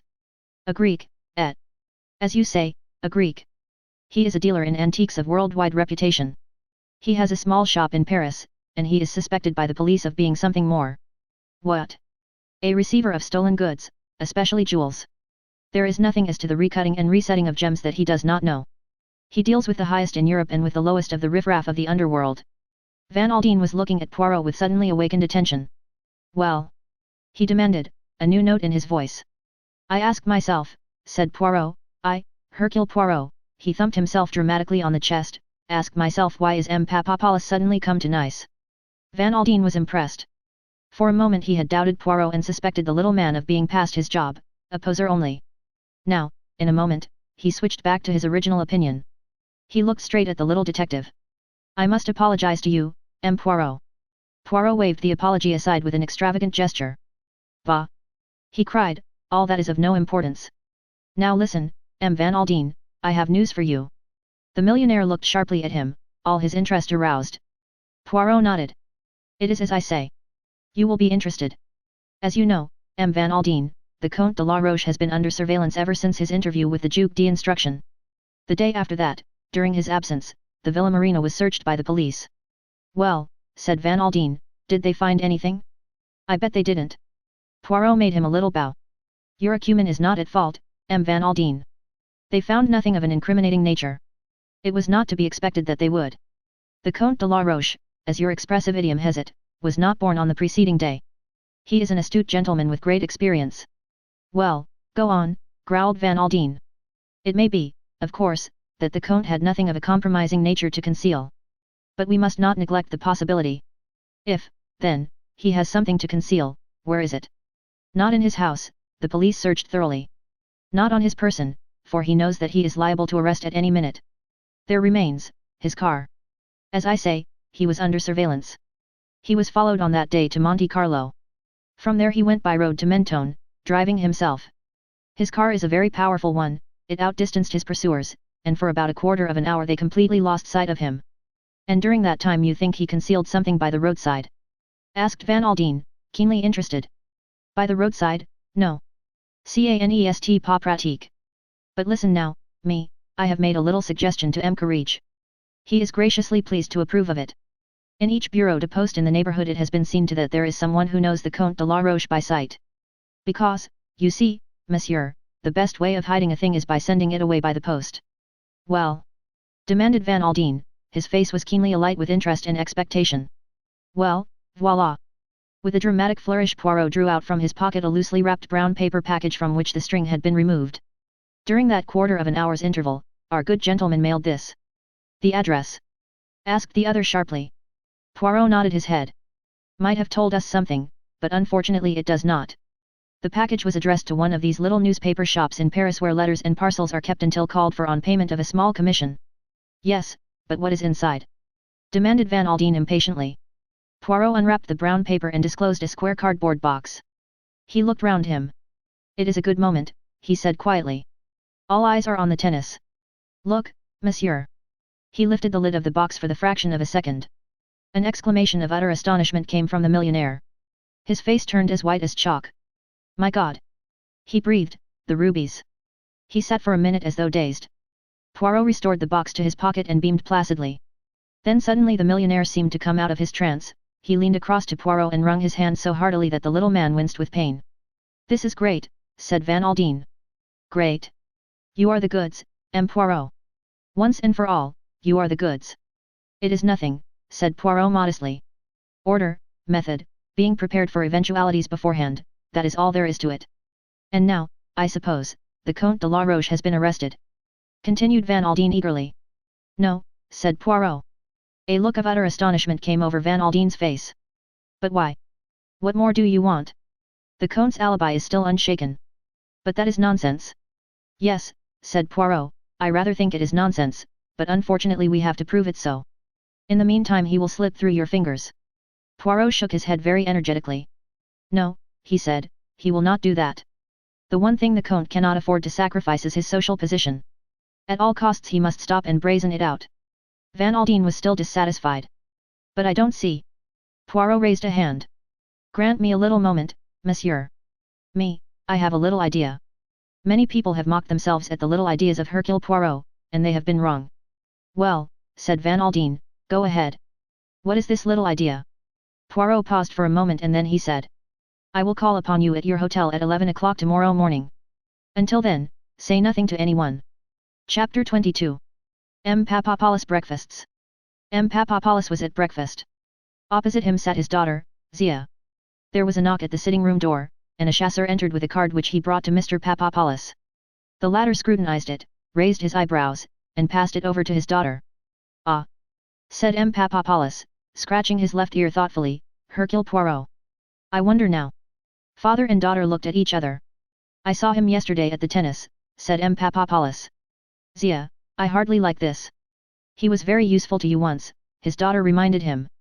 That is true, acknowledged M. Papadopoulos, also he has retired from active work, so I hear. These interchanges between father and daughter had passed in their own language. Now M. Papadopoulos turned to the chasseur and said in French. Fates Montercy monsieur. A few minutes later Hercule Poirot, exquisitely attired, and swinging a cane with a jaunty air, entered the room. My dear M. Papadopoulos. My dear M. Poirot. And Mademoiselle Zia. Poirot swept her a low bow. You will excuse us going on with our breakfast, said M. Papadopoulos, pouring himself out another cup of coffee. Your call is, ahem, a little early. It is scandalous, said Poirot, but see you, I am pressed. Ah! Murmured M. Papadopoulos, you are on an affair then. A very serious affair, said Poirot, the death of Madame Kettering. Let me see, M. Papadopoulos looked innocently up at the ceiling, that was the lady who died on the blue train, was it not? I saw a mention of it in the papers, but there was no suggestion of foul play. In the interests of justice, said Poirot, it was thought best to suppress that fact. There was a pause. And in what way can I assist you, M. Poirot? Asked the dealer politely. Voila, said Poirot, I shall come to the point. He took from his pocket the same box that he had displayed at Cannes, and opening it, he took out the rubies and pushed them across the table to Papadopoulos. Although Poirot was watching him narrowly, not a muscle of the old man's face moved. He took up the jewels and examined them with a kind of detached interest, then he looked across at the detective inquiringly. Superb, are they not? Asked Poirot. Quite excellent, said M. Papadopoulos. How much should you say they are worth? The Greek's face quivered a little. Is it really necessary to tell you, M. Poirot? He asked. You are shrewd, M. Papadopoulos. No, it is not. They are not, for instance, worth $500,000. Papadopoulos laughed, and Poirot joined with him. As an imitation, said Papadopoulos, handing them back to Poirot, they are, as I said, quite excellent. Would it be indiscreet to ask, M. Poirot, where you came across them?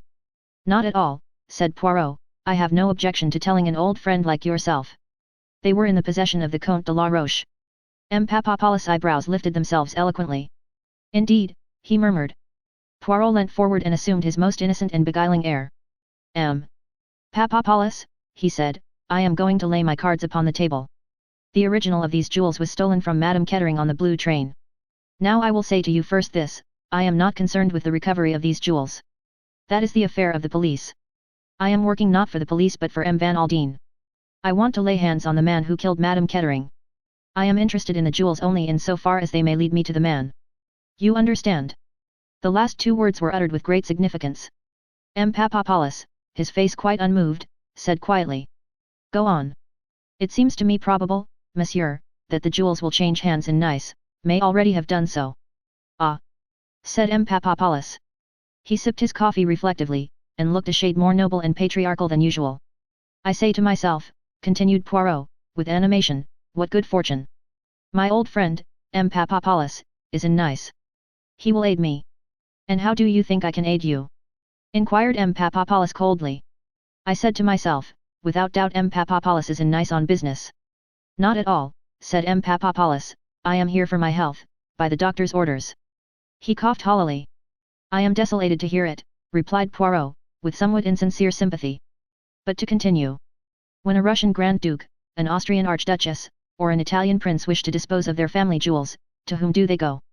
To M. Papadopoulos, is it not? He who is famous all over the world for the discretion with which he arranges these things. The other bowed. You flatter me. It is a great thing, discretion, mused Poirot, and was rewarded by the fleeting smile which passed across the Greek's face. I, too, can be discreet. The eyes of the two men met. Then Poirot went on speaking very slowly, and obviously picking his words with care. I say to myself, this, if these jewels have changed hands in Nice, M. Papadopoulos would have heard of it. He has knowledge of all that passes in the jewel world. Ah! Said M. Papadopoulos, and helped himself to a croissant. The police, you understand, said M. Poirot, do not enter into the matter. It is a personal affair. One hears rumors, admitted M. Papadopoulos cautiously. Such as? Prompted Poirot.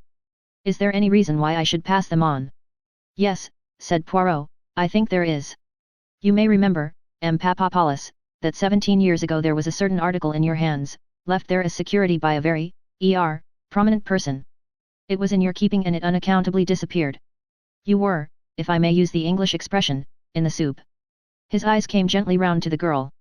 She had pushed her cup and plate aside, and with both elbows on the table and her chin resting on her hands was listening eagerly. Still keeping an eye on her he went on. I am in Paris at the time. You send for me. You place yourself in my hands. If I restore to you that article, you say I shall earn your undying gratitude. Eh bien. I did restore it to you. A long sigh came from M. Papadopoulos. It was the most unpleasant moment of my career, he murmured. 17 years is a long time, said Poirot thoughtfully, but I believe that I am right in saying, monsieur, that your race does not forget. A Greek. Murmured Papadopoulos, with an ironical smile. It was not as a Greek I meant, said Poirot. There was a silence, and then the old man drew himself up proudly. You are right, M. Poirot, he said quietly. I am a Jew. And, as you say, our race does not forget. You will aid me then. As regards the jewels, monsieur, I can do nothing. The old man, as Poirot had done just now, picked his words carefully. I know nothing. I have heard nothing. But I can perhaps do you a good turn, that is, if you are interested in racing. Under certain circumstances I might be, said Poirot, eyeing him steadily. There is a horse running at Longchamps that would, I think, repay attention. I cannot say for certain, you understand, this news passed through so many hands. He stopped, fixing Poirot with his eye, as though to make sure that the latter was comprehending him. Perfectly, perfectly, said Poirot, nodding. The name of the horse, said M. Papadopoulos, leaning back and joining the tips of his fingers together, is the Marquis. I think, but I am not sure, that it is an English horse, Zia. I think so too, said the girl. Poirot got up briskly. I thank you, monsieur, he said. It is a great thing to have what the English call a tip from the stable. Au revoir, monsieur, and many thanks. He turned to the girl. Au revoir, Mademoiselle Zia. It seems to me but yesterday that I saw you in Paris. One would say that 2 years had passed at most. There is a difference between 16 and 33, said Zia ruefully. Not in your case, declared Poirot gallantly. You and your father will perhaps dine with me one night. We shall be delighted, replied Zia. Then we will arrange it, declared Poirot, and now, je me sauve. Poirot walked along the street humming a little tune to himself. He twirled his stick with a jaunty air, once or twice he smiled to himself quietly. He turned into the first bureau de poste he came to and sent off a telegram. He took some time in wording it, but it was in code and he had to call upon his memory. It purported to deal with a missing scarf pin, and was addressed to Inspector Japp, Scotland Yard. Decoded, it was short and to the point. Wire me everything known about man whose sobriquet is the Marquis. Chapter 23. A new theory. It was exactly 11 o'clock when Poirot presented himself at Van Aldine's hotel. He found the millionaire alone. You are punctual, M. Poirot, he said, with a smile, as he rose to greet the detective. I am always punctual, said Poirot. The exactitude, always do I observe it. Without order and method. He broke off. Ah, but it is possible that I have said these things to you before. Let us come at once to the object of my visit. Your little idea. Yes, my little idea. Poirot smiled. First of all, monsieur. I should like to interview once more the maid, Ada Mason. She is here. Yes, she's here. Ah. Van Aldine looked at him curiously. He rang the bell, and a messenger was dispatched to find Mason. Poirot greeted her with his usual politeness, which was never without effect on that particular class. Good afternoon, mademoiselle, he said cheerfully. Be seated, will you not, if monsieur permits? Yes, yes, sit down, my girl, said Van Aldine. Thank you, sir, said Mason primly, and she sat down on the extreme edge of a chair. She looked bonier and more acid than ever. I have come to ask you yet more questions, said Poirot. We must get to the bottom of this affair. Always I return to the question of the man in the train. You have been shown the Comte de la Roche. You say that it is possible he was the man, but you are not sure. As I told you, sir, I never saw the gentleman's face. That is what makes it so difficult. Poirot beamed and nodded. Precisely, exactly. I comprehend well the difficulty. Now, mademoiselle, you have been in the service of Madame Kettering 2 months, you say. During that time, how often did you see your master? Mason reflected a minute or two, and then said. Only twice, sir. And was that near to, or far away? Well, once, sir, he came to Curzon Street. I was upstairs, and I looked over the banisters and saw him in the hall below. I was a bit curious like, you understand, knowing the way things, were. Mason finished up with her discreet cough. And the other time? I was in the park, sir, with Annie, one of the housemaids, sir, and she pointed out the master to me walking with a foreign lady. Again Poirot nodded. Now listen, Mason, this man whom you saw in the carriage talking to your mistress at the Gare de Lyon, how do you know it was not your master? The master, sir? Oh, I don't think it could have been. But you are not sure, Poirot persisted. Well, I never thought of it, sir. Mason was clearly upset at the idea. You have heard that your master was also on the train. What more natural than that it should be he who came along the corridor? But the gentleman who was talking to the mistress must have come from outside, sir. He was dressed for the street. In an overcoat and soft hat. Just so, mademoiselle, but reflect a minute. The train has just arrived at the Gare de Lyon. Many of the passengers promenade themselves upon the quay. Your mistress was about to do so, and for that purpose had doubtless put on her fur coat, Yes, sir, agreed Mason. Your master, then, does the same. The train is heated, but outside in the station it is cold. He puts on his overcoat and his hat and he walks along beside the train, and looking up at the lighted windows he suddenly sees Madame Kettering. Until then he has had no idea that she was on the train. Naturally, he mounts the carriage and goes to her compartment. She gives an exclamation of surprise at seeing him and quickly shuts the door between the two compartments since it is possible that their conversation may be of a private nature. He leaned back in his chair and watched the suggestion slowly take effect. No one knew better than Hercule Poirot that the class to which Mason belongs cannot be hurried. He must give her time to get rid of her own preconceived ideas. At the end of 3 minutes she spoke. Well, of course, sir, it might be so. I never thought of it that way. The master is tall and dark, and just about that build. It was seeing the hat and coat that made me say it was a gentleman from outside. Yes, it might have been the master. I would not like to say either way, I am sure. Thank you very much, mademoiselle. I shall not require you any further. Ah, just one thing more. He took from his pocket the cigarette case he had already shown to Catherine. Is that your mistress's case? He said to Mason. No, sir, it is not the mistress's, at least. She looked suddenly startled. An idea was clearly working its way to the forefront of her mind. Yes, said Poirot encouragingly. I think, sir, I can't be sure, but I think, it is a case that the mistress bought to give to the master. Ah, said Poirot in a noncommittal manner. But whether she ever did give it to him or not, I can't say, of course. Precisely, said Poirot, precisely. That is all, I think, mademoiselle. I wish you good afternoon. Ada Mason retired discreetly, closing the door noiselessly behind her. Poirot looked across at Van Aldine, a faint smile upon his face. The millionaire looked thunderstruck. You think it was Derek? He queried, but, everything points the other way. Why, the Count has actually been caught red-handed with the jewels on him. No. But you told me. What did I tell you? That story about the jewels. You showed them to me. No. Van Aldine stared at him. You mean to say you didn't show them to me? No. Yesterday, at the tennis. No. Are you crazy, M. Poirot, or am I? Neither of us is crazy, said the detective. You ask me a question, I answer it. You say have I not shown you the jewels yesterday? I reply, no. What I showed you, M. Van Aldine, was a first-class imitation, hardly to be distinguished except by an expert from the real ones. Chapter 24. Poirot gives advice. It took the millionaire some few minutes to take the thing in. He stared at Poirot as though dumbfounded. The little Belgian nodded at him gently. Yes, he said, it alters the position, does it not? Imitation. He leaned forward. All along, M. Poirot, you have had this idea?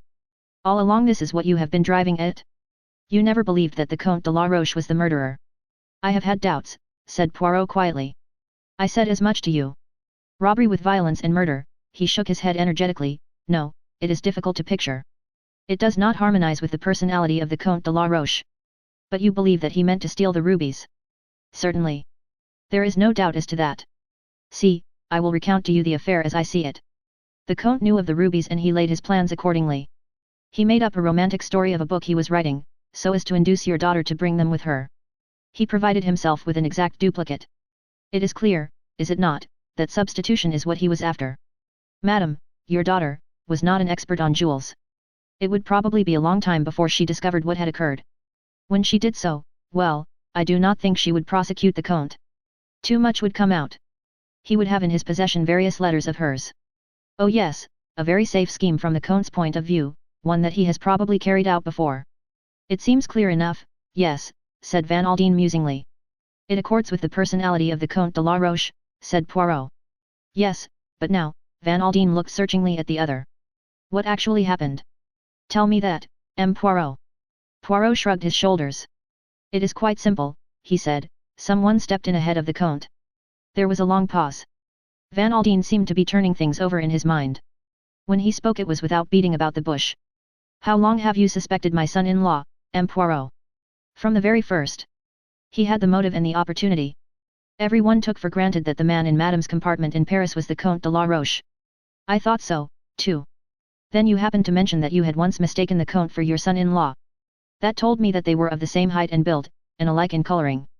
It put some curious ideas in my head. The maid had only been with your daughter a short time. It was unlikely that she would know Mr. Kettering well by sight, since he had not been living in Curzon Street, also the man was careful to keep his face turned away. You believe he murdered her, said Van Aldine hoarsely. Poirot raised a hand quickly. No, no, I did not say that, but it is a possibility, a very strong possibility. He was in a tight corner, a very tight corner, threatened with ruin. This was the one way out. But why take the jewels? To make the crime appear an ordinary one committed by train robbers. Otherwise suspicion might have fallen on him straight away. If that is so, what has he done with the rubies? That remains to be seen. There are several possibilities. There is a man in Nice who may be able to help, the man I pointed out at the tennis. He rose to his feet and Van Aldine rose also and laid his hand on the little man's shoulder. His voice when he spoke was harsh with emotion. Find Ruth's murderer for me, he said, that is all I ask. Poirot drew himself up.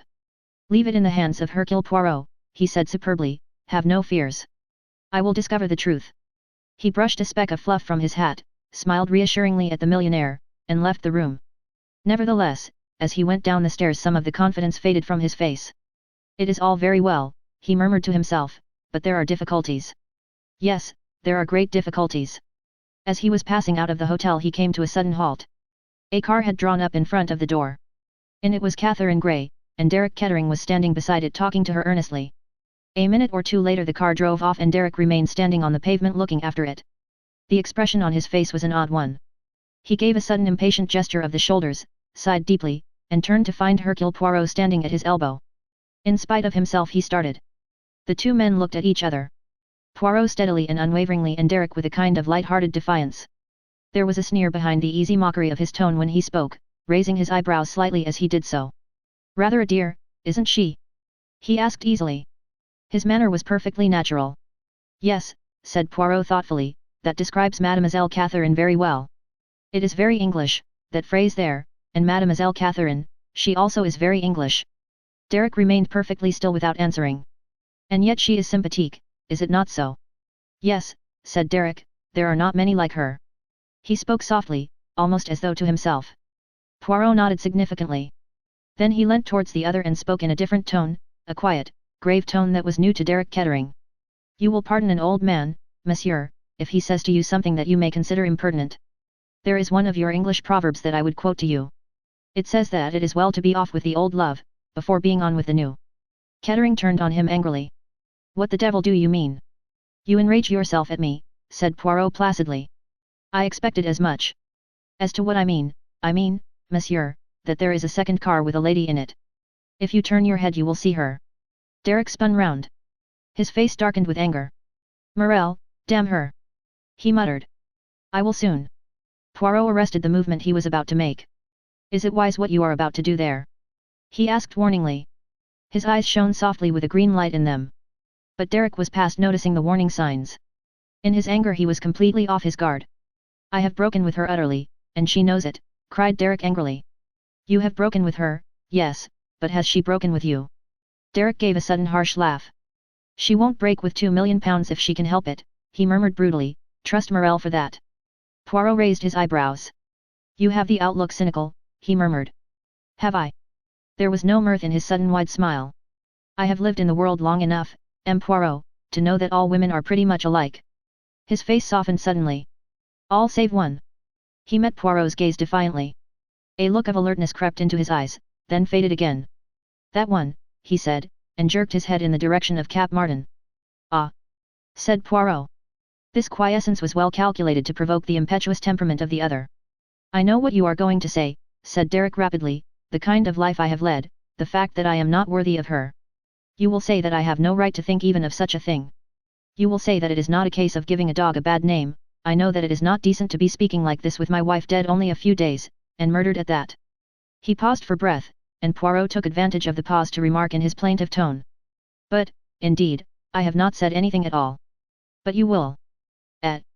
Said Poirot. You will say that I have no earthly chance of marrying Catherine. No, said Poirot, I would not say that. Your reputation is bad, yes, but with women, never does that deter them. If you were a man of excellent character, of strict morality who had done nothing that he should not do, and, possibly everything that he should do, yet. Then I should have grave doubts of your success. Moral worth, you understand, it is not romantic. It is appreciated, however, by widows. Derek Kettering stared at him, then he swung round on his heel and went up to the waiting car. Poirot looked after him with some interest. He saw the lovely vision lean out of the car and speak. Derek Kettering did not stop. He lifted his hat and passed straight on. Cayest, said M. Hercule Poirot, it is time, I think, that I returned chez moi. He found the imperturbable George pressing trousers. A pleasant day, George's, somewhat fatiguing, but not without interest, he said. George received these remarks in his usual wooden fashion. Indeed, sir. The personality of a criminal, George's, is an interesting matter. Many murderers are men of great personal charm. I always heard, sir, that Dr. Crippen was a pleasant-spoken gentleman. And yet he cut up his wife like so much mincemeat. Your instances are always apt, George's. The valet did not reply, and at that moment the telephone rang. Poirot took up the receiver. Allo, allo, yes, yes, it is Hercule Poirot who speaks. This is Knighton. Will you hold the line a minute, M. Poirot? Mr. Van Aldine would like to speak to you. There was a moment's pause, then the millionaire's voice came through. Is that you, M. Poirot? I just wanted to tell you that Mason came to me now of her own accord. She has been thinking it over, and she says that she is almost certain that the man at Paris was Derek Kettering. There was something familiar about him at the time, she says, but at the minute she could not place it. She seems pretty certain now. Ah, said Poirot, thank you, M. Van Aldine. That advances us. He replaced the receiver, and stood for a minute or two with a very curious smile on his face. George had to speak to him twice before obtaining an answer. Said Poirot. What is that you say to me? Are you lunching here, sir, or are you going out? Neither, said Poirot, I shall go to bed and take a tisane. The expected has happened, and when the expected happens, it always causes me emotion. Chapter 25. Defiance. As Derek Kettering passed the car, Morel leant out. Derek, I must speak to you for a moment. But, lifting his hat, Derek passed straight on without stopping.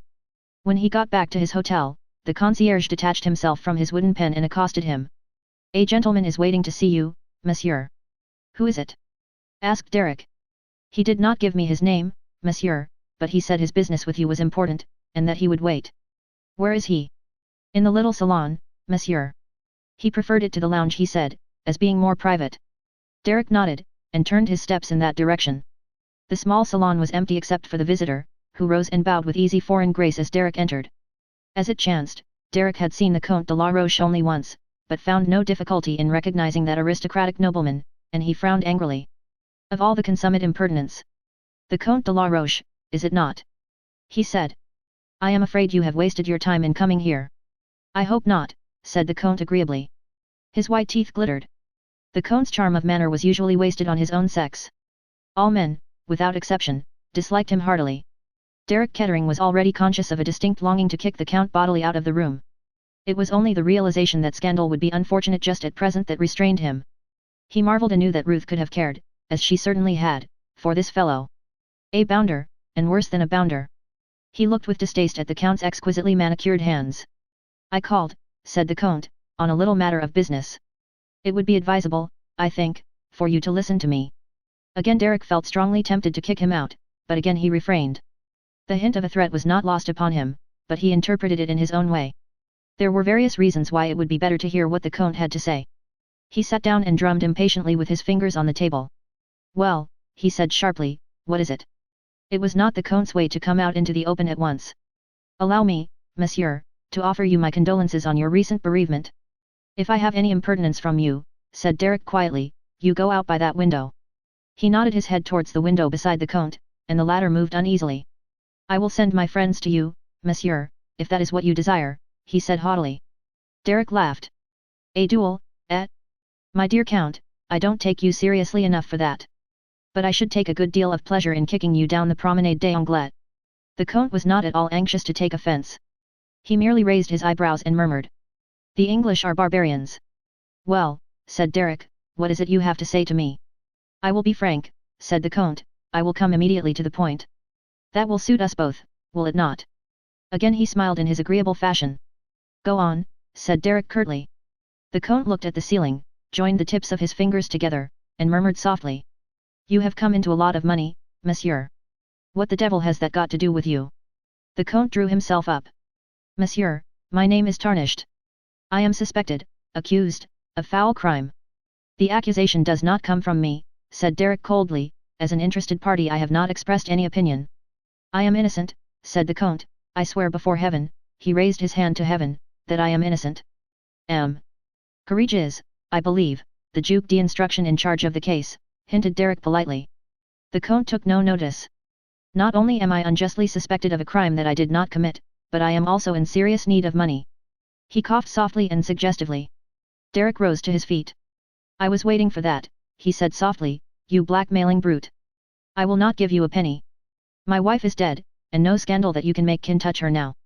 She wrote you foolish letters, I dare say. If I were to buy them from you for a round sum at this minute, I am pretty certain that you would manage to keep one or two back, and I will tell you this, M. de la Roche, blackmailing is an ugly word both in England and in France. That is my answer to you. Good afternoon. One moment, the Count stretched out a hand as Derek was turning to leave the room. You are mistaken, monsieur. You are completely mistaken.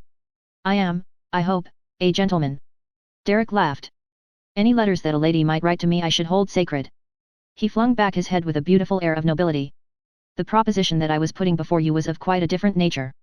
I am, as I said, extremely short of money, and my conscience might impel me to go to the police with certain information. Derek came slowly back into the room. What do you mean? The Count's agreeable smile flashed forth once more. Surely it is not necessary to go into details, he purred. Seek whom the crime benefits, they say, don't they? As I said just now, you have come into a lot of money lately. Derek laughed. If that is all, he said contemptuously. But the Count was shaking his head. But it is not all, my dear sir. I should not come to you unless I had much more precise and detailed information than that. It is not agreeable, monsieur, to be arrested and tried for murder. Derek came close up to him. His face expressed such furious anger that involuntarily the Count drew back a pace or two. Are you threatening me? The young man demanded angrily. You shall hear nothing more of the matter, the Count assured him. Of all the colossal bluffs that I have ever struck. The Count raised a white hand. You are wrong. It is not a bluff. To convince you I will tell you this. My information was obtained from a certain lady. It is she who holds the irrefutable proof that you committed the murder. She? Who? Mademoiselle Morel. Derek drew back as though struck. Morel, he muttered. The Count was quick to press what he took to be his advantage. A bagatelle of 100,000 francs, he said.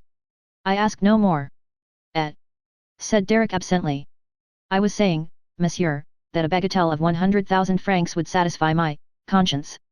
Derek seemed to recollect himself. He looked earnestly at the Count. You would like my answer now? If you please, monsieur. Then here it is. You can go to the devil. See. Leaving the Count too astonished to speak, Derek turned on his heel and swung out of the room. Once out of the hotel he hailed a taxi and drove to Morel's hotel. On inquiring, he learned that the dancer had just come in. Derek gave the concierge his card. Take this up to mademoiselle and ask if she will see me. A very brief interval elapsed, and then Derek was bidden to follow a chasseur. A wave of exotic perfume assailed Derek's nostrils as he stepped over the threshold of the dancer's apartments. The room was filled with carnations, orchids, and mimosa. Morel was standing by the window in a peignoir of foamy lace. She came towards him, her hands outstretched. Derek, you have come to me. I knew you would. He put aside the clinging arms and looked down on her sternly. Why did you send the Comte de la Roche to me? She looked at him in astonishment, which he took to be genuine. I? Send the Comte de la Roche to you? But for what? Apparently, for blackmail, said Derek grimly. Again she stared. Then suddenly she smiled and nodded her head. Of course. It was to be expected. It is what he would do, CE-type law.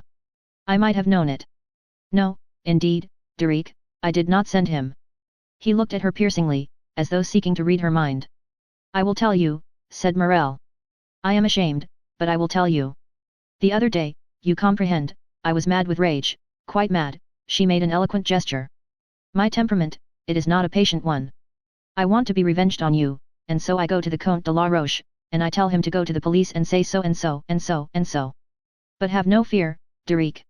Not completely did I lose my head, the proof rests with me alone. The police can do nothing without my word, you understand? And now. She nestled up close to him, looking up at him with melting eyes. He thrust her roughly away from him. She stood there, her breast heaving, her eyes narrowing to a cat-like slit. Be careful, Derek, be very careful. You have come back to me, have you not? I shall never come back to you, said Derek steadily. Ah! More than ever the dancer looked like a cat. Her eyelids flickered. So there is another woman? The one with whom you lunched that day? Am I right? I intend to ask that lady to marry me. You might as well know. That prim English woman. Do you think that I will support that for one moment? Ah, no. Her beautiful lithe body quivered. Listen, Derek, do you remember that conversation we had in London? You said the only thing that could save you was the death of your wife. You regretted that she was so healthy. Then the idea of an accident came to your brain. And more than an accident. I suppose, said Derek contemptuously, that it was this conversation that you repeated to the Comte de la Roche. Morel laughed. Am I a fool? Could the police do anything with a vague story like that? See, I will give you a last chance. You shall give up this English woman. You shall return to me. And then, Cherie, never, never will I breathe. Breathe what? She laughed softly. You thought no one saw you. What do you mean? As I say, you thought no one saw you, but I saw you, Derek, Monday Ami, I saw you coming out of the compartment of Madame your wife just before the train got into Lyons that night. And I know more than that. I know that when you came out of her compartment she was dead. He stared at her. Then, like a man in a dream he turned very slowly and went out of the room, swaying slightly as he walked. Chapter 26. A warning. And so it is, said Poirot, that we are the good friends and have no secrets from each other. Catherine turned her head to look at him. There was something in his voice, some undercurrent of seriousness, which she had not heard before. They were sitting in the gardens of Monte Carlo. Catherine had come over with her friends, and they had run into Knighton and Poirot almost immediately on arrival. Lady Tamplin had seized upon Knighton and had overwhelmed him with reminiscences, most of which Catherine had a faint suspicion were invented. They had moved away together, Lady Tamplin with her hand on the young man's arm. Knighton had thrown a couple of glances back over his shoulder, and Poirot's eyes twinkled a little as he saw them. Of course we are friends, said Catherine. From the beginning we have been sympathetic to each other, mused Poirot. When you told me that a Roman policier occurs in real life. And I was right, was I not? He challenged her, with an emphatic forefinger. Here we are, plunged in the middle of one. That is natural for me, it is my métier, but for you it is different. Yes, he added in a reflective tone, for you it is different. She looked sharply at him. It was as though he were warning her, pointing out to her some menace that she had not seen. Why do you say that I am in the middle of it? It is true that I had that conversation with Mrs. Kettering just before she died, but now all that is over. I am not connected with the case any more. Ah, mademoiselle, can we ever say, I have finished with this or that? Catherine turned defiantly round to face him. What is it? She asked. You are trying to tell me something, to convey it to me rather. But I am not clever at taking hints. I would much rather that you said anything you have to say straight out. Poirot looked at her sadly. Ah, mais c'est en glacier, he murmured, everything in black and white, everything clear-cut and well-defined. But life, it is not like that, mademoiselle. There are the things that are not yet, but which cast their shadow before. He dabbed his brow with a very large silk pocket handkerchief and murmured. Ah, but it is that I become poetical. Let us, as you say, speak only of facts. And, speaking of facts, tell me what you think of Major Knighton. I like him very much indeed, said Catherine warmly, he is quite delightful. Poirot sighed. What is the matter? Asked Catherine. You reply so heartily, said Poirot. If you had said in an indifferent voice, oh, quite nice, eh bien, do you know I should have been better pleased. Catherine did not answer. She felt slightly uncomfortable. Poirot went on dreamily. And yet, who knows? With les femmes, they have so many ways of concealing what they feel, and hardiness is perhaps as good a way as any other. He sighed. I don't see, began Catherine. He interrupted her. You do not see why I am being so impertinent, mademoiselle? I am an old man, and now and then, not very often, I come across someone whose welfare is dear to me. We are friends, mademoiselle. You have said so yourself. And it is just this, I should like to see you happy. Catherine stared very straight in front of her. She had a cretonne sunshade with her, and with its point she traced little designs in the gravel at her feet. I have asked you a question about Major Knighton, now I will ask you another. Do you like Mr. Derek Kettering? I hardly know him, said Catherine. That is not an answer, that. I think it is. He looked at her, struck by something in her tone. Then he nodded his head gravely and slowly. Perhaps you are right, mademoiselle. See you, I who speak to you have seen much of the world, and I know that there are two things which are true. A good man may be ruined by his love for a bad woman, but the other way holds good also. A bad man may equally be ruined by his love for a good woman. Catherine looked up sharply. When you say ruined, I mean from his point of view. One must be wholehearted in crime as in everything else. You are trying to warn me, said Catherine in a low voice. Against whom? I cannot look into your heart, mademoiselle, I do not think you would let me if I could. I will just say this. There are men who have a strange fascination for women.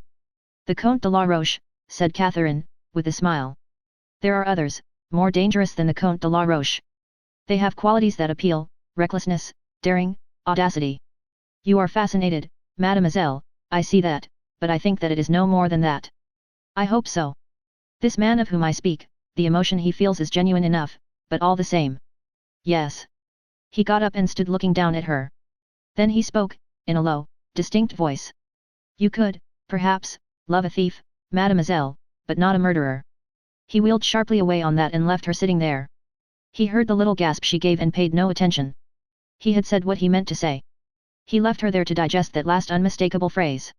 Derek Kettering, coming out of the casino into the sunshine, saw her sitting alone on the bench and joined her. I have been gambling, he said, with a light laugh, gambling unsuccessfully. I have lost everything, everything, that is, that I have with me. Catherine looked at him with a troubled face. She was aware at once of something new in his manner, some hidden excitement that betrayed itself in 100 different infinitesimal signs. I should think you were always a gambler. The spirit of gambling appeals to you. Every day and in every way a gambler? You are about right. Don't you find something stimulating in it? To risk all on one throw, there is nothing like it. Calm and stolid as she believed herself to be, Catherine felt a faint answering thrill. I want to talk to you, went on Derek, and who knows when I may have another opportunity? There is an idea going about that I murdered my wife. No, please don't interrupt. It is absurd, of course. He paused for a minute or two, then went on, speaking more deliberately. In dealing with the police and local authorities here I have had to pretend to, well, a certain decency. I prefer not to pretend with you. I meant to marry money. I was on the lookout for money when I first met Ruth Van Aldine. She had the look of a slim Madonna about her, and I made all sorts of good resolutions, and was bitterly disillusioned. My wife was in love with another man when she married me. She never cared for me in the least. Oh, I am not complaining, the thing was a perfectly respectable bargain. She wanted Lecanberry and I wanted money. The trouble arose simply through Ruth's American blood. Without caring a pin for me, she would have liked me to be continually dancing attendance. Time and again she as good as told me that she had bought me and that I belonged to her. The result was that I behaved abominably to her. My father-in-law will tell you that, and he is quite right. At the time of Ruth's death, I was faced with absolute disaster. He laughed suddenly. One is faced with absolute disaster when one is up against a man like Rufus Van Aldine. And then? Asked Catherine in a low voice. And then, Derek shrugged his shoulders, Ruth was murdered, very providentially. He laughed, and the sound of his laugh hurt Catherine. She winced. Yes, said Derek, that wasn't in very good taste. But it is quite true. Now I am going to tell you something more. From the very first moment I saw you I knew you were the only woman in the world for me. I was afraid of you. I thought you might bring me bad luck. Bad luck? Said Catherine sharply. He stared at her. Why do you repeat it like that? What have you got in your mind? I was thinking of things that people have said to me. Derek grinned suddenly. They will say a lot to you about me, my dear, and most of it will be true. Yes, and worse things too, things that I shall never tell you. I have been a gambler always, and I have taken some long odds. I shan't confess to you now or at any other time. The past is done with. There is one thing I do wish you to believe. I swear to you solemnly that I did not kill my wife. He said the words earnestly enough, yet there was somehow a theatrical touch about them. He met her troubled gaze and went on. I know. I lied the other day. It was my wife's compartment I went into. Ah, said Catherine. It's difficult to explain just why I went in, but I'll try.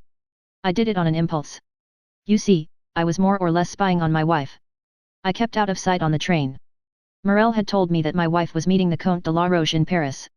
Well, as far as I had seen, that was not so.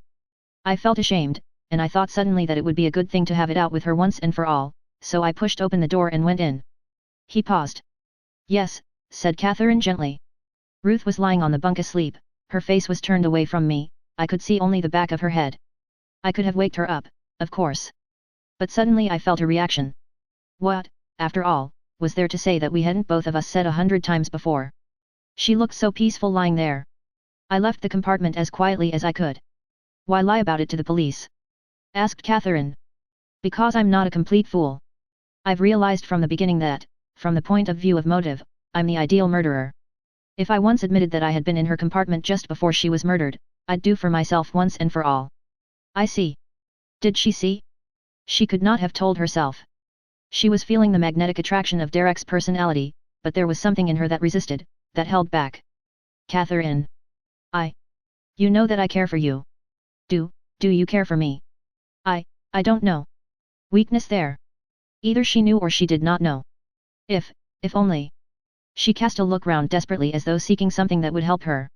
A soft color rose in her cheeks as a tall fair man with a limp came hurrying along the path towards them, Major Knighton. There was relief and an unexpected warmth in her voice as she greeted him. Derek stood up scowling, his face black as a thundercloud. Lady Tamplin having a flutter. He said easily. I must join her and give her the benefit of my system. He swung round on his heel and left them together. Catherine sat down again. Her heart was beating rapidly and unevenly, but as she sat there talking commonplaces to the quiet, rather shy man beside her, her self-command came back. Then she realized with a shock that Knighton also was laying bare his heart, much as Derek had done, but in a very different manner. He was shy and stammering. The words came haltingly with no eloquence to back them. From the first moment I saw you, I ought not to have spoken so soon, but Mr. Van Aldine may leave here any day, and I might not have another chance. I know you can't care for me so soon, that is impossible. I dare say it is presumption anyway on my part. I have private means, but not very much. No, please don't answer now. I know what your answer would be. But in case I went away suddenly, I just wanted you to know that I care. She was shaken, touched. His manner was so gentle and appealing. There's one thing more. I just wanted to say that if you are ever in trouble, anything that I can do. He took her hand in his, held it tightly for a minute, then dropped it and walked rapidly away towards the casino without looking back. Catherine sat perfectly still, looking after him. Derek Kettering, Richard Knighton, two men so different, so very different. There was something kind about Knighton, kind and trustworthy. As to Derek.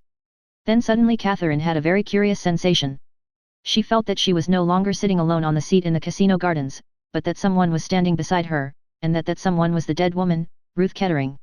She had a further impression that Ruth wanted, badly, to tell her something. The impression was so curious, so vivid, that it could not be driven away. She felt absolutely certain that the spirit of Ruth Kettering was trying to convey something of vital importance to her. The impression faded. Catherine got up, trembling a little. What was it that Ruth Kettering had wanted so badly to say? Chapter 27. Interview with Morel. When Knighton left Catherine, he went in search of Hercule Poirot, whom he found in the rooms, jauntily placing the minimum stake on the even numbers. As Knighton joined him, the number 33 turned up, and Poirot's stake was swept away. Bad luck, said Knighton. Are you going to stake again? Poirot shook his head.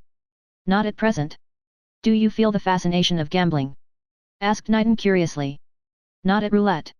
Knighton shot a swift glance at him. His own face became troubled. He spoke haltingly, with a touch of deference. I wonder, are you busy, M. Poirot? There is something I would like to ask you about. I am at your disposal. Shall we go outside? It is pleasant in the sunshine. They strolled out together, and Knighton drew a deep breath. I love the Riviera, he said. I came here first 12 years ago, during the war, when I was sent to Lady Tamplin's hospital. It was like paradise, coming from Flanders to this. It must have been, said Poirot. How long ago the war seems now, mused Knighton. They walked on in silence for some little way. You have something on your mind, said Poirot. Knighton looked at him in some surprise. You are quite right, he confessed. I don't know how you knew it, though. It showed itself only too plainly, said Poirot drily. I did not know that I was so transparent. It is my business to observe the physiognomy, the little man explained, with dignity. I will tell you, M. Poirot. You have heard of this dancer woman, Morel. She who is the chère amie of M. Derek Kettering. Yes, that is the one, and, knowing this, you will understand that Mr. Van Aldine is naturally prejudiced against her. She wrote to him, asking for an interview. He told me to dictate a curt refusal, which of course I did. This morning she came to the hotel and sent up her card, saying that it was urgent and vital that she should see Mr. Van Aldine at once. You interest me, said Poirot. Mr. Van Aldine was furious. He told me what message to send down to her. I ventured to disagree with him. It seemed to me both likely and probable that this woman Morel might give us valuable information. We know that she was on the blue train, and she may have seen or heard something that it might be vital for us to know. Don't you agree with me, M. Poirot? I do, said Poirot drily. M. Van Aldine, if I may say so, behaved exceedingly foolishly. I am glad you take that view of the matter, said the secretary. Now I am going to tell you something, M. Poirot. So strongly did I feel the unwisdom of Mr. Van Aldine's attitude that I went down privately and had an interview with the lady. Yet. The difficulty was that she insisted on seeing Mr. Van Aldine himself. I softened his message as much as I possibly could. In fact, to be candid, I gave it in a very different form. I said that Mr. Van Aldine was too busy to see her at present, but that she might make any communication she wished to me. That, however, she could not bring herself to do, and she left without saying anything further. But I have a strong impression, M. Poirot, that that woman knows something. This is serious, said Poirot quietly. You know where she is staying? Yes. Knighton mentioned the name of the hotel. Good, said Poirot, we will go there immediately. The secretary looked doubtful. And Mr. Van Aldine? He queried doubtfully. M. Van Aldine is an obstinate man, said Poirot drily. I do not argue with obstinate men. I act in spite of them. We will go and see the lady immediately. I will tell her that you are empowered by M. Van Aldine to act for him, and you will guard yourself well from contradicting me. Knighton still looked slightly doubtful, but Poirot took no notice of his hesitation. At the hotel, they were told that Mademoiselle was in, and Poirot sent up both his and Knighton's cards, with from Mr. Van Aldine penciled upon them. Word came down that Mademoiselle Morel would receive them. When they were ushered into the dancers' apartments, Poirot immediately took the lead. Mademoiselle, he murmured, bowing very low, we are here on behalf of M. Van Aldine. Ah! And why did he not come himself? He is indisposed, said Poirot mendaciously, the Riviera throat, it has him in its grip, but me, I am empowered to act for him, as is Major Knighton, his secretary. Unless, of course, Mademoiselle would prefer to wait a fortnight or so. If there was one thing of which Poirot was tolerably certain, it was that to a temperament such as Morel's the mere word wait was anathema. Yet, I will speak, messieurs, she cried. I have been patient. I have held my hand. And for what? That I should be insulted. Yes, insulted. Ah! Does he think to treat Morel like that? To throw her off like an old glove? I tell you never has a man tired of me. Always it is I who tire of them. She paced up and down the room, her slender body trembling with rage. A small table impeded her free passage and she flung it from her into a corner, where it splintered against the wall. That is what I will do to him, she cried, and that. Picking up a glass bowl filled with lilies she flung it into the grate, where it smashed into 100 pieces. Knighton was looking at her with cold British disapproval. He felt embarrassed and ill at ease. Poirot, on the other hand, with twinkling eyes was thoroughly enjoying the scene. Ah, it is magnificent! He cried. It can be seen, Madame has a temperament. I am an artist, said Morel, every artist has a temperament. I told Durit to beware, and he would not listen. She whirled round on Poirot suddenly. It is true, is it not, that he wants to marry that English miss? Poirot coughed. On M.A. dit, he murmured, that he adores her passionately. Morel came towards them. He murdered his wife, she screamed. There, now you have it. He told me beforehand that he meant to do it.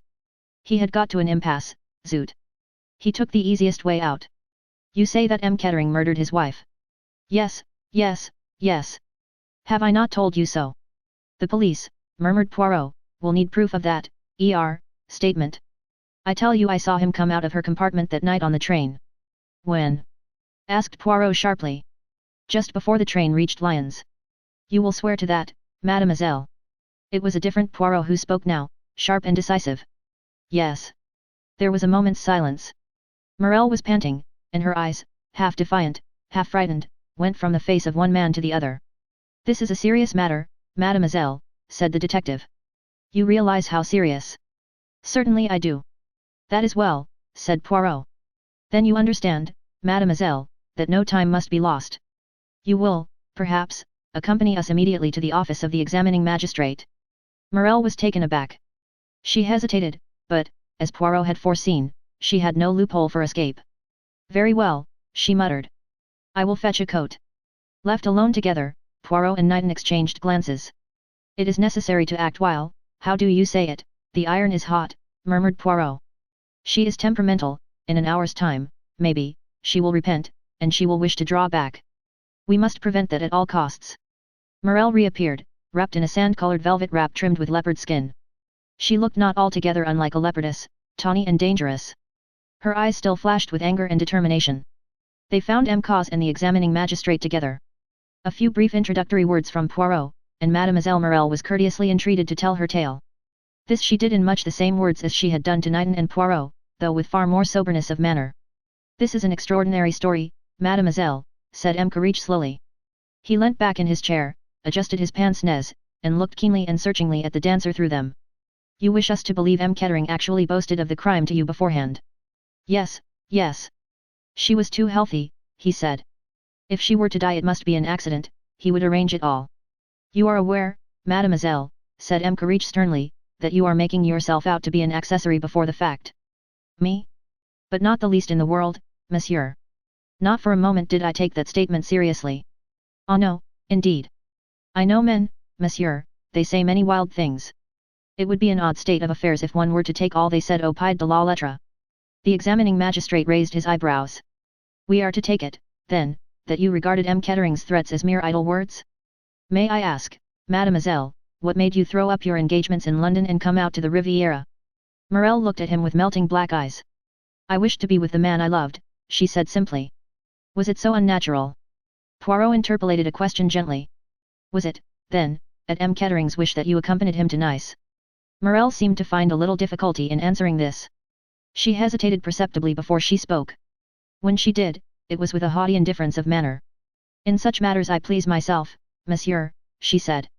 That the answer was not an answer at all was noted by all three men. They said nothing. "When were you first convinced that M. Kettering had murdered his wife?" "As I tell you, monsieur, I saw M. Kettering come out of his wife's compartment just before the train drew into Lyons. There was a look on his face, ah! At the moment I could not understand it, a look haunted and terrible. I shall never forget it." Her voice rose shrilly, and she flung out her arms in an extravagant gesture. "Quite so," said M. Carriche. "Afterwards, when I found that Madame Kettering was dead when the train left Lyons, then I knew." "And still, you did not go to the police, mademoiselle," said the commissary mildly. Morel glanced at him superbly, she was clearly enjoying herself in the role she was playing. "Shall I betray my lover?" she asked. "Ah no, do not ask a woman to do that." "Yet now," hinted M. Cos. "Now it is different. He has betrayed me. Shall I suffer that in silence?" The examining magistrate checked her. Quite so," he murmured soothingly. "And now, mademoiselle, perhaps you will read over the statement of what you have told us, see that it is correct, and sign it." Morel wasted no time on the document. Yes, she said, "it is correct." She rose to her feet. "You require me no longer, messieurs. At present, no, mademoiselle. And Derek will be arrested." "At once, mademoiselle." Morel laughed cruelly and drew her fur draperies closer about her. "He should have thought of this before he insulted me," she cried. "There is one little matter," Poirot coughed apologetically, "just a matter of detail." "Yes. What makes you think Madame Kettering was dead when the train left Lyons?" Morel stared. "But she was dead." "Was she?" "Yes, of course." She came to an abrupt stop. Poirot was regarding her intently, and he saw the wary look that came into her eyes. "I have been told so. Everybody says so." "Oh," said Poirot, "I was not aware that the fact had been mentioned outside the examining magistrate's office." Morel appeared somewhat discomposed. "One hears those things," she said vaguely, "they get about. Somebody told me. I can't remember who it was." She moved to the door. M. Cos sprang forward to open it for her, and as he did so, Poirot's voice rose gently once more. "And the jewels? Pardon, mademoiselle. Can you tell me anything about those?" "The jewels? What jewels?" "The rubies of Catherine the Great. Since you hear so much, you must have heard of them." "I know nothing about any jewels," said Morel sharply. She went out, closing the door behind her. M. Cos came back to his chair, the examining magistrate sighed. "What a fury!" he said, "but diablement chic, I wonder if she is telling the truth?" "I think so. There is some truth in her story, certainly," said Poirot. "We have confirmation of it from Miss Grey. She was looking down the corridor a short time before the train reached Lyons and she saw M. Kettering go into his wife's compartment." "The case against him seems quite clear," said the commissary, sighing. "It is a thousand pities," he murmured. "How do you mean?" asked Poirot. "It has been the ambition of my life to lay the Comte de la Roche by the heels. This time, ma foi, I thought we had got him. This other, it is not nearly so satisfactory." M. Carriche rubbed his nose. "If anything goes wrong," he observed cautiously, "it will be most awkward. M. Kettering is of the aristocracy. It will get into the newspapers. If we have made a mistake, he shrugged his shoulders forebodingly. The jewels now, said the commissary, what do you think he has done with them? He took them for a plant, of course, said Courage, they must have been a great inconvenience to him and very awkward to dispose of. Poirot smiled. I have an idea of my own about the jewels. Tell me, messieurs, what do you know of a man called the Marquis? The commissary leant forward excitedly. The Marquis, he said, the Marquis? Do you think he is mixed up in this affair, M. Poirot? I ask you what you know of him. The commissary made an expressive grimace. Not as much as we should like to, he observed ruefully. He works behind the scenes, you understand. He has underlings who do his dirty work for him. But he is someone high up. That we are sure of. He does not come from the criminal classes. A Frenchman. Why, yes. At least we believe so. But we are not sure. He has worked in France, in England, in America. There was a series of robberies in Switzerland last autumn which were laid at his door. By all accounts he is a grand seigneur, speaking French and English with equal perfection, and his origin is a mystery. Poirot nodded and rose to take his departure. Can you tell us nothing more, M. Poirot? Urged the commissary. At present, no, said Poirot, but I may have news awaiting me at my hotel. Courage looked uncomfortable. If the Marquis is concerned in this, he began, and then stopped. It upsets our ideas, complained Cause. It does not upset mine, said Poirot. On the contrary, I think it agrees with them very well. Au revoir, messieurs, if news of any importance comes to me I will communicate it to you immediately. He walked back to his hotel with a grave face. In his absence a telegram had come to him. Taking a paper cutter from his pocket, he slid it open. It was a long telegram, and he read it over twice before slowly putting it in his pocket. Upstairs, George was awaiting his master. I am fatigued, Georges, much fatigued. Will you order for me a small pot of chocolate? The chocolate was duly ordered and brought, and George set it at the little table at his master's elbow. As he was preparing to retire, Poirot spoke. I believe, Georges, that you have a good knowledge of the English aristocracy, murmured Poirot. George smiled apologetically. I think that I might say that I have, sir, he replied. I suppose that it is your opinion, Georges, that criminals are invariably drawn from the lower orders. Not always, sir. There was great trouble with one of the Duke of Device's younger sons. He left Eden under a cloud, and after that he caused great anxiety on several occasions. The police would not accept the view that it was kleptomania. A very clever young gentleman, sir, but vicious through and through, if you take my meaning. His Grace shipped him to Australia, and I hear he was convicted out there under another name. Very odd, sir, but there it is. The young gentleman, I need hardly say, was not in want financially. Poirot nodded his head slowly. Love of excitement, he murmured, and a little kink in the brain somewhere. I wonder now. He drew out the telegram from his pocket and read it again. Then there was Lady Mary Fox's daughter, continued the valet in a mood of reminiscence. Swindled tradespeople something shocking, she did. Very worrying to the best families, if I may say so, and there are many other queer cases I could mention. You have a wide experience, Georges, murmured Poirot. I often wonder, having lived so exclusively with titled families, that you demean yourself by coming as a valet to me. I put it down to love of excitement on your part. Not exactly, sir, said George. I happened to see in society snippets that you had been received at Buckingham Palace. That was just when I was looking for a new situation. His Majesty, so it said, had been most gracious and friendly and thought very highly of your abilities. Ah, said Poirot, one always likes to know the reason for things. He remained in thought for a few moments and then said. You rang up Mademoiselle Papadopoulos. Yes, sir, she and her father will be pleased to dine with you tonight. Ah, said Poirot thoughtfully. He drank off his chocolate, set the cup and saucer neatly in the middle of the tray, and spoke gently, more to himself than to the valet. The squirrel, my good Georges, collects nuts. He stores them up in the autumn so that they may be of advantage to him later. To make a success of humanity, Georges, we must profit by the lessons of those below us in the animal kingdom. I have always done so. I have been the cat, watching at the mouse hole. I have been the good dog following up the scent, and not taking my nose from the trail. And also, my good Georges, I have been the squirrel. I have stored away the little fact here, the little fact there. I go now to my store and I take out one particular nut, a nut that I stored away, let me see, 17 years ago. You follow me, Georges? I should hardly have thought, sir, said George, that nuts would have kept so long as that, though I know one can do wonders with preserving bottles. Poirot looked at him and smiled. Chapter 28. Poirot plays the squirrel.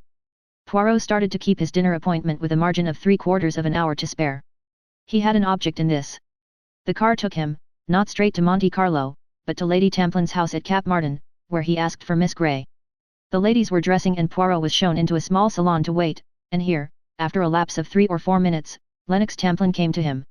"Catherine is not quite ready yet," she said. "Can I give her a message, or would you rather wait until she comes down?" Poirot looked at her thoughtfully. He was a minute or two in replying, as though something of great weight hung upon his decision. Apparently the answer to such a simple question mattered. "No," he said at last, "no, I do not think it is necessary that I should wait to see Mademoiselle Catherine. I think, perhaps, that it is better that I should not. These things are sometimes difficult." Lennox waited politely, her eyebrows slightly raised. "I have a piece of news," continued Poirot. "You will, perhaps, tell your friend. M. Kettering was arrested tonight for the murder of his wife." "You want me to tell Catherine that?" asked Lennox. She breathed rather hard, as though she had been running. Her face, Poirot thought, looked white and strained, rather noticeably so. "If you please, mademoiselle." "Why?" said Lennox. "Do you think Catherine will be upset? Do you think she cares?" "I don't know, mademoiselle," said Poirot. "See, I admit it frankly.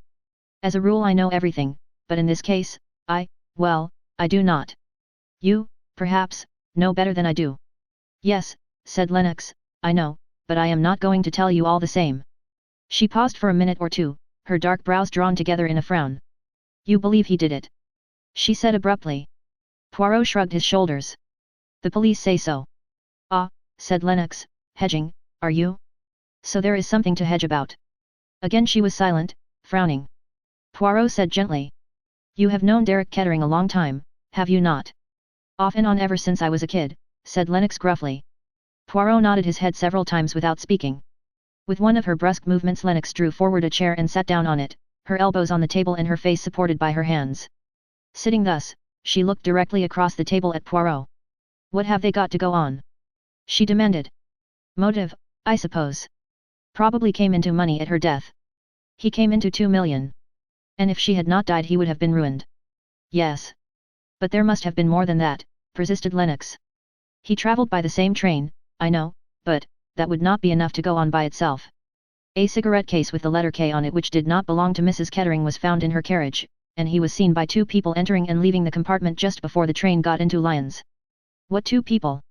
"Your friend Miss Grey was one of them. The other was Mademoiselle Morel, the dancer." "And he, Derek, what has he got to say about it?" demanded Lennox sharply. "He denies having entered his wife's compartment at all," said Poirot. "Fool!" said Lennox crisply, frowning. "Just before Lyons, you say?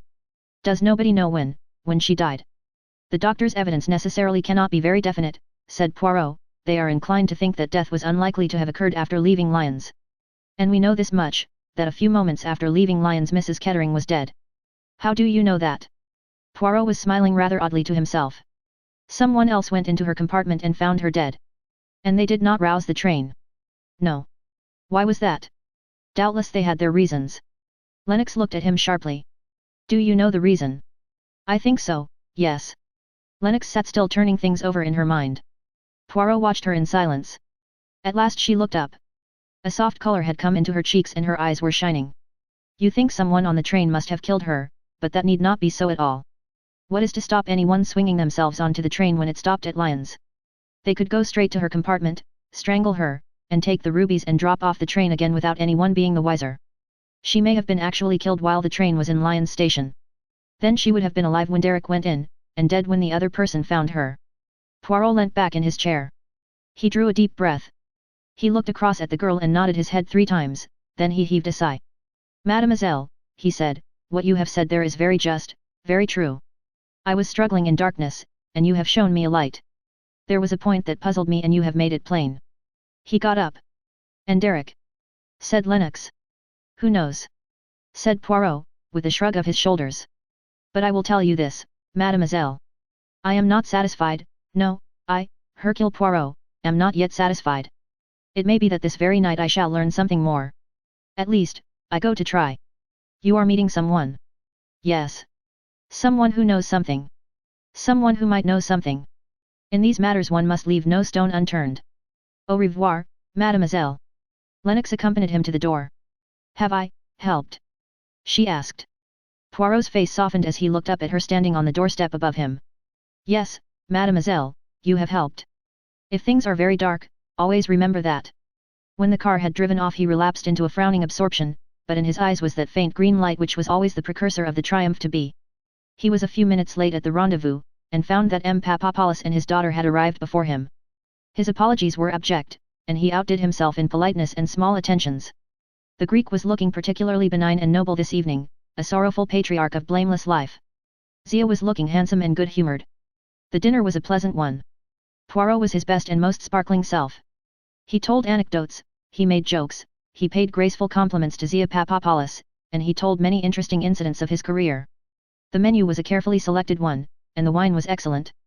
At the close of dinner M. Papadopoulos inquired politely. And the tip I gave you? You have had your little flutter on the horse. I am in communication with, my bookmaker, replied Poirot. The eyes of the two men met. A well-known horse, No, said Poirot, it is what our friends, the English, call a dark horse. Ah, said M. Papadopoulos thoughtfully. Now we must step across to the casino and have our little flutter at the roulette table, cried Poirot gaily. At the casino the party separated, Poirot devoting himself solely to Zia, whilst Papadopoulos himself drifted away. Poirot was not fortunate, but Zia had a run of good luck, and had soon won a few thousand francs. It would be as well, she observed drily to Poirot, if I stopped now. Poirot's eyes twinkled. Superb! He exclaimed. You are the daughter of your father, Mademoiselle Zia. To know when to stop. Ah! That is the art. He looked round the rooms. I cannot see your father anywhere about, he remarked carelessly. I will fetch your cloak for you, mademoiselle, and we will go out in the gardens. He did not, however, go straight to the cloakroom. His sharp eyes had seen but a little while before the departure of M. Papadopoulos. He was anxious to know what had become of the wily Greek. He ran him to earth unexpectedly in the big entrance hall. He was standing by one of the pillars, talking to a lady who had just arrived. The lady was Morel. Poirot sidled unostentatiously round the room. He arrived at the other side of the pillar, and unnoticed by the two who were talking together in an animated fashion, or rather, that is to say, the dancer was talking, Papadopoulos contributing an occasional monosyllable and a good many expressive gestures. I tell you I must have time, the dancer was saying. If you give me time I will get the money. To wait, the Greek shrugged his shoulders, it is awkward. Only a very little while, pleaded the other. Ah! But you must. A week, 10 days, that is all I ask. You can be sure of your affair. The money will be forthcoming. Papadopoulos shifted a little and looked round him uneasily, to find Poirot almost at his elbow with a beaming innocent face. Ah! Vous voilà, M. Papadopoulos. I have been looking for you. It is permitted that I take Mademoiselle Zia for a little turn in the gardens? Good evening, mademoiselle. He bowed very low to Morel. 1,000 pardons that I did not see you immediately. The dancer accepted his greetings rather impatiently. She was clearly annoyed at the interruption of her tête-à-tête. Poirot was quick to take the hint. Papadopoulos had already murmured, certainly, and Poirot withdrew forthwith. He fetched Zia's cloak, and together they strolled out into the gardens. This is where the suicides take place, said Zia. Poirot shrugged his shoulders. So it is said. Men are foolish, are they not, mademoiselle? To eat, to drink, to breathe the good air, it is a very pleasant thing, mademoiselle. One is foolish to leave all that simply because one has no money, or because the heart aches. L'amour, it causes many fatalities, does it not? Zia laughed. You should not laugh at love, mademoiselle, said Poirot, shaking an energetic forefinger at her. You who are young and beautiful. Hardly that, said Zia, you forget that I am 33, M. Poirot. I am frank with you, because it is no good being otherwise. As you told my father, it is exactly 17 years since you aided us in Paris that time. When I look at you, it seems much less, said Poirot gallantly. You were then very much as you are now, mademoiselle, a little thinner, a little paler, a little more serious. 16 years old and fresh from your pension. Not quite the petite pensionnaire, not quite a woman. You were very delicious, very charming, mademoiselle Zia, others thought so too, without doubt. At 16, said Zia, one is simple and a little fool. That may be, said Poirot, yes, that well may be. At 16 one is credulous, is one not? One believes what one is told. If he saw the quick sideways glance that the girl shot at him, he pretended not to have done so. He continued dreamily, it was a curious affair that, altogether. Your father, mademoiselle, has never understood the true inwardness of it. No. When he asked me for details, for explanations, I said to him thus, without scandal, I have got back for you that which was lost. You must ask no questions. Do you know, mademoiselle, why I said these things? I have no idea, said the girl coldly. It was because I had a soft spot in my heart for a little pensionaire, so pale, so thin, so serious. I don't understand what you are talking about, cried Zia angrily. Do you not, mademoiselle? Have you forgotten Antonio Pierizio? He heard the quick intake of her breath, almost a gasp. He came to work as an assistant in the shop, but not thus could he have got hold of what he wanted. An assistant can lift his eyes to his master's daughter, can he not? If he is young and handsome with a glib tongue. And since they cannot make love all the time, they must occasionally talk of things that interest them both, such as that very interesting thing which was temporarily in M. Papapolis' possession. And since, as you say, mademoiselle, the young are foolish and credulous, it was easy to believe him and to give him a sight of that particular thing, to show him where it was kept. And afterwards when it is gone, when the unbelievable catastrophe has happened. Alas! The poor little pensionaire! What a terrible position she is in! She is frightened, the poor little one. To speak or not to speak. And then there comes along that excellent fellow, Hercule Poirot. Almost a miracle it must have been, the way things arranged themselves. The priceless heirlooms are restored and there are no awkward questions. Zia turned on him fiercely. You have known all the time? Who told you? Was it Antonio? Poirot shook his head. No one told me, he said quietly. I guessed. It was a good guess, was it not, mademoiselle? You see, unless you are good at guessing, it is not much use being a detective. The girl walked along beside him for some minutes in silence. Then she said in a hard voice. Well, what are you going to do about it? Are you going to tell my father? No, said Poirot sharply. Certainly not. She looked at him curiously. You want something from me? I want your help, mademoiselle. What makes you think that I can help you? I do not think so. I only hope so. And if I do not help you, then, you will tell my father. But no. Debarrass yourself of that idea, mademoiselle. I am not a blackmailer. I do not hold your secret over your head and threaten you with it. If I refuse to help you, began the girl slowly. Then you refuse, and that is that. Then why? She stopped. Listen, and I will tell you why. Women, mademoiselle, are generous. If they can render a service to one who has rendered a service to them, they will do it. I was generous once to you, mademoiselle. When I might have spoken, I held my tongue. There was another silence, then the girl said, My father gave you a hint the other day. It was very kind of him. I do not think, said Zia slowly, that there is anything that I can add to that. If Poirot was disappointed he did not show it. Not a muscle of his face changed. Yet, he said cheerfully, then we must talk of other things. And he proceeded to chat gaily. The girl was distrait, however, and her answers were mechanical and not always to the point. It was when they were approaching the casino once more that she seemed to come to a decision. Poirot. Yes, mademoiselle. I should like to help you if I could. You are very amiable, mademoiselle, very amiable. Again there was a pause. Poirot did not press her. He was quite content to wait and let her take her own time. Ah bah, said Zia, after all, why should I not tell you? My father is cautious, always cautious in everything he says. But I know that with you it is not necessary. You have told us it is only the murderer you seek, and that you are not concerned over the jewels. I believe you. You were quite right when you guessed that we were in Nice because of the rubies. They have been handed over here according to plan. My father has them now. He gave you a hint the other day as to who our mysterious client was. The Marquis. Murmured Poirot softly. Yes, the Marquis. Have you ever seen the Marquis, Mademoiselle Zia?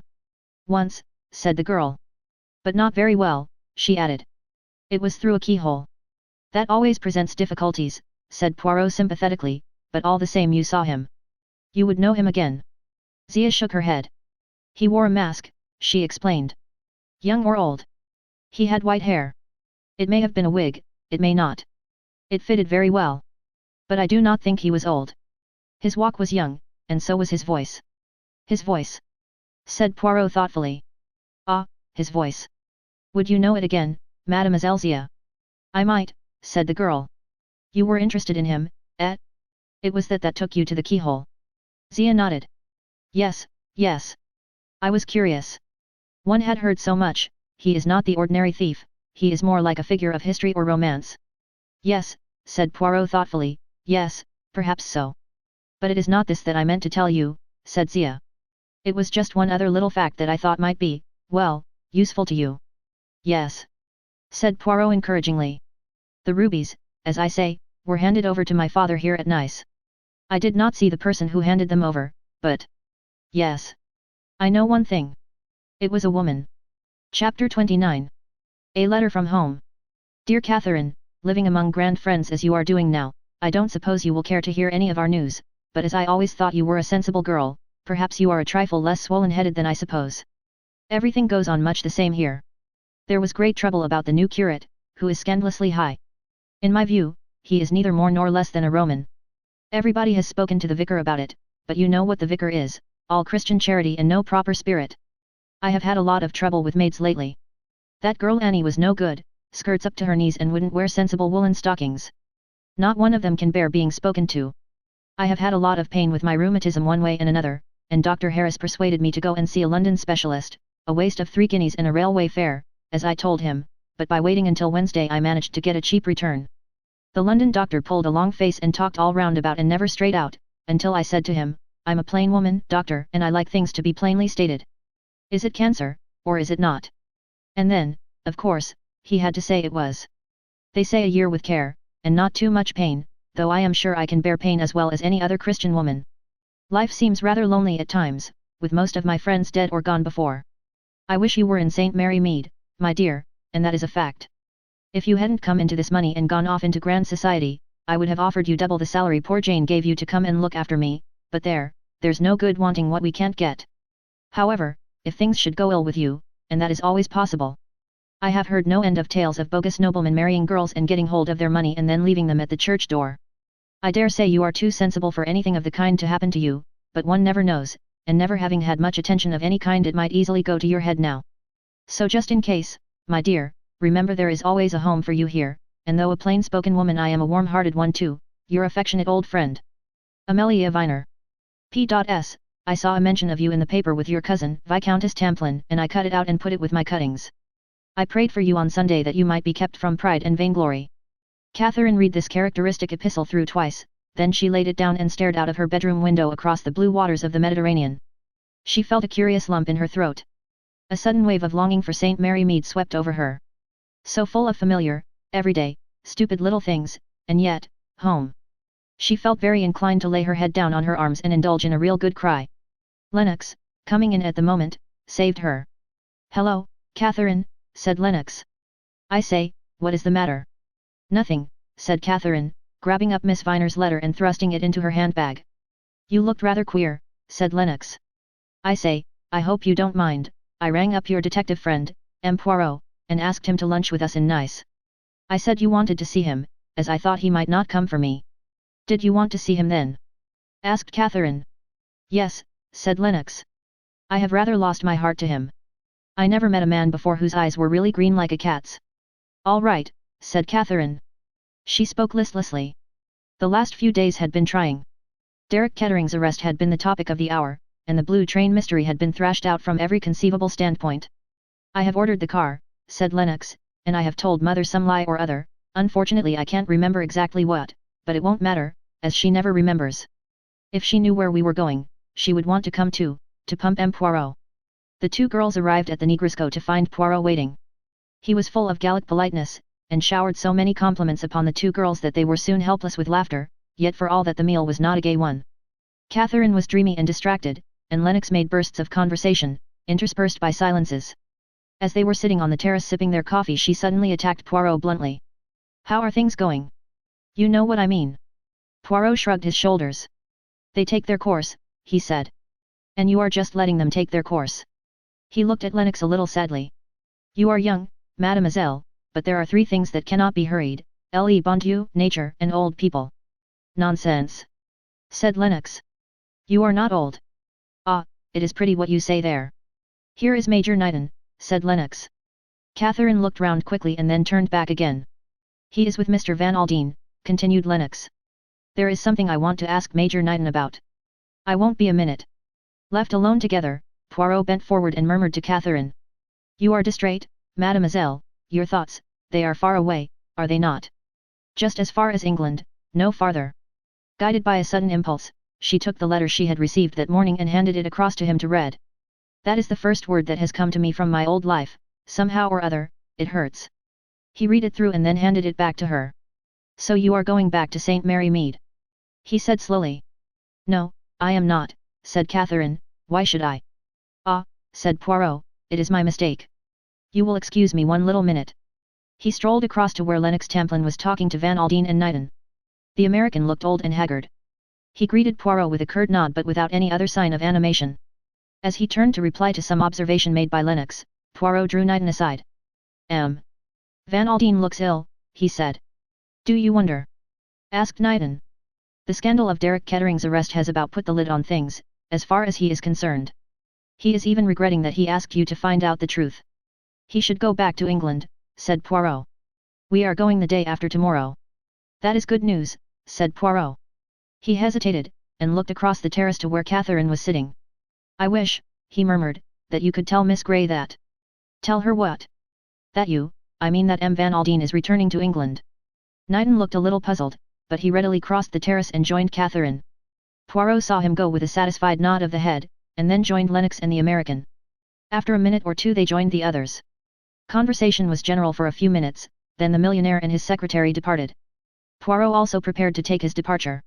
A thousand thanks for your hospitality, mademoiselle, he cried, it has been a most charming luncheon. Ma foi, I needed it. He swelled out his chest and thumped it. I am now a lion, a giant.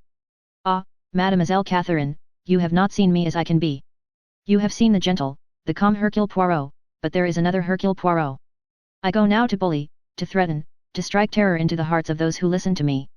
He looked at them in a self-satisfied way, and they both appeared to be duly impressed, though Lennox was biting her under lip, and the corners of Catherine's mouth had a suspicious twitch.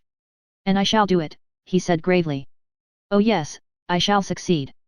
He had gone but a few steps when Catherine's voice made him turn. Poirot, I want to tell you. I think you were right in what you said. I am going back to England almost immediately. Poirot stared at her very hard, and under the directness of his scrutiny she blushed. I see, he said gravely. I don't believe you do, said Catherine. I know more than you think, mademoiselle, he said quietly. He left her, with an odd little smile upon his lips. Entering a waiting car, he drove to Antibes.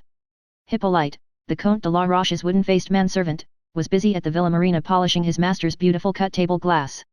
The Comte de la Roche himself had gone to Monte Carlo for the day. Chancing to look out of the window, Hippolyte espied a visitor walking briskly up to the hall door, a visitor of so uncommon a type that Hippolyte, experienced as he was, had some difficulty in placing him. Calling to his wife, Marie, who was busy in the kitchen, he drew her attention to what he called CE-type law. It is not the police again, said Marie anxiously. Look for yourself, said Hippolyte. Marie looked. Certainly not the police, she declared. I am glad. They have not really worried us much, said Hippolyte. In fact, but for Monsieur Le Comte's warning, I should never have guessed that stranger at the wine shop to be what he was. The hall bell pealed and Hippolyte, in a grave and decorous manner, went to open the door. Le Comte, I regret to say, is not at home. The little man with the large moustaches beamed placidly. I know that, he replied. You are Hippolyte Flavel, are you not? Yes, monsieur, that is my name. And you have a wife, Marie Flavel? Yes, monsieur, but...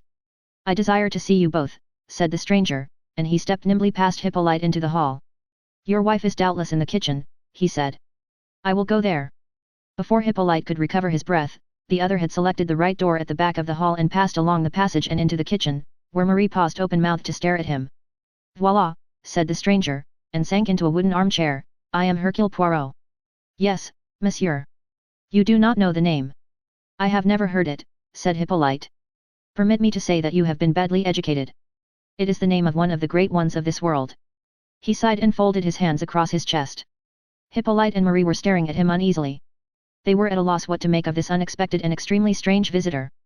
Monsieur desires, murmured Hippolyte mechanically. I desire to know why you have lied to the police. Monsieur! Cried Hippolyte, I, lied to the police? Never have I done such a thing. Poirot shook his head. You are wrong, he said, you have done it on several occasions. Let me see. He took a small notebook from his pocket and consulted it. Ah, yes, on 7 occasions at least. I will recite them to you. In a gentle unemotional voice he proceeded to outline the 7 occasions. Hippolyte was taken aback. But it is not of these past lapses that I wish to speak, continued Poirot, only, my dear friend, do not get into the habit of thinking yourself too clever.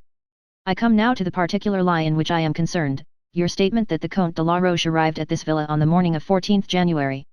But that was no lie, monsieur, that was the truth. Monsieur Le Comte arrived here on the morning of Tuesday, the 14th. That is so, Marie, is it not? Marie assented eagerly. Ah, yes, that is quite right. I remember it perfectly. Ah, said Poirot, and what did you give your good master for déjeuner that day? Marie paused, trying to collect herself. Odd, said Poirot, how one remembers some things, and forgets others. He leant forward and struck the table a blow with his fist, his eyes flashed with anger. Yes, yes, it is as I say. You tell your lies and you think nobody knows. But there are 2 people who know. Yes, 2 people. One is Le Bon Dieu. He raised a hand to heaven, and then settling himself back in his chair and shutting his eyelids, he murmured comfortably. And the other is Hercule Poirot. I assure you, monsieur, you are completely mistaken. Monsieur Le Comte left Paris on Monday night. True, said Poirot, by the rapide. I do not know where he broke his journey. Perhaps you do not know that. What I do know is that he arrived here on Wednesday morning, and not on Tuesday morning. Monsieur is mistaken, said Marie stolidly. Poirot rose to his feet.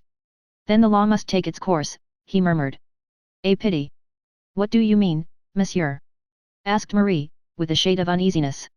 You will be arrested and held as accomplices concerned in the murder of Mrs. Kettering, the English lady who was killed. Murder. The man's face had gone chalk white, his knees knocked together. Marie dropped the rolling pin and began to weep. But it is impossible, impossible. I thought. Since you stick to your story, there is nothing to be said. I think you are both foolish. He was turning towards the door when an agitated voice arrested him. Monsieur, monsieur, just a little moment. I had no idea that it was anything of this kind. I thought it was just a matter concerning a lady. There have been little awkwardnesses with the police over ladies before. But murder, that is very different. I have no patience with you, cried Poirot. He turned round on them and angrily shook his fist in Hippolyte's face. Am I to stop here all day, arguing with a couple of imbeciles thus? It is the truth I want. If you will not give it to me, that is your lookout. For the last time, when did Monsieur Le Comte arrive at the Villa Marina, Tuesday morning or Wednesday morning? Wednesday, gasped the man, and behind him Marie nodded confirmation. Poirot regarded them for a minute or two, then inclined his head gravely. You are wise, my children, he said quietly. Very nearly you were in serious trouble. He left the Villa Marina, smiling to himself. One guess, confirmed, he murmured to himself. Shall I take a chance on the other? It was 6 o'clock when the card of Monsieur Hercule Poirot was brought up to Morel. She stared at it for a moment or two, and then nodded. When Poirot entered, he found her walking up and down the room feverishly. She turned on him furiously. Well? She cried. Well? What is it now? Have you not tortured me enough, all of you? Have you not made me betray my poor Derek? What more do you want? Just one little question, mademoiselle. After the train left Lyons, when you entered Mrs. Kettering's compartment. What is that? Poirot looked at her with an air of mild reproach and began again. I say when you entered Mrs. Kettering's compartment. I never did. And found her. I never did. Ah, sacre. He turned on her in a rage and shouted at her, so that she cowered back before him. Will you lie to me? I tell you I know what happened as well as though I had been there. You went into her compartment and you found her dead. I tell you I know it. To lie to me is dangerous. Be careful, Mademoiselle Morel. Her eyes wavered beneath his gaze and fell. I didn't, she began uncertainly and stopped. There is only one thing about which I wonder, said Poirot, I wonder, mademoiselle, if you found what you were looking for or whether. Whether what? Or whether someone else had been before you. I will answer no more questions, screamed the dancer. She tore herself away from Poirot's restraining hand, and flinging herself down on the floor in a frenzy, she screamed and sobbed. A frightened maid came rushing in. Hercule Poirot shrugged his shoulders, raised his eyebrows, and quietly left the room. But he seemed satisfied. Chapter 30. Miss Viner gives judgment. Catherine looked out of Miss Viner's bedroom window. It was raining, not violently, but with a quiet, well-bred persistence. The window looked out on a strip of front garden with a path down to the gate and neat little flower beds on either side, where later roses and pinks and blue hyacinths would bloom. Miss Viner was lying in a large Victorian bedstead. A tray with the remains of breakfast had been pushed to one side and she was busy opening her correspondence and making various caustic comments upon it. Catherine had an open letter in her hand and was reading it through for the second time. It was dated from the Ritz Hotel, Paris. Chère Mademoiselle Catherine, it began, I trust that you are in good health and that the return to the English winter has not proved too depressing. I prosecute my inquiries with the utmost diligence. Do not think that it is the holiday that I take here.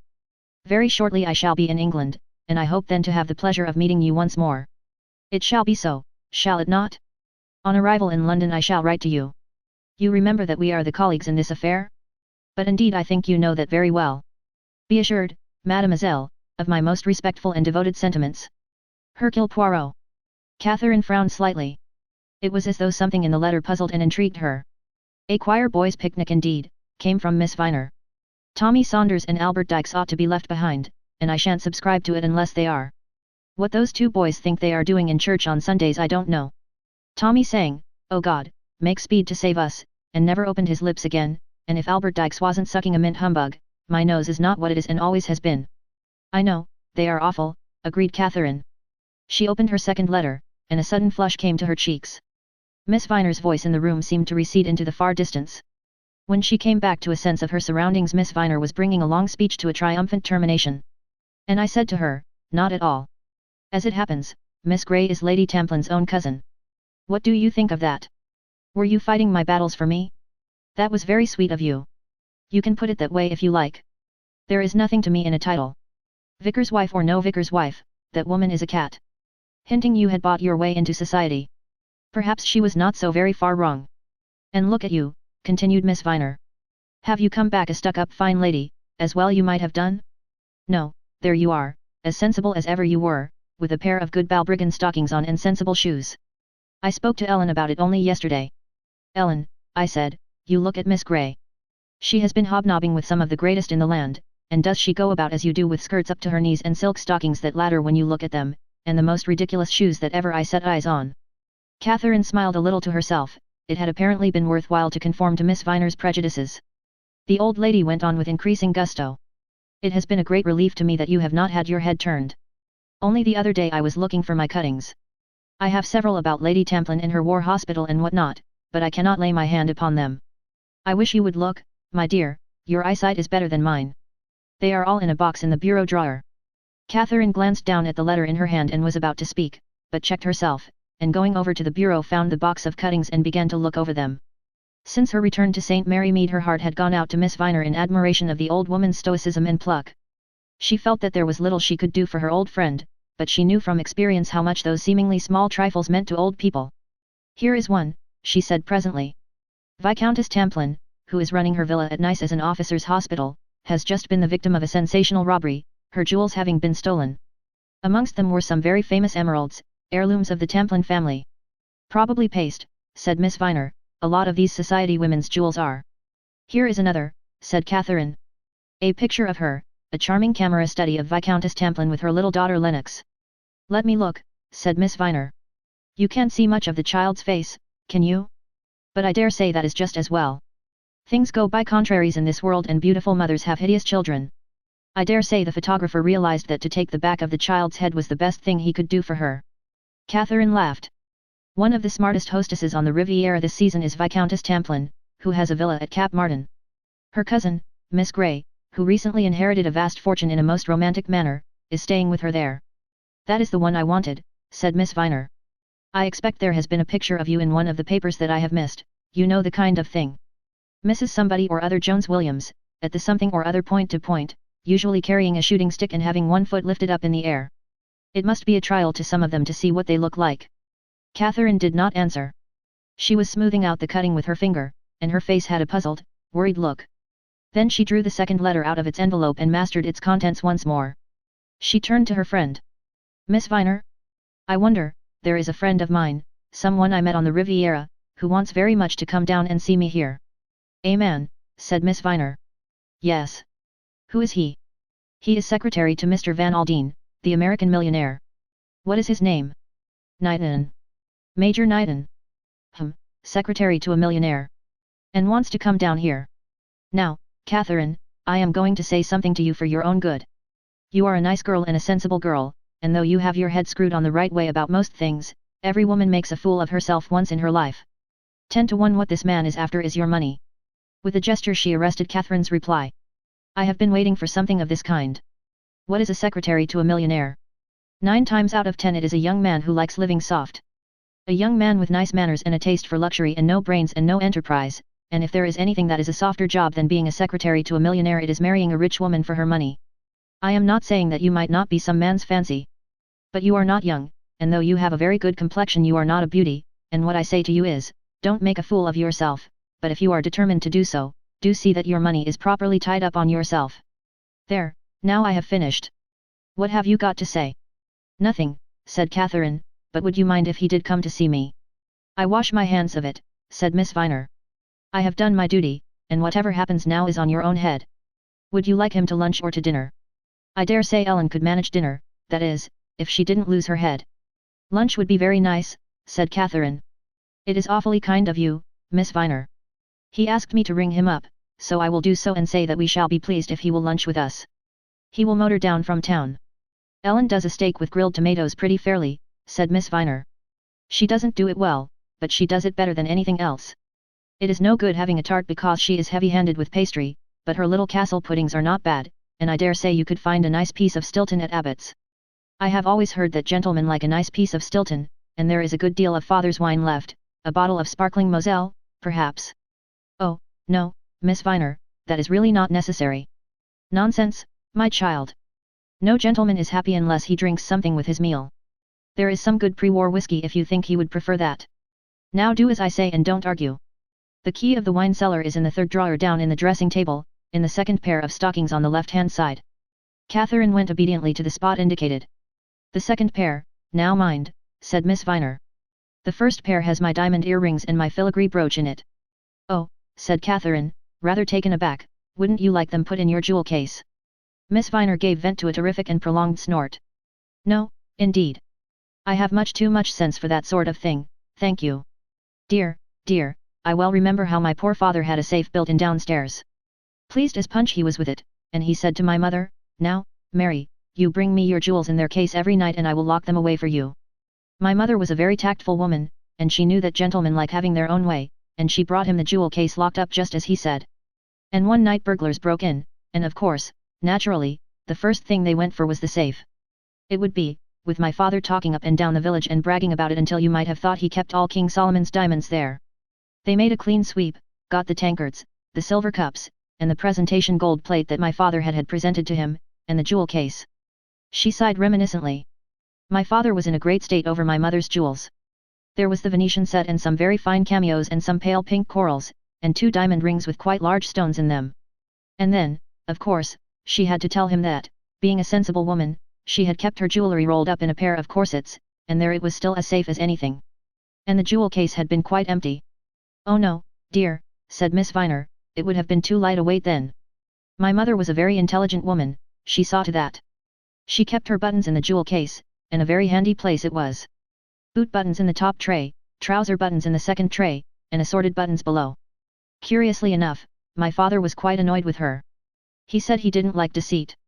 But I mustn't go chattering on, you want to go and ring up your friend, and mind you choose a nice piece of steak, and tell Ellen she is not to have holes in her stockings when she waits at lunch. Is her name Ellen or Helen, Miss Viner?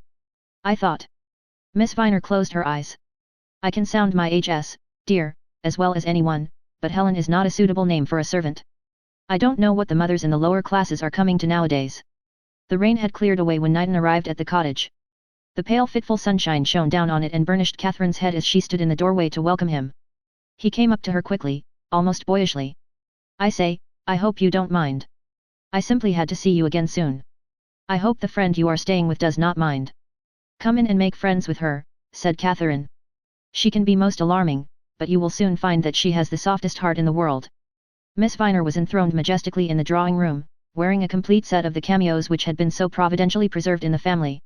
She greeted Knighton with dignity and an austere politeness which would have damped many men. Knighton, however, had a charm of manner which was not easily set aside, and after about 10 minutes Miss Viner thawed perceptibly. Luncheon was a merry meal, and Ellen, or Helen, in a new pair of silk stockings devoid of ladders performed prodigies of waiting. Afterwards, Catherine and Knighton went for a walk and they came back to have tea tete-a-tete, since Miss Viner had gone to lie down. When the car had finally driven off, Catherine went slowly upstairs. A voice called her and she went into Miss Viner's bedroom. Friend gone? Yes. Thank you so much for letting me ask him down. No need to thank me. Do you think I am the sort of old curmudgeon who never will do anything for anybody? I think you are a dear, said Catherine affectionately. Humph, said Miss Viner mollified. As Catherine was leaving the room she called her back. Catherine. Yes. I was wrong about that young man of yours. A man when he is making up to anybody can be cordial and gallant and full of little attentions and altogether charming. But when a man is really in love he can't help looking like a sheep. Now, whenever that young man looked at you he looked like a sheep. I take back all I said this morning. It is genuine. Chapter 31. Mr. Aaron's lunches. Ah! Said Mr. Joseph Aarons, appreciatively. He took a long draught from his tankard, set it down with a sigh, wiped the froth from his lips, and beamed across the table at his host, Monsieur Hercule Poirot. Give me, said Mr. Aarons, a good porterhouse steak and a tankard of something worth drinking, and anyone can have your French fallals and whatnots, your hors d'oeuvres and your omelettes and your little bits of quail. Give me, he reiterated, a porterhouse steak. Poirot, who had just complied with this request, smiled sympathetically. Not that there is much wrong with a steak and kidney pudding, continued Mr. Aarons. Apple tart? Yes, I will take apple tart, thank you, miss, and a jug of cream. The meal proceeded. Finally, with a long sigh, Mr. Aarons laid down his spoon and fork preparatory to toying with some cheese before turning his mind to other matters. There was a little matter of business I think you said, Monsieur Poirot, he remarked. Anything I can do to help you I am sure I shall be most happy. That is very kind of you, said Poirot. I said to myself, if you want to know anything about the dramatic profession there is one person who knows all that is to be known and that is my old friend, Mr. Joseph Aarons. And you don't say far wrong, said Mr. Aarons complacently, whether it is past, present, or future, Joe Aarons is the man to come to. Precisement. Now I want to ask you, Monsieur Aarons, what you know about a young woman called Kid. Kid? Kitty Kid. Kitty Kid. Pretty smart, she was. Male impersonator, song and a dance, that one. That is the one. Very smart, she was. Made a good income. Never out of an engagement. Male impersonation mostly, but, as a matter of fact, you could not touch her as a character actress. So I have heard, said Poirot, but she has not been appearing lately, has she? No. Dropped right out of things. Went over to France and took up with some swell nobleman there. She quitted the stage then for good and all, I guess. How long ago was that? Let me see. 3 years ago. And she has been a loss, let me tell you that. She was clever. Clever as a cartload of monkeys. You don't know the name of the man she became friends with in Paris. He was a swell, I know that. A count, or was it a marquis? Now I come to think of it, I believe it was a marquis. And you know nothing about her since? Nothing. Never even run across her accidentally like. I bet she is tooling it round some of these foreign resorts. Being a marquise to the life. You couldn't put one over on Kitty. She would give as good as she got any day. I see, said Poirot thoughtfully. I am sorry I can't tell you more, Monsieur Poirot, said the other. I would like to be of use to you if I could. You did me a good turn once. Ah, but we are quits on that, you, too, did me a good turn. One good turn deserves another. Ha, ha, said Mr. Aarons. Your profession must be a very interesting one, said Poirot. So, said Mr. Aarons noncommittally. Taking the rough with the smooth, it is all right. I don't do so badly at it, all things considered, but you have to keep your eyes skinned. Never know what the public will jump for next. Dancing has come very much to the fore in the last few years, murmured Poirot reflectively. I never saw anything in this Russian ballet, but people like it. Too highbrow for me. I met one dancer out on the Riviera, Mademoiselle Morel. Morel? She is hot stuff, by all accounts. There is always money going to back her, though, so far as that goes, the girl can dance, I have seen her, and I know what I am talking about. I never had much to do with her myself, but I hear she is a terror to deal with. Tempers and tantrums all the time. Yes, said Poirot thoughtfully, yes, so I should imagine. Temperament. Said Mr. Aarons, temperament. That is what they call it themselves. My missus was a dancer before she married me, but I am thankful to say she never had any temperament. You don't want temperament in the home, Monsieur Poirot. I agree with you, my friend, it is out of place there. A woman should be calm and sympathetic, and a good cook, said Mr. Ahrens. Morel has not been long before the public, has she? Asked Poirot. About 2.5 years, that is all, said Mr. Ahrens. Some French duke started her. I hear now that she has taken up with the ex-Prime Minister of Greece. These are the chaps who manage to put money away quietly. That is news to me, said Poirot. Oh, she's not one to let the grass grow under her feet. They say that young Kettering murdered his wife on her account. I don't know, I am sure. Anyway, he is in prison, and she had to look round for herself, and pretty smart she has been about it. They say she is wearing a ruby the size of a pigeon's egg, not that I have ever seen a pigeon's egg myself, but that is what they always call it in works of fiction. A ruby the size of a pigeon's egg, said Poirot. His eyes were green and cat-like. How interesting. I had it from a friend of mine, said Mr. Ahrens. But, for all I know, it may be colored glass. They are all the same, these women, they never stop telling tall stories about their jewels. Morel goes about bragging that it has got a curse on it. Heart of fire, I think she calls it. But if I remember rightly, said Poirot, the ruby that is named Heart of Fire is the center stone in a necklace. There you are. Didn't I tell you there is no end to the lies women will tell about their jewelry? This is a single stone, hung on a platinum chain round her neck, but, as I said before, 10 to 1 it is a bit of colored glass. No, said Poirot gently, no, somehow I do not think it is colored glass. Chapter 32. Catherine and Poirot compare notes. You have changed, mademoiselle, said Poirot suddenly. He and Catherine were seated opposite each other at a small table at the Savoy. Yes, you have changed, he continued. In what way? Mademoiselle, these nuances are difficult to express. I am older. Yes, you are older. And by that I do not mean that the wrinkles and the crow's feet are coming. When I first saw you, mademoiselle, you were a looker-on at life.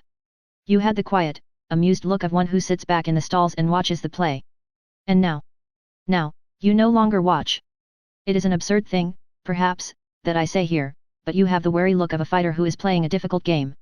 My old lady is difficult sometimes, said Catherine, with a smile, but I can assure you that I don't engage in deadly contests with her. You must go down and see her some day, Monsieur Poirot. I think you are one of the people who would appreciate her pluck and her spirit. There was a silence while the waiter deftly served them with chicken and casserole.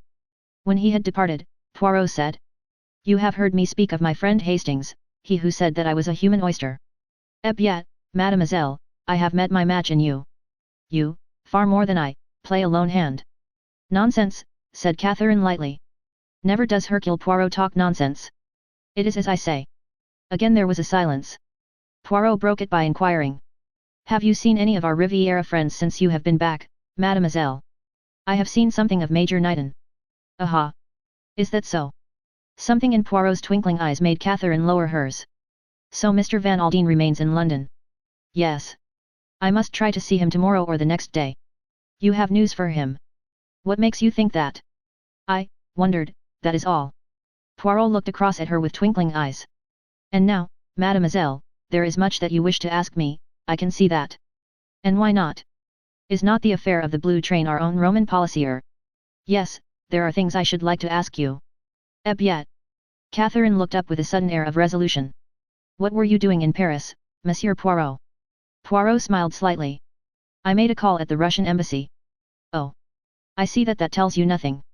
But I will not be a human oyster. No, I will lay my cards on the table, which is assuredly a thing that oysters do not do. You suspect, do you not, that I am not satisfied with the case against Derek Kettering? That is what I have been wondering. I thought, in Nice, that you had finished with the case. You do not say all that you mean, mademoiselle. But I admit everything. It was my researches, which placed Derek Kettering where he is now. But for me the examining magistrate would still be vainly trying to fasten the crime on the Comte de la Roche. Eh bien, mademoiselle, what I have done I do not regret. I have only one duty, to discover the truth, and that way led straight to Mr. Kettering.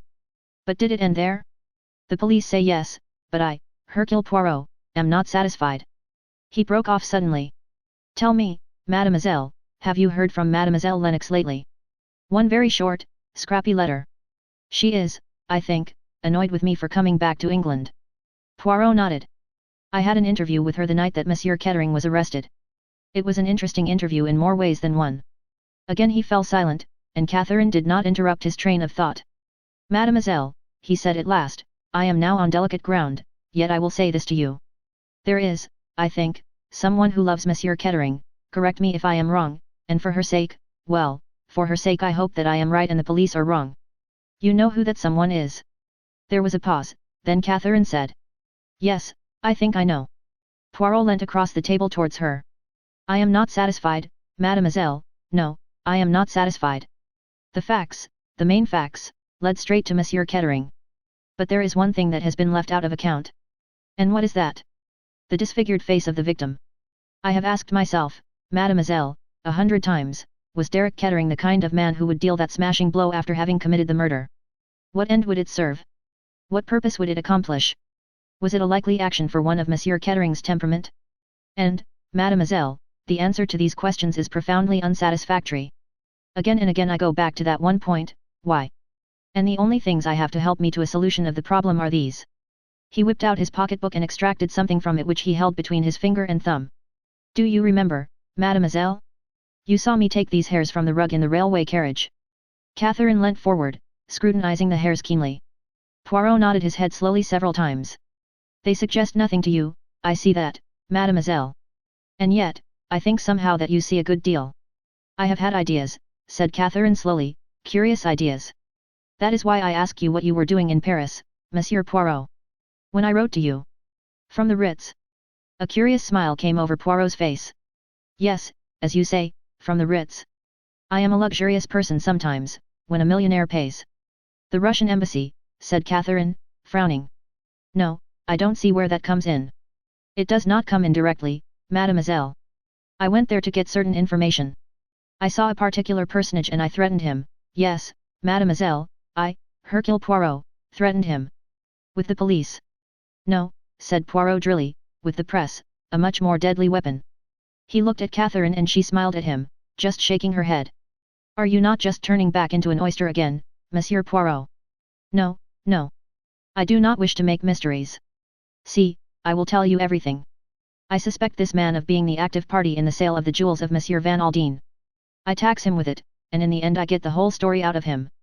I learn where the jewels were handed over, and I learn, too, of the man who paced up and down outside in the street, a man with a venerable head of white hair, but who walked with the light, springy step of a young man, and I give that man a name in my own mind, the name of Monsieur Le Marquis. And now you have come to London to see Mr. Van Aldine. Not entirely for that reason. I had other work to do. Since I have been in London I have seen 2 more people, a theatrical agent and a Harley Street doctor. From each of them I have got certain information.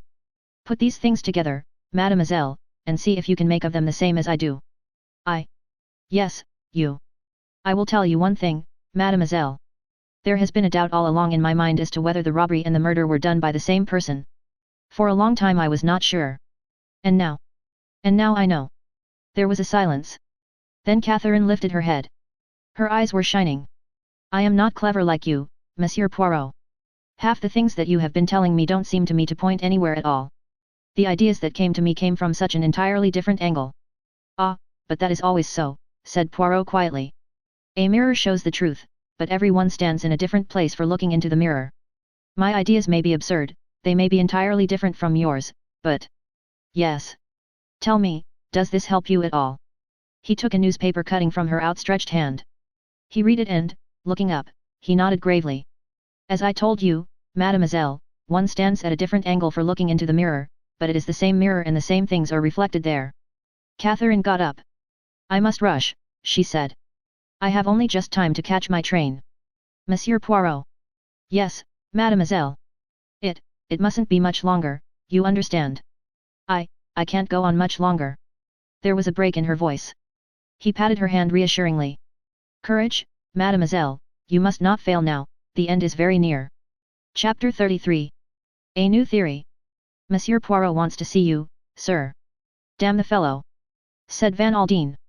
Knighton remained sympathetically silent. Van Aldine got up from his chair and paced up and down. I suppose you have seen the cursed newspapers this morning. I have glanced at them, sir. Still at it hammer and tongs. I am afraid so, sir. The millionaire sat down again and pressed his hand to his forehead. If I had had an idea of this, he groaned. I wish to God I had never got that little Belgian to ferret out the truth. Find Ruth's murderer, that was all I thought about. You wouldn't have liked your son-in-law to go scot-free.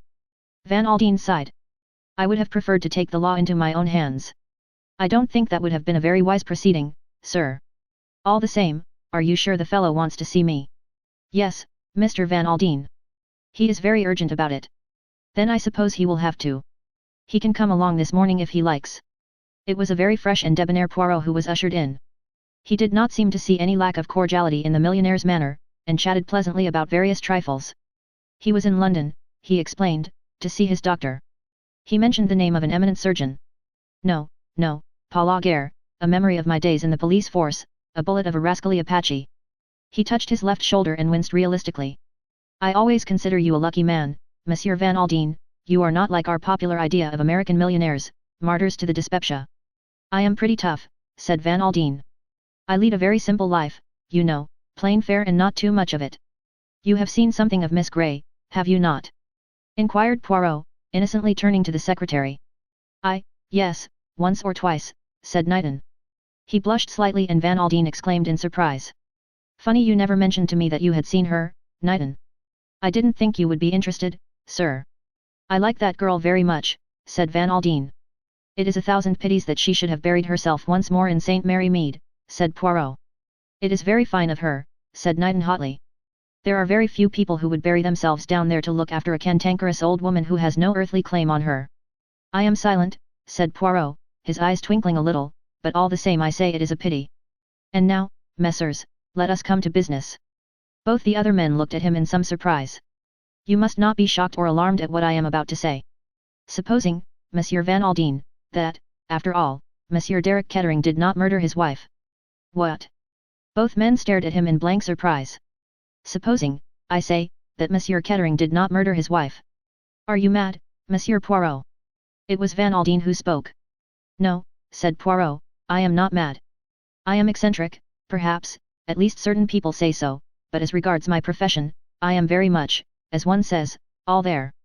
I ask you, Monsieur Van Aldine, whether you would be glad or sorry if what I tell you should be the case. Van Aldine stared at him. Naturally I should be glad, he said at last. Is this an exercise in suppositions, Monsieur Poirot, or are there any facts behind it? Poirot looked at the ceiling. There is an off chance, he said quietly, that it might be the Comte de la Roche after all. At least I have succeeded in upsetting his alibi. How did you manage that? Poirot shrugged his shoulders modestly. I have my own methods. The exercise of a little tact, a little cleverness, and the thing is done. But the rubies, said Van Aldine, these rubies that the Count had in his possession were false. And clearly he would not have committed the crime except for the rubies. But you are overlooking one point, Monsieur Van Aldine. Where the rubies were concerned, someone might have been before him. But this is an entirely new theory, cried Knighton. Do you really believe all this rigmarole, Monsieur Poirot? Demanded the millionaire. The thing is not proved, said Poirot quietly. It is as yet only a theory, but I tell you this, Monsieur Van Aldine, the facts are worth investigating. You must come out with me to the south of France and go into the case on the spot.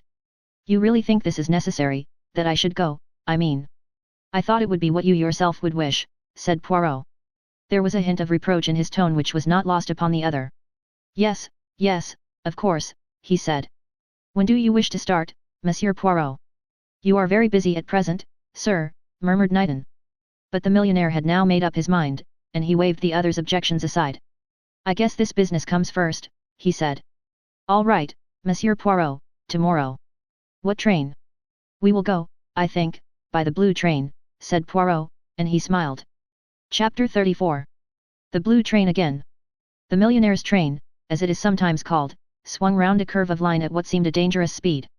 Van Aldine, Knighton, and Poirot sat together in silence. Knighton and Van Aldine had two compartments connecting with each other, as Ruth Kettering and her maid had had on the fateful journey. Poirot's own compartment was further along the coach. The journey was a painful one for Van Aldine, recalling as it did the most agonizing memories. Poirot and Knighton conversed occasionally in low tones without disturbing him. When, however, the train had completed its slow journey round the Cincha and reached the Gare de Lyon, Poirot became suddenly galvanized into activity. Van Aldine realized that part of his object in travelling by the train had been to attempt to reconstruct the crime. Poirot himself acted every part. He was in turn the maid, hurriedly shut into her own compartment, Mrs. Kettering, recognizing her husband with surprise and a trace of anxiety, and Derek Kettering discovering that his wife was travelling on the train. He tested various possibilities, such as the best way for a person to conceal himself in the second compartment. Then suddenly an idea seemed to strike him. He clutched at Van Aldine's arm. Monday Dieu, but that is something I have not thought of. We must break our journey in Paris. Quick, quick, let us alight at once. Seizing suitcases he hurried from the train. Van Aldine and Knighton, bewildered but obedient, followed him. Van Aldine, having once formed his opinion of Poirot's ability, was slow to part from it. At the barrier they were held up. Their tickets were in charge of the conductor of the train, a fact which all three of them had forgotten. Poirot's explanations were rapid, fluent, and impassioned, but they produced no effect upon the stolid-faced official. "Let us get quit of this," said Van Aldine abruptly. "I gather you are in a hurry, Monsieur Poirot. For God's sake, pay the fares from Calais and let us get right on with whatever you have got in your mind." But Poirot's flood of language had suddenly stopped dead, and he had the appearance of a man turned to stone. His arm, still outflung in an impassioned gesture, remained there as though stricken with paralysis. "I have been an imbecile," he said simply. "Ma foi, I lose my head nowadays. Let us return and continue our journey quietly. With reasonable luck the train will not have gone." They were only just in time, the train moving off as Knighton, the last of the three, swung himself and his suitcase on board. The conductor remonstrated with them feelingly, and assisted them to carry their luggage back to their compartments. Van Aldine said nothing, but he was clearly disgusted at Poirot's extraordinary conduct. Alone with Knighton for a moment or two, he remarked. "This is a wild goose chase. The man has lost his grip on things. He has got brains up to a point, but any man who loses his head and scuttles round like a frightened rabbit is no earthly darned good." Poirot came to them in a moment or two, full of abject apologies and clearly so crestfallen that harsh words would have been superfluous. Van Aldine received his apologies gravely, but managed to restrain himself from making acid comments. They had dinner on the train, and afterwards, somewhat to the surprise of the other two, Poirot suggested that they should all three set up in Van Aldine's compartment. The millionaire looked at him curiously. "Is there anything that you are keeping back from us, Monsieur Poirot?" Poirot opened his eyes in innocent surprise.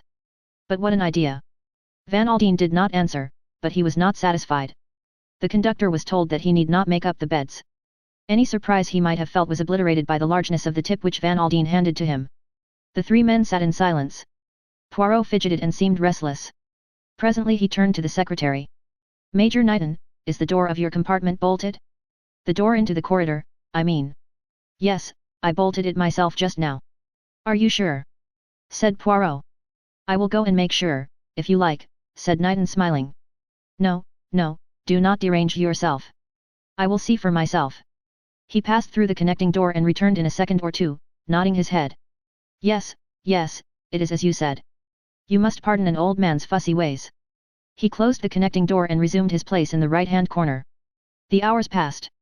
The three men dozed fitfully, waking with uncomfortable starts. Probably never before had three people booked berths on the most luxurious train available, then declined to avail themselves of the accommodations they had paid for. Every now and then Poirot glanced at his watch, and then nodded his head and composed himself to slumber once more. On one occasion he rose from his seat and opened the connecting door, peered sharply into the adjoining compartment, and then returned to his seat, shaking his head. "What is the matter?" whispered Knighton. "You are expecting something to happen, aren't you?" "I have the nerves," confessed Poirot. "I am like the cat upon the hot tiles. Every little noise it makes me jump." Knighton yawned.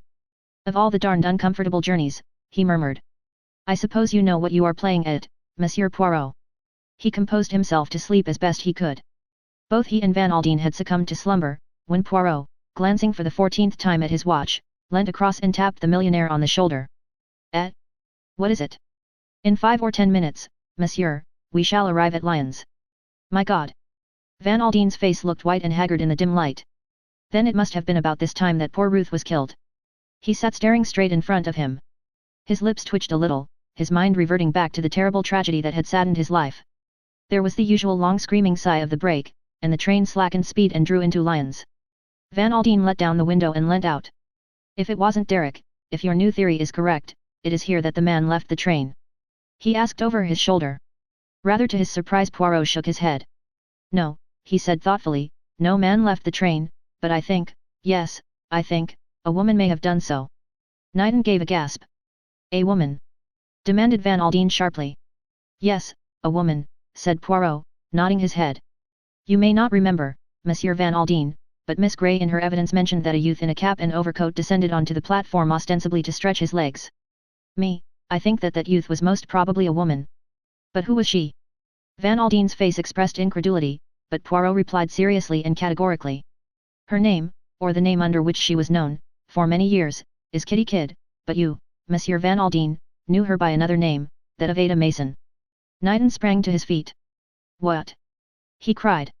Poirot swung round to him. Ah, before I forget it. He whipped something from a pocket and held it out. Permit me to offer you a cigarette, out of your own cigarette case. It was careless of you to drop it when you boarded the train on the Cincha at Paris. Knighton stood staring at him as though stupefied. Then he made a movement, but Poirot flung up his hand in a warning gesture. No, don't move, he said in a silky voice, the door into the next compartment is open, and you are being covered from there this minute. I unbolted the door into the corridor when we left Paris, and our friends the police were told to take their places there. As I expect you know, the French police want you rather urgently, Major Knighton, or shall we say, Monsieur le Marquis. Chapter 35. Explanations. Explanations. Poirot smiled. He was sitting opposite the millionaire at a luncheon table in the latter's private suite at the Negresco. Facing him was a relieved but very puzzled man. Poirot leant back in his chair, lit one of his tiny cigarettes, and stared reflectively at the ceiling. Yes, I will give you explanations. It began with the one point that puzzled me. You know what that point was? The disfigured face. It is not an uncommon thing to find when investigating a crime, and it rouses an immediate question, the question of identity.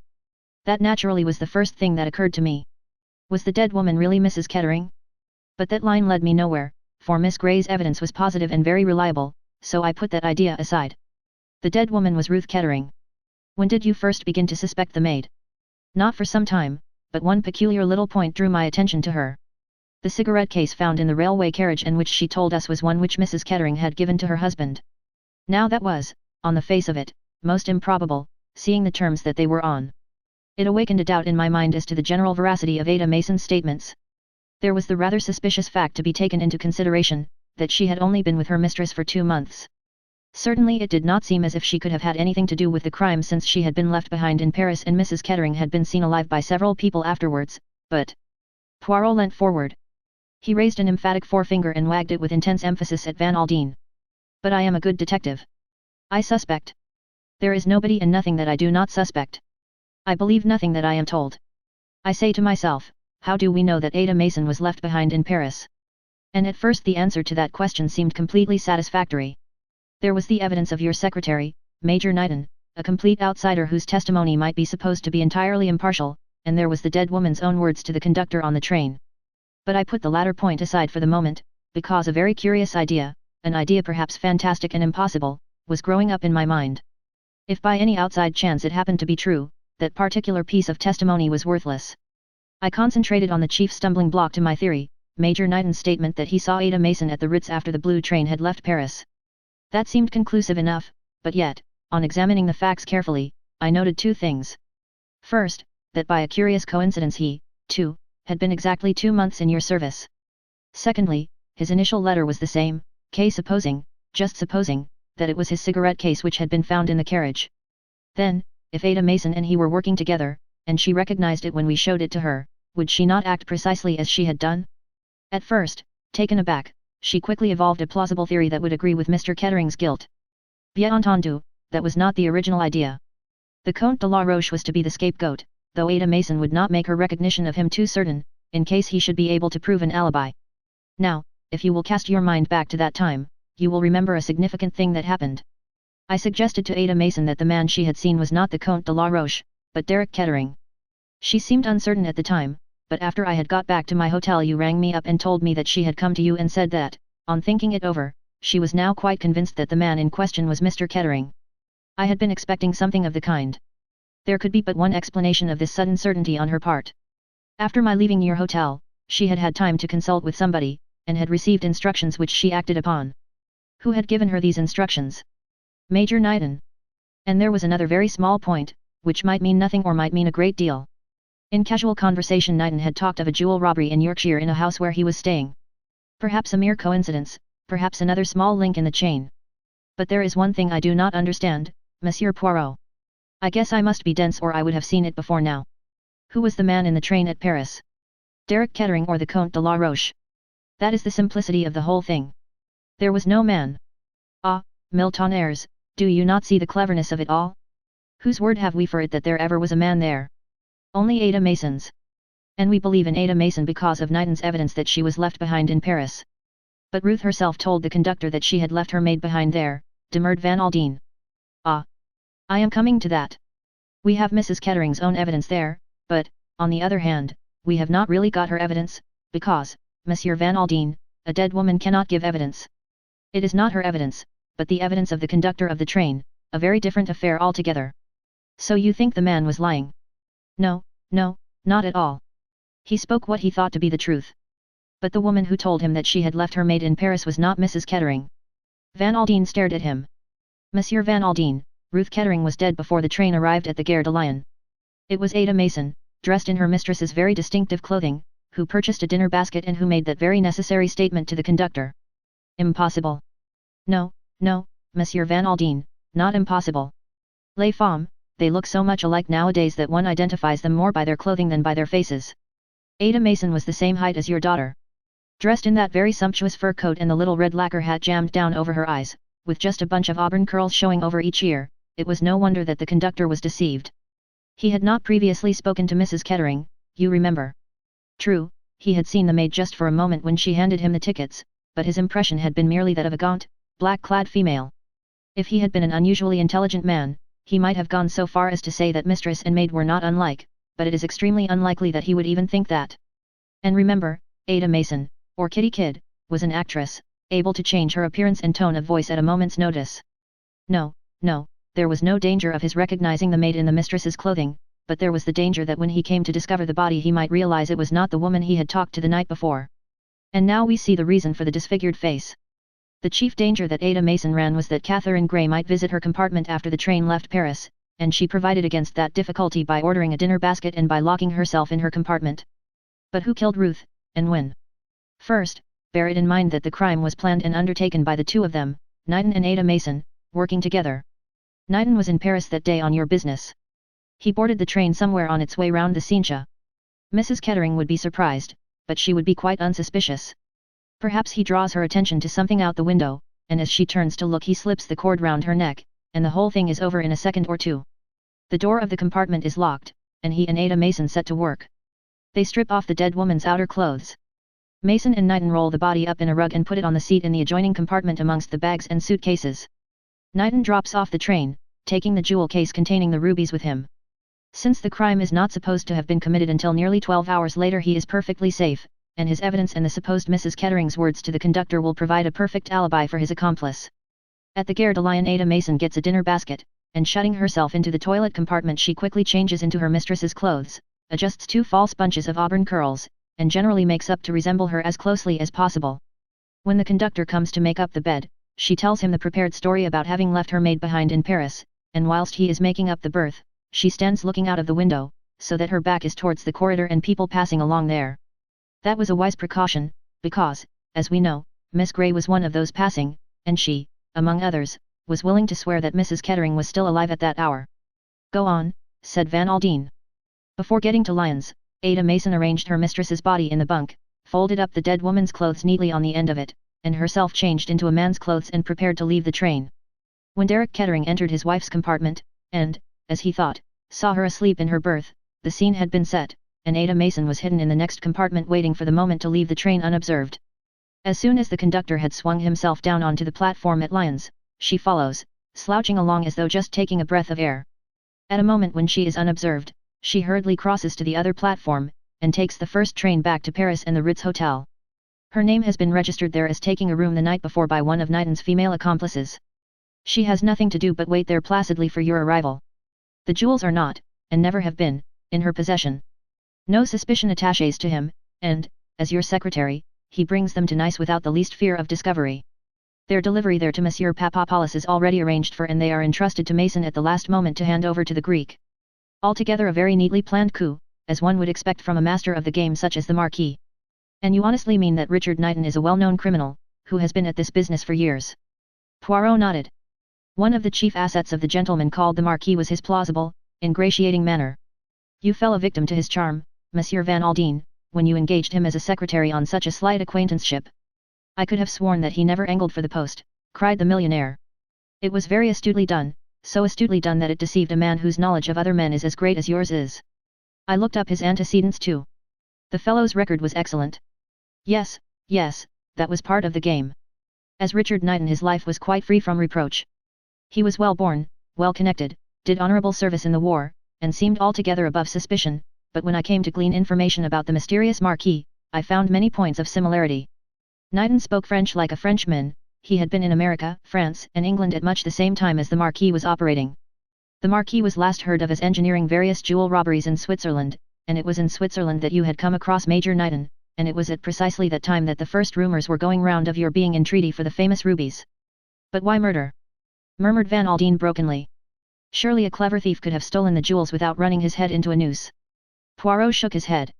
This is not the first murder that lies to the Marquis's charge. He is a killer by instinct, he believes, too, in leaving no evidence behind him. Dead men and women tell no tales. The Marquis had an intense passion for famous and historical jewels. He laid his plans far beforehand by installing himself as your secretary and getting his accomplice to obtain the situation of maid with your daughter, for whom he guessed the jewels were destined. And, though this was his matured and carefully thought-out plan, he did not scruple to attempt a shortcut by hiring a couple of Apaches to waylay you in Paris on the night you bought the jewels. That plan failed, which hardly surprised him, I think. This plan was, so he thought, completely safe. No possible suspicion could attach to Richard Knighton. But like all great men, and the Marquis was a great man, he had his weaknesses. He fell genuinely in love with Miss Grey, and suspecting her liking for Derek Kettering, he could not resist the temptation to saddle him with the crime when the opportunity presented itself. And now, Monsieur Van Aldine, I am going to tell you something very curious. Miss Grey is not a fanciful woman by any means, yet she firmly believes that she felt your daughter's presence beside her one day in the casino gardens at Monte Carlo, just after she had been having a long talk with Knighton. She was convinced, she says, that the dead woman was urgently trying to tell her something, and it suddenly came to her that what the dead woman was trying to say was that Knighton was her murderer. The idea seemed so fantastic at the time that Miss Grey spoke of it to no one. But she was so convinced of its truth that she acted on it, wild as it seemed. She did not discourage Knighton's advances, and she pretended to him that she was convinced of Derek Kettering's guilt. Extraordinary, said Van Aldine. Yes, it is very strange. One cannot explain these things. Oh, by the way, there is one little point that baffled me considerably. Your secretary has a decided limp, the result of a wound that he received in the war. Now the Marquis most decidedly did not limp. That was a stumbling block. But Miss Lennox Tamplin happened to mention one day that Knighton's limp had been a surprise to the surgeons who had been in charge of the case in her mother's hospital. That suggested camouflage. When I was in London I went to the surgeon in question, and I got several technical details from him which confirmed me in that belief. I mentioned the name of that surgeon in Knighton's hearing the day before yesterday. The natural thing would have been for Knighton to mention that he had been attended by him during the war, but he said nothing, and that little point, if nothing else, gave me the last final assurance that my theory of the crime was correct. Miss Grey, too, provided me with a cutting, showing that there had been a robbery at Lady Tamplin's hospital during the time that Knighton had been there. She realized that I was on the same track as herself when I wrote to her from the Ritz in Paris. I had some trouble in my inquiries there, but I got what I wanted, evidence that Ada Mason arrived on the morning after the crime and not on the evening of the day before. There was a long silence, then the millionaire stretched out a hand to Poirot across the table. I guess you know what this means to me, Monsieur Poirot, he said huskily. I am sending you round a cheque in the morning, but no cheque in the world will express what I feel about what you have done for me. You are the goods, Monsieur Poirot. Every time, you are the goods. Poirot rose to his feet, his chest swelled. I am only Hercule Poirot, he said modestly, yet, as you say, in my own way I am a big man, even as you also are a big man. I am glad and happy to have been of service to you. Now I go to repair the damages caused by travel. Alas! My excellent Georges is not with me. In the lounge of the hotel he encountered a friend, the venerable Monsieur Papadopoulos, his daughter Zia beside him. I thought you had left Nice, Monsieur Poirot, murmured the Greek as he took the detective's affectionately proffered hand. Business compelled me to return, my dear Monsieur Papadopoulos. Business? Yes, business. And talking of business, I hope your health is better, my dear friend. Much better. In fact, we are returning to Paris tomorrow. I am enchanted to hear such good news. You have not completely ruined the Greek ex-minister, I hope. I understand you sold him a very wonderful ruby which, strictly entre nous, is being worn by Mademoiselle Morel, the dancer. Yes, murmured Monsieur Papadopoulos, yes, that is so. A ruby not unlike the famous Heart of Fire. It has points of resemblance, certainly, said the Greek casually. You have a wonderful hand with jewels, Monsieur Papadopoulos. I congratulate you. Mademoiselle Zia, I am desolate that you are returning to Paris so speedily. I had hoped to see some more of you now that my business is accomplished. Would one be indiscreet if one asked what that business was? Asked Monsieur Papadopoulos. Not at all, not at all. I have just succeeded in laying the Marquis by the heels. A faraway look came over Monsieur Papadopoulos' noble countenance. The Marquis? He murmured, now why does that seem familiar to me? No, I cannot recall it. You would not, I am sure, said Poirot. I refer to a very notable criminal and jewel robber. He has just been arrested for the murder of the English lady, Madame Kettering. Indeed? How interesting these things are. A polite exchange of farewells followed, and when Poirot was out of earshot, Monsieur Papadopoulos turned to his daughter. Zia, he said, with feeling, that man is the devil. I like him. I like him myself, admitted Monsieur Papadopoulos. But he is the devil, all the same. Chapter 36. By the sea. The mimosa was nearly over. The scent of it in the air was faintly unpleasant. There were pink geraniums twining along the balustrade of Lady Templin's villa, and masses of carnations below sent up a sweet, heavy perfume. The Mediterranean was at its bluest. Poirot sat on the terrace with Lennox Templin. He had just finished telling her the same story he had told to Van Aldine 2 days before. Lennox had listened to him with absorbed attention, her brows knitted and her eyes somber. When he had finished she said simply. And Derek? He was released yesterday. And he has gone, where? He left Nice last night. For St. Mary Mead. Yes, for St. Mary Mead. There was a pause. I was wrong about Catherine, said Lennox. I thought she did not care. She is very reserved. She trusts no one. She might have trusted me, said Lennox, with a shade of bitterness. Yes, said Poirot gravely, she might have trusted you. But Mademoiselle Catherine has spent a great deal of her life listening, and those who have listened do not find it easy to talk, they keep their sorrows and joys to themselves and tell no one. I was a fool, said Lennox, I thought she really cared for Knighton. I ought to have known better. I suppose I thought so because, well, I hoped so. Poirot took her hand and gave it a little friendly squeeze. Courage, mademoiselle, he said gently. Lennox looked very straight out across the sea, and her face, in its ugly rigidity, had for the moment a tragic beauty. Oh, well, she said at last, it would not have done. I am too young for Derek, he is like a kid that has never grown up. He wants the Madonna touch. There was a long silence, then Lennox turned to him quickly and impulsively. But I did help, Monsieur Poirot, at any rate I did help. Yes, mademoiselle. It was you who gave me the first inkling of the truth when you said that the person who committed the crime need not have been on the train at all. Before that, I could not see how the thing had been done. Lennox drew a deep breath.